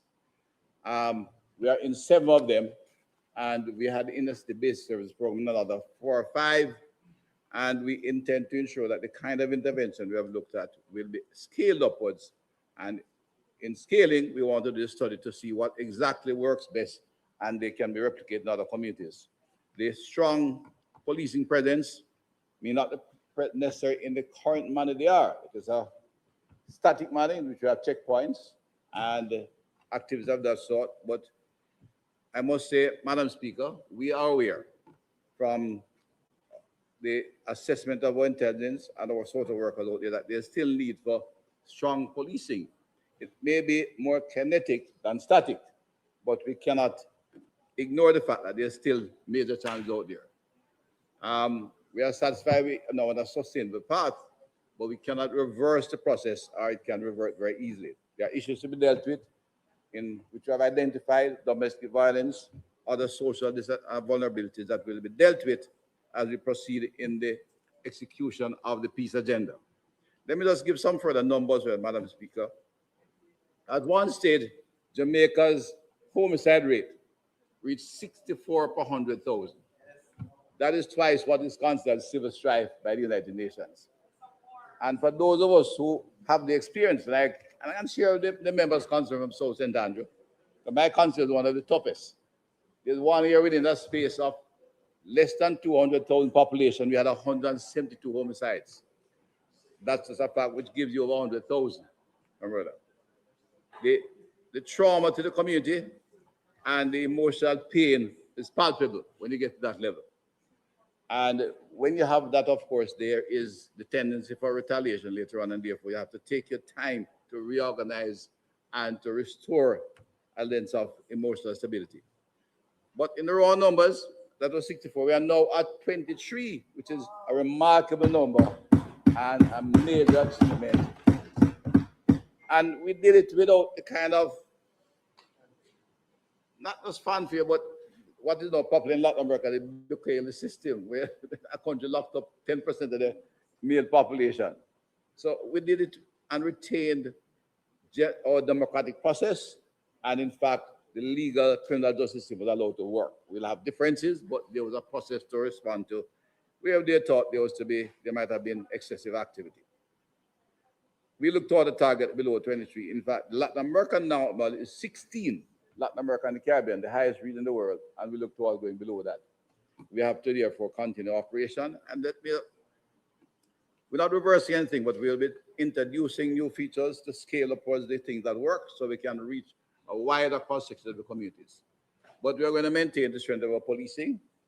The concern by some members of fatal shooting by the police in combat is recognized. Nobody on this side is comfortable when we hear any Jamaican dying.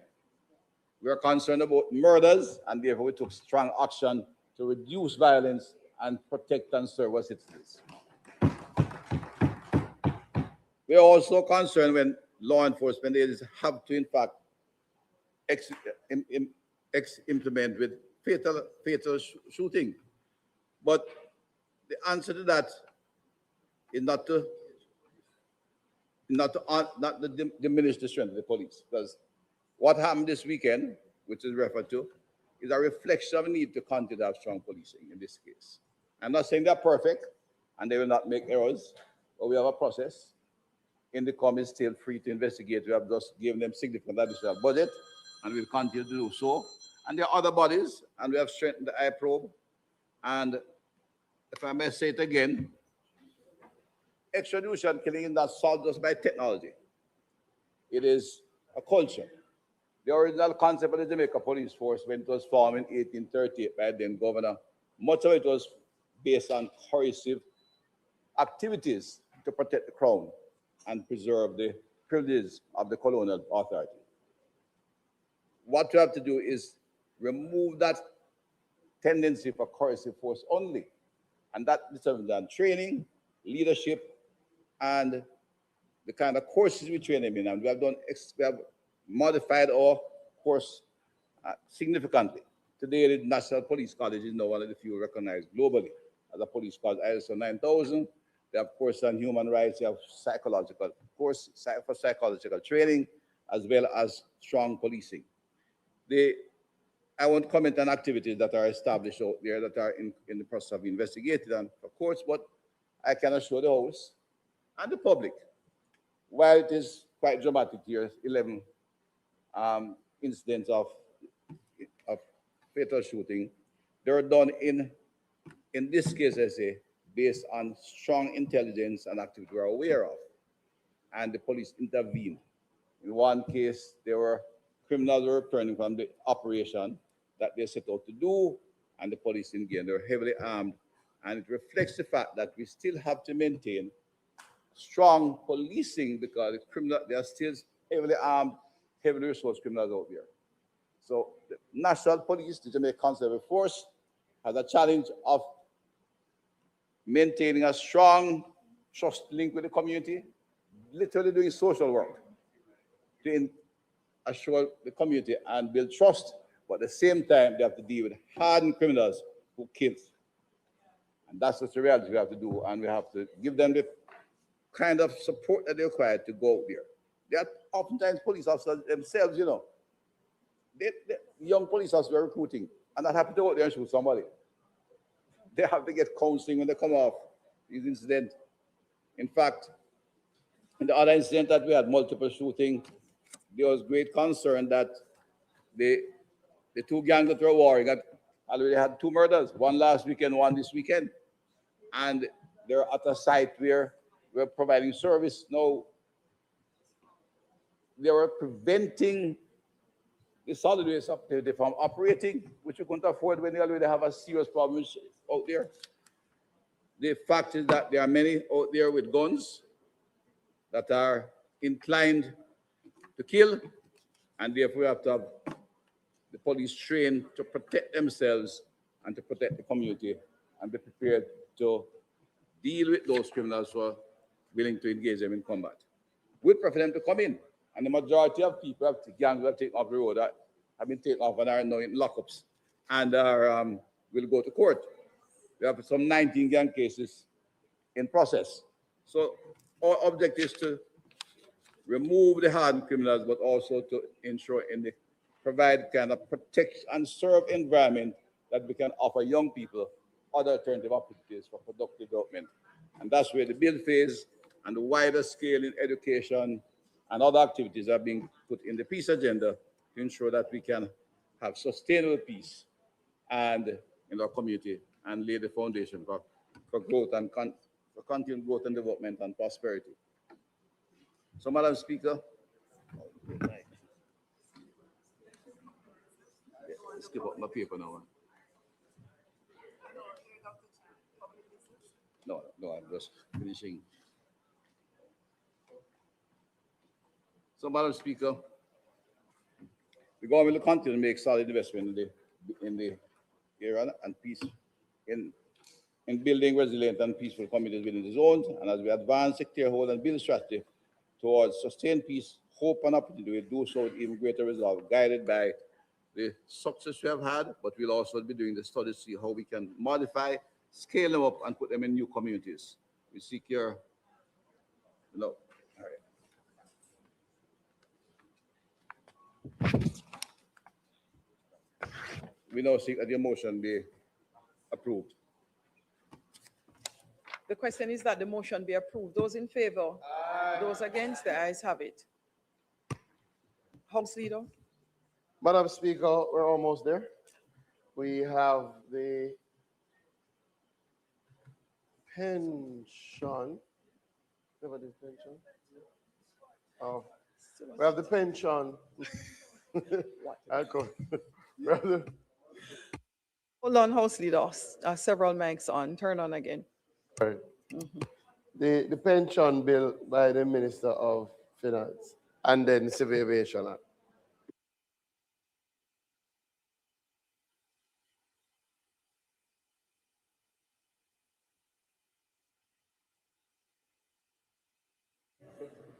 Minister of Finance. Thank you, Madam Speaker. Madam Speaker, on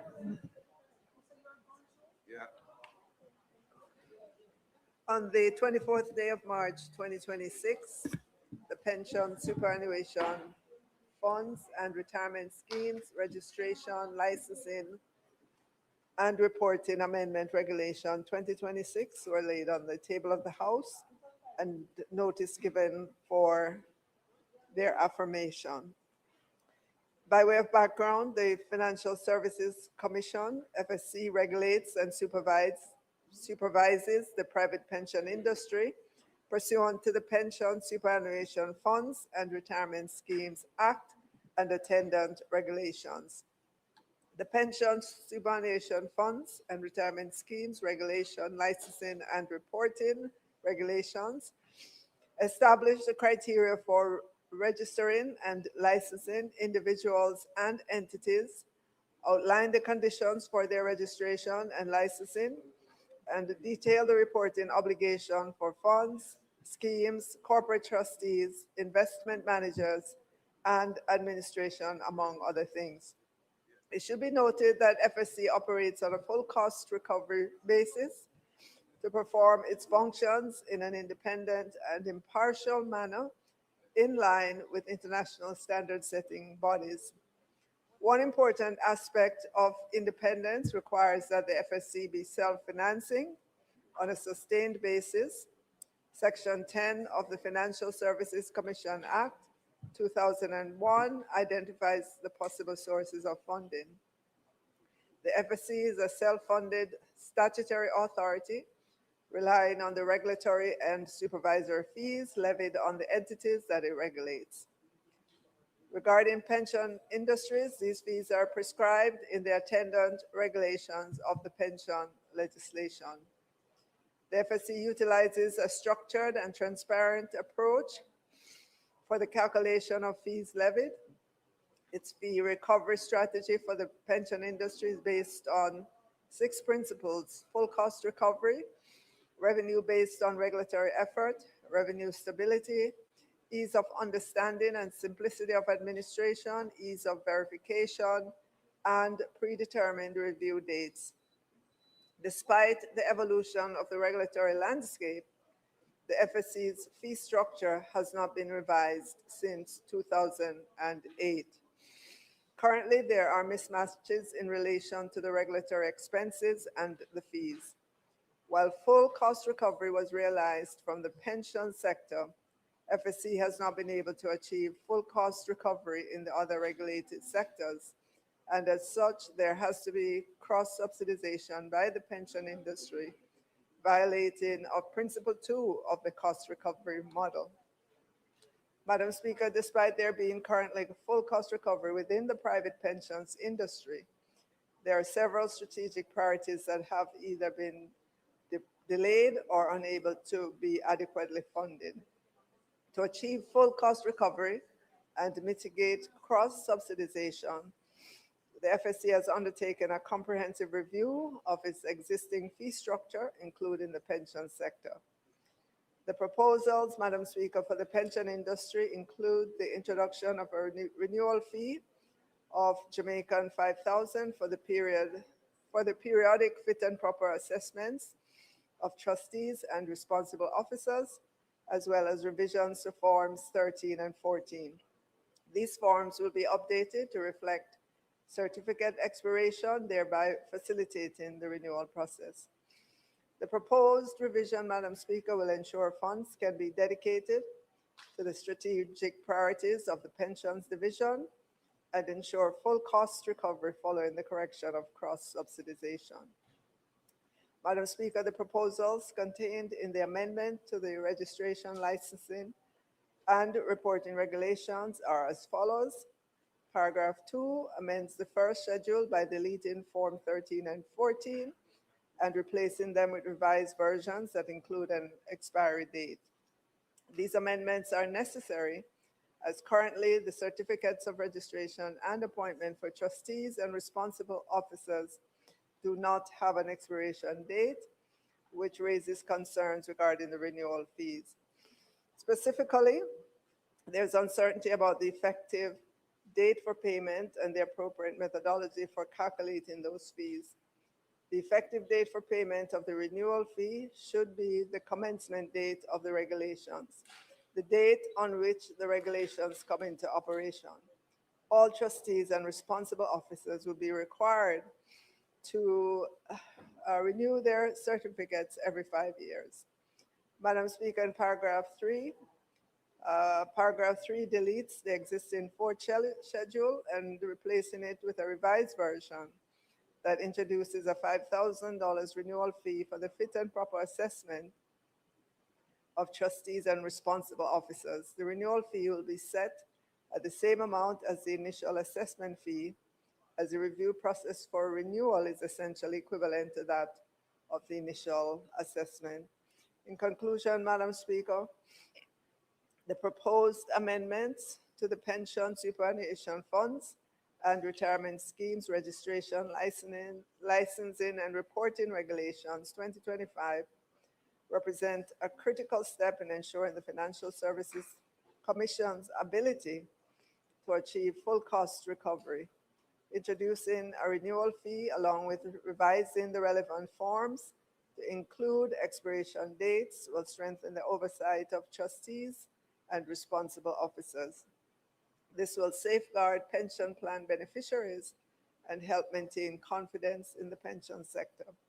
Furthermore, the revised fees will enable the FSC to better fund its strategic priorities, enhance the stability, integrity, and reputation of the pensions industry, and recover costs associated with its oversight responsibility.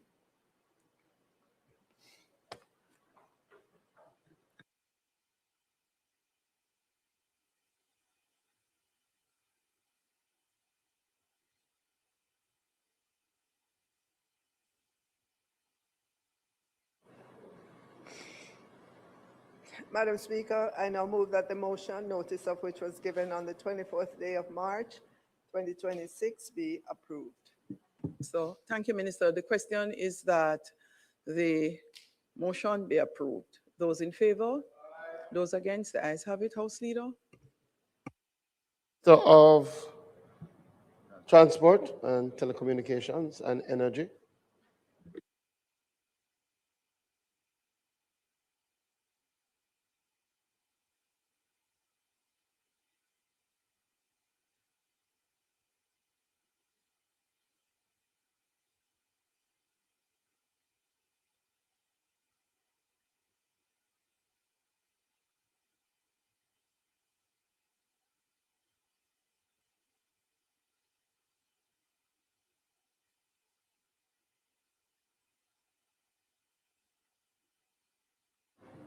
Thank you, Madam Speaker.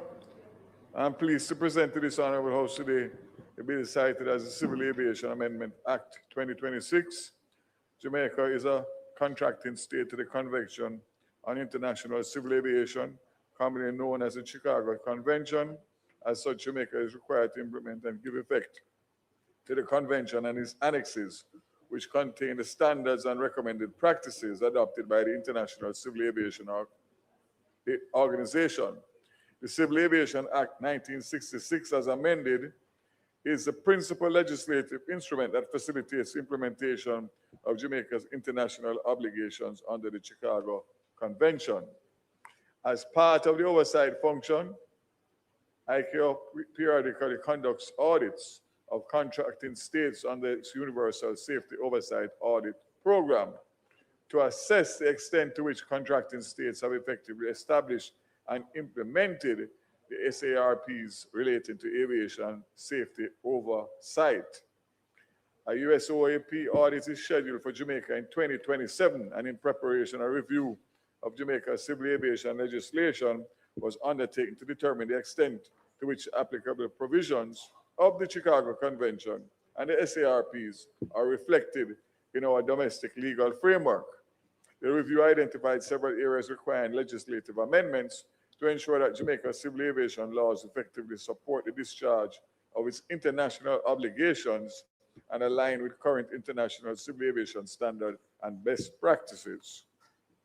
The bill developed proposes to amend the Civil Aviation Act, Civil Aviation Regulations 2012, Regulation 3, and various provisions in the Civil Aviation Air Transport Licensing Regulation 1966, the Civil Aviation Air Transport Licensing Board, Delegation of Functions, Order 1966, and the Civil Aviation Control of Airdromes and Airstrips, Regulation 1984.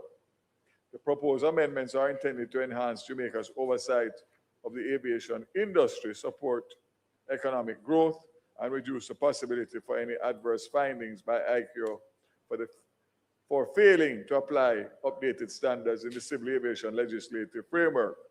The bill therefore addresses identified legislative gaps and proposes amendments to the Act covering the following: strengthen Jamaica's legislative framework for aviation safety oversight, enhance the legal framework governing aircraft accident and incident investigations, facilitate the implementation of Article 83 of the Chicago Convention concerning the transfer of certain functions and duties related to interchange, leased and chartered aircrafts, support the implementation of contemporary aviation safety management principles, provide the necessary legislative authority for consequential amendments to the Civil Aviation Regulations 2012 and the Civil Aviation Air Transport Licensing Regulation 1966, and update the monetary penalties contained in the Act, which have remained unchanged for a considerable period, to ensure that they are proportionate to the seriousness of the offense and support stronger regulatory compliance and enforcement in the interest of aviation and the flying public. And lastly, to further align Jamaica's civil aviation legislation with the ICAO required and international best practices. So, Madam Speaker, that is in essence an overview. I have shared the amendments with my opposition counterpart.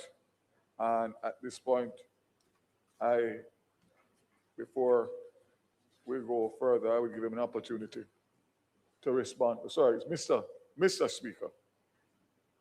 So, Mr. Speaker, Madam Speaker, as I said before, I had shared my brief and also the proposed amendments, which are quite numerous, with my opposition counterpart. And based on my opening remarks, Madam Speaker, I would yield to allow him to give his response. Member from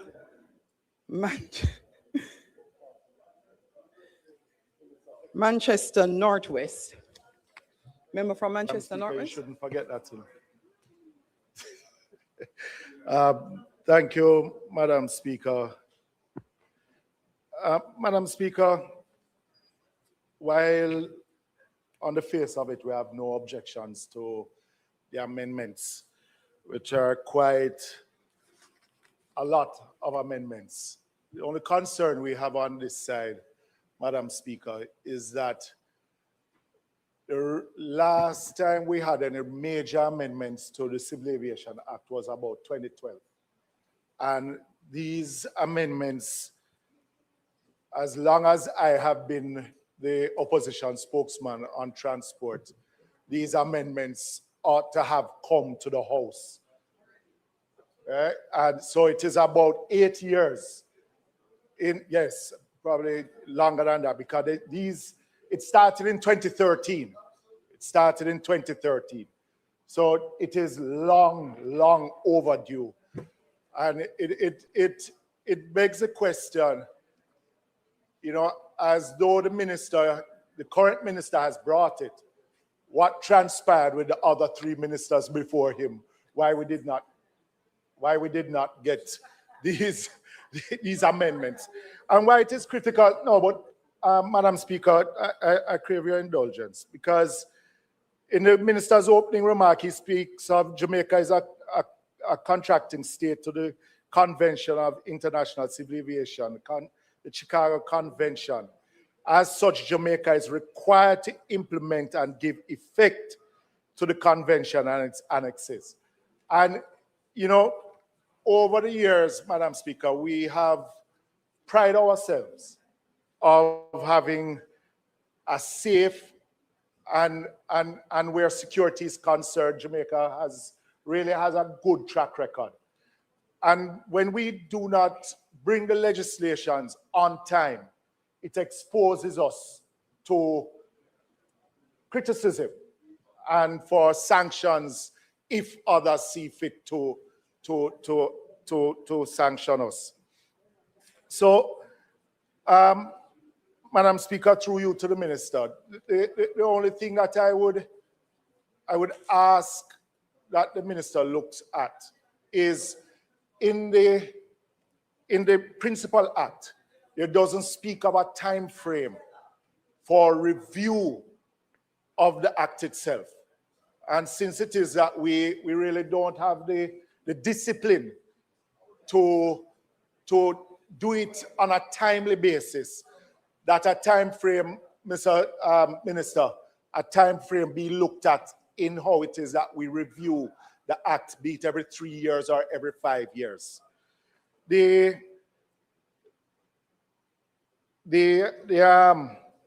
Because if these fulsome amendments are not done, then the regulations, what we have is a rolling system where the Civil Aviation, JCA, makes amendments to their own regulations, but the act itself is not in line and in keeping with those regulations that are being adjusted.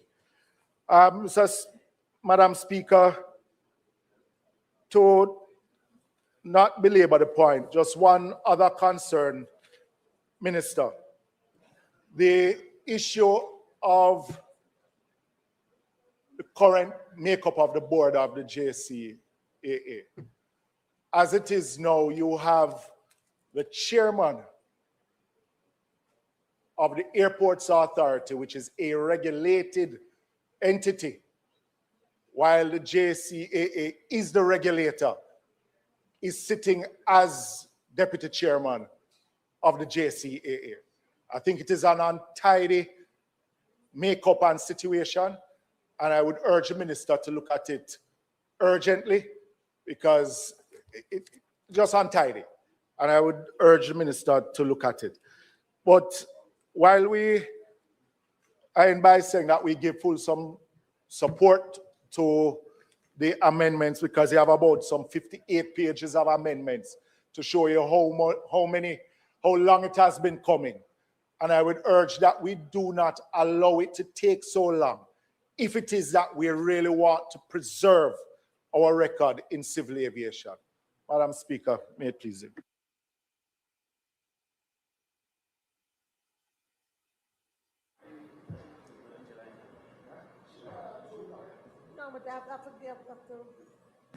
The member from St. Andrew Southwest would like to make a contribution.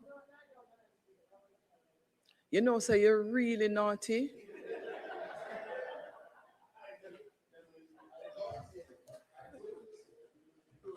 Madam Speaker, I have taken note of the members' comments, and I would have to say that, to be fair, they are genuine concerns.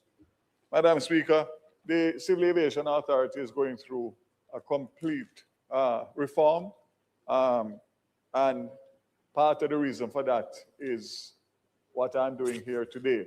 It should not be that we have an audit next year and we are now in a rush to get the amount of amendments to be able to meet successfully that audit.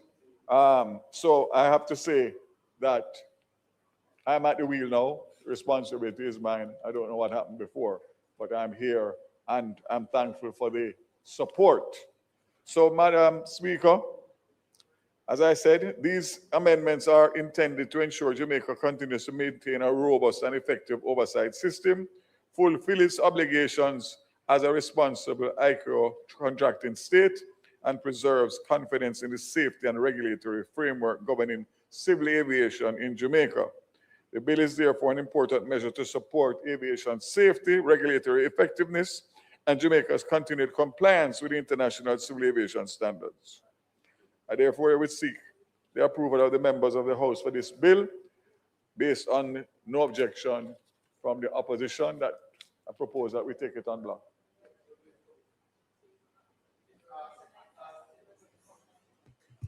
Minister, would you be so kind to ask that the bill be read a second time so we can go to committee? Madam Speaker, I said the bill be read a second time. Those in favor? Aye. Those against, the ayes have it. Clerk? An act to amend the Civil Aviation Act. Read a second time. Thank you, Madam Clerk. Speaker. In the interest of time and not moving persons in front, I will move to committee.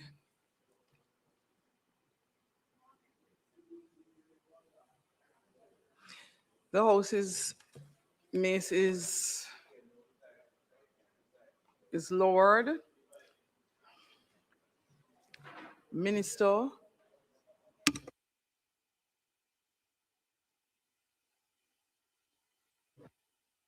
Minister, the list of amendments were circulated to the entire House. Madam Speaker, that's correct. I would ask that we put the amendments on block. No. In committee, Minister. Do you have any amendments, member? I do, Madam Speaker. So no, it's one. It would have been section 43. Just one section? Just one section, and the drafters are here. I think we should hear you out first. Minister, Okay. Minister, I would be minded to hear Member Buchanan. He has one amendment that he would like to, so go ahead, Member Buchanan. So in section, well, it would be, I would say, clause 43, section 43. Clause 43, there was an insertion, 19C. So it's about the offense. So it says, where an aircraft is in use for air transport service, a person who willfully removes from an aircraft. It then has or, and then it has omits to place on board. I've read several other similar legislations, and they are a bit archaic. The question I'm putting here is that I think because one is showing an offense where knowledge is required, but then where the or is, it's showing a strict liability offense. No. This is for the drafters. They can accept or reject, but I'm foreseeing that it can be somewhat problematic because we know due process is being used a lot lately, and it may form part of a way to circumvent the object and purpose of the legislation. So I'm just asking that after the or, that if the drafters would best know what they were hoping to achieve here, but I'm thinking either willfully or knowingly has to be there because it is an omission offense.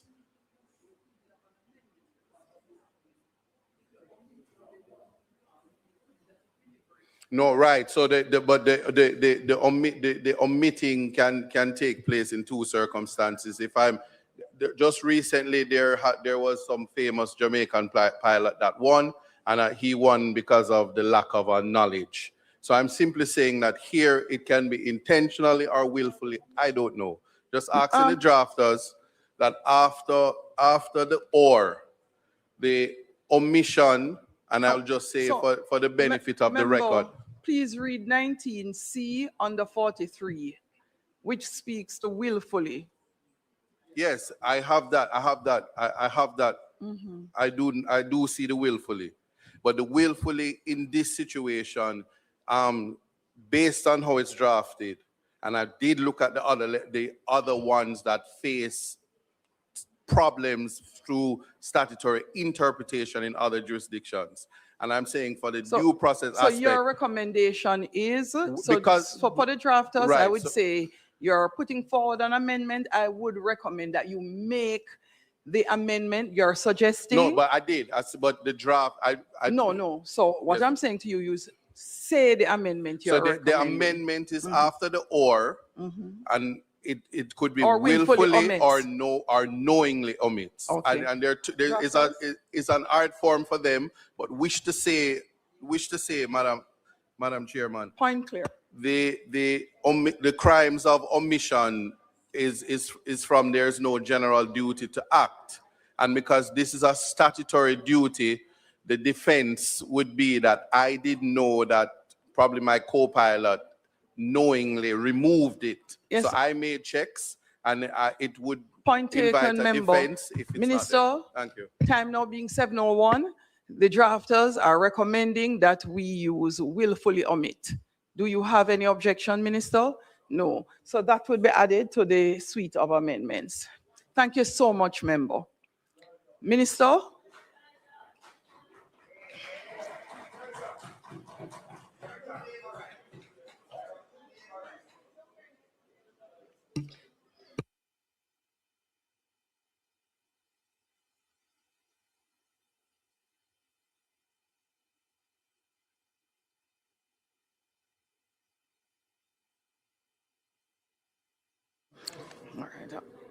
Members, Minister, if you will permit, I put clauses 1 through 10.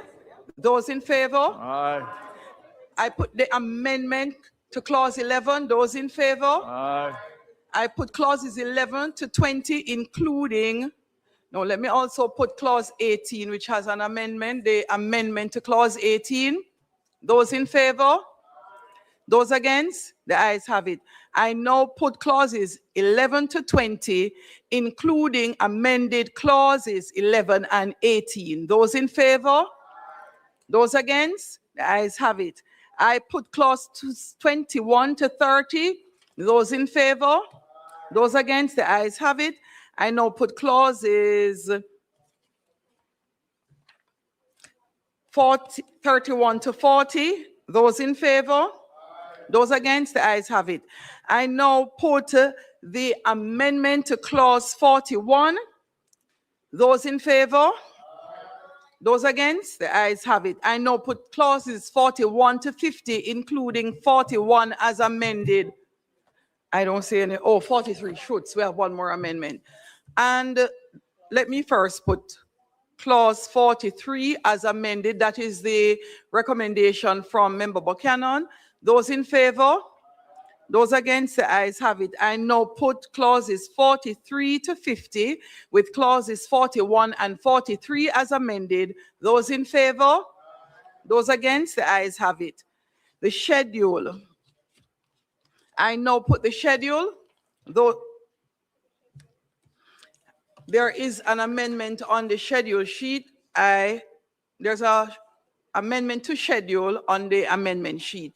So I now put the amendment to the schedule. Those in favor? I now put the schedule as amended. Those in favor? Those against? The ayes have it. I put the title and enacting clause. Those in favor? Those against? The ayes have it.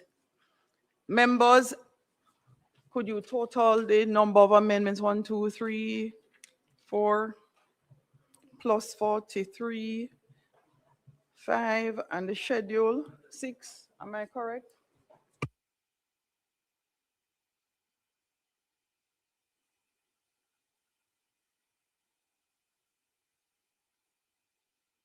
Amendments, is that in keeping?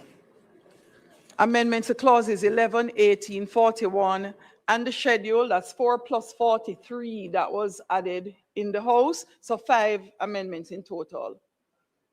Are we on the same page, drafters?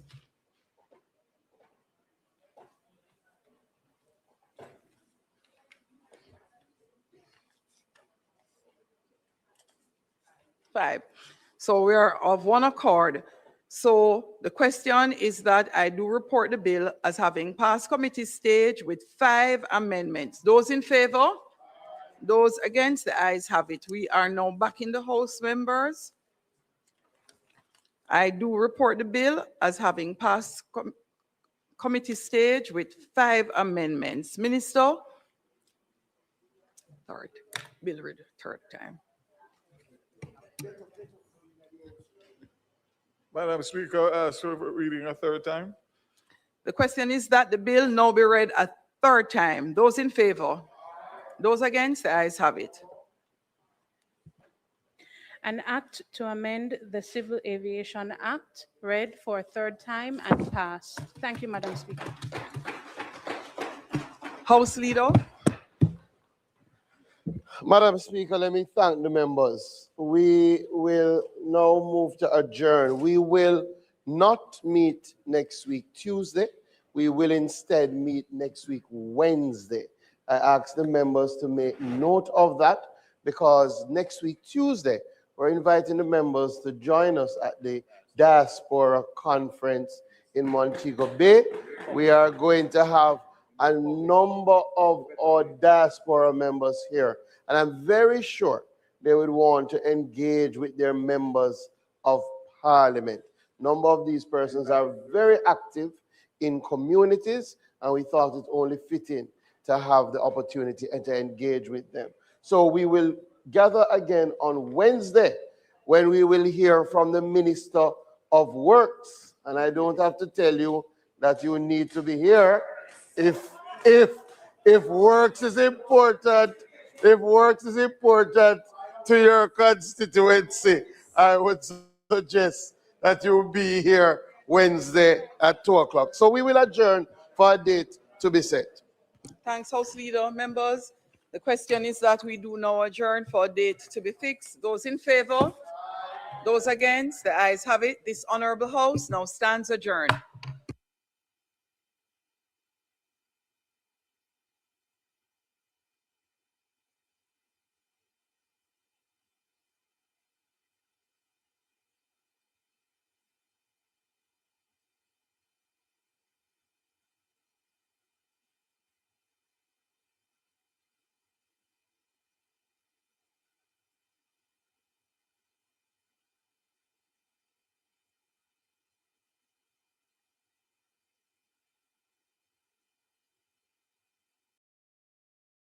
I don't want you to come to me with that foolishness, you know.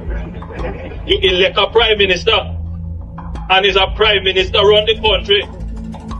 It is time we learn to hold our leaders accountable for their actions and stop making excuses for them. Stop making excuses. Otherwise, go elect the people who really run in the country. And I don't want the right start that stupid argument. Hold the people you elect accountable and stop making excuses for them.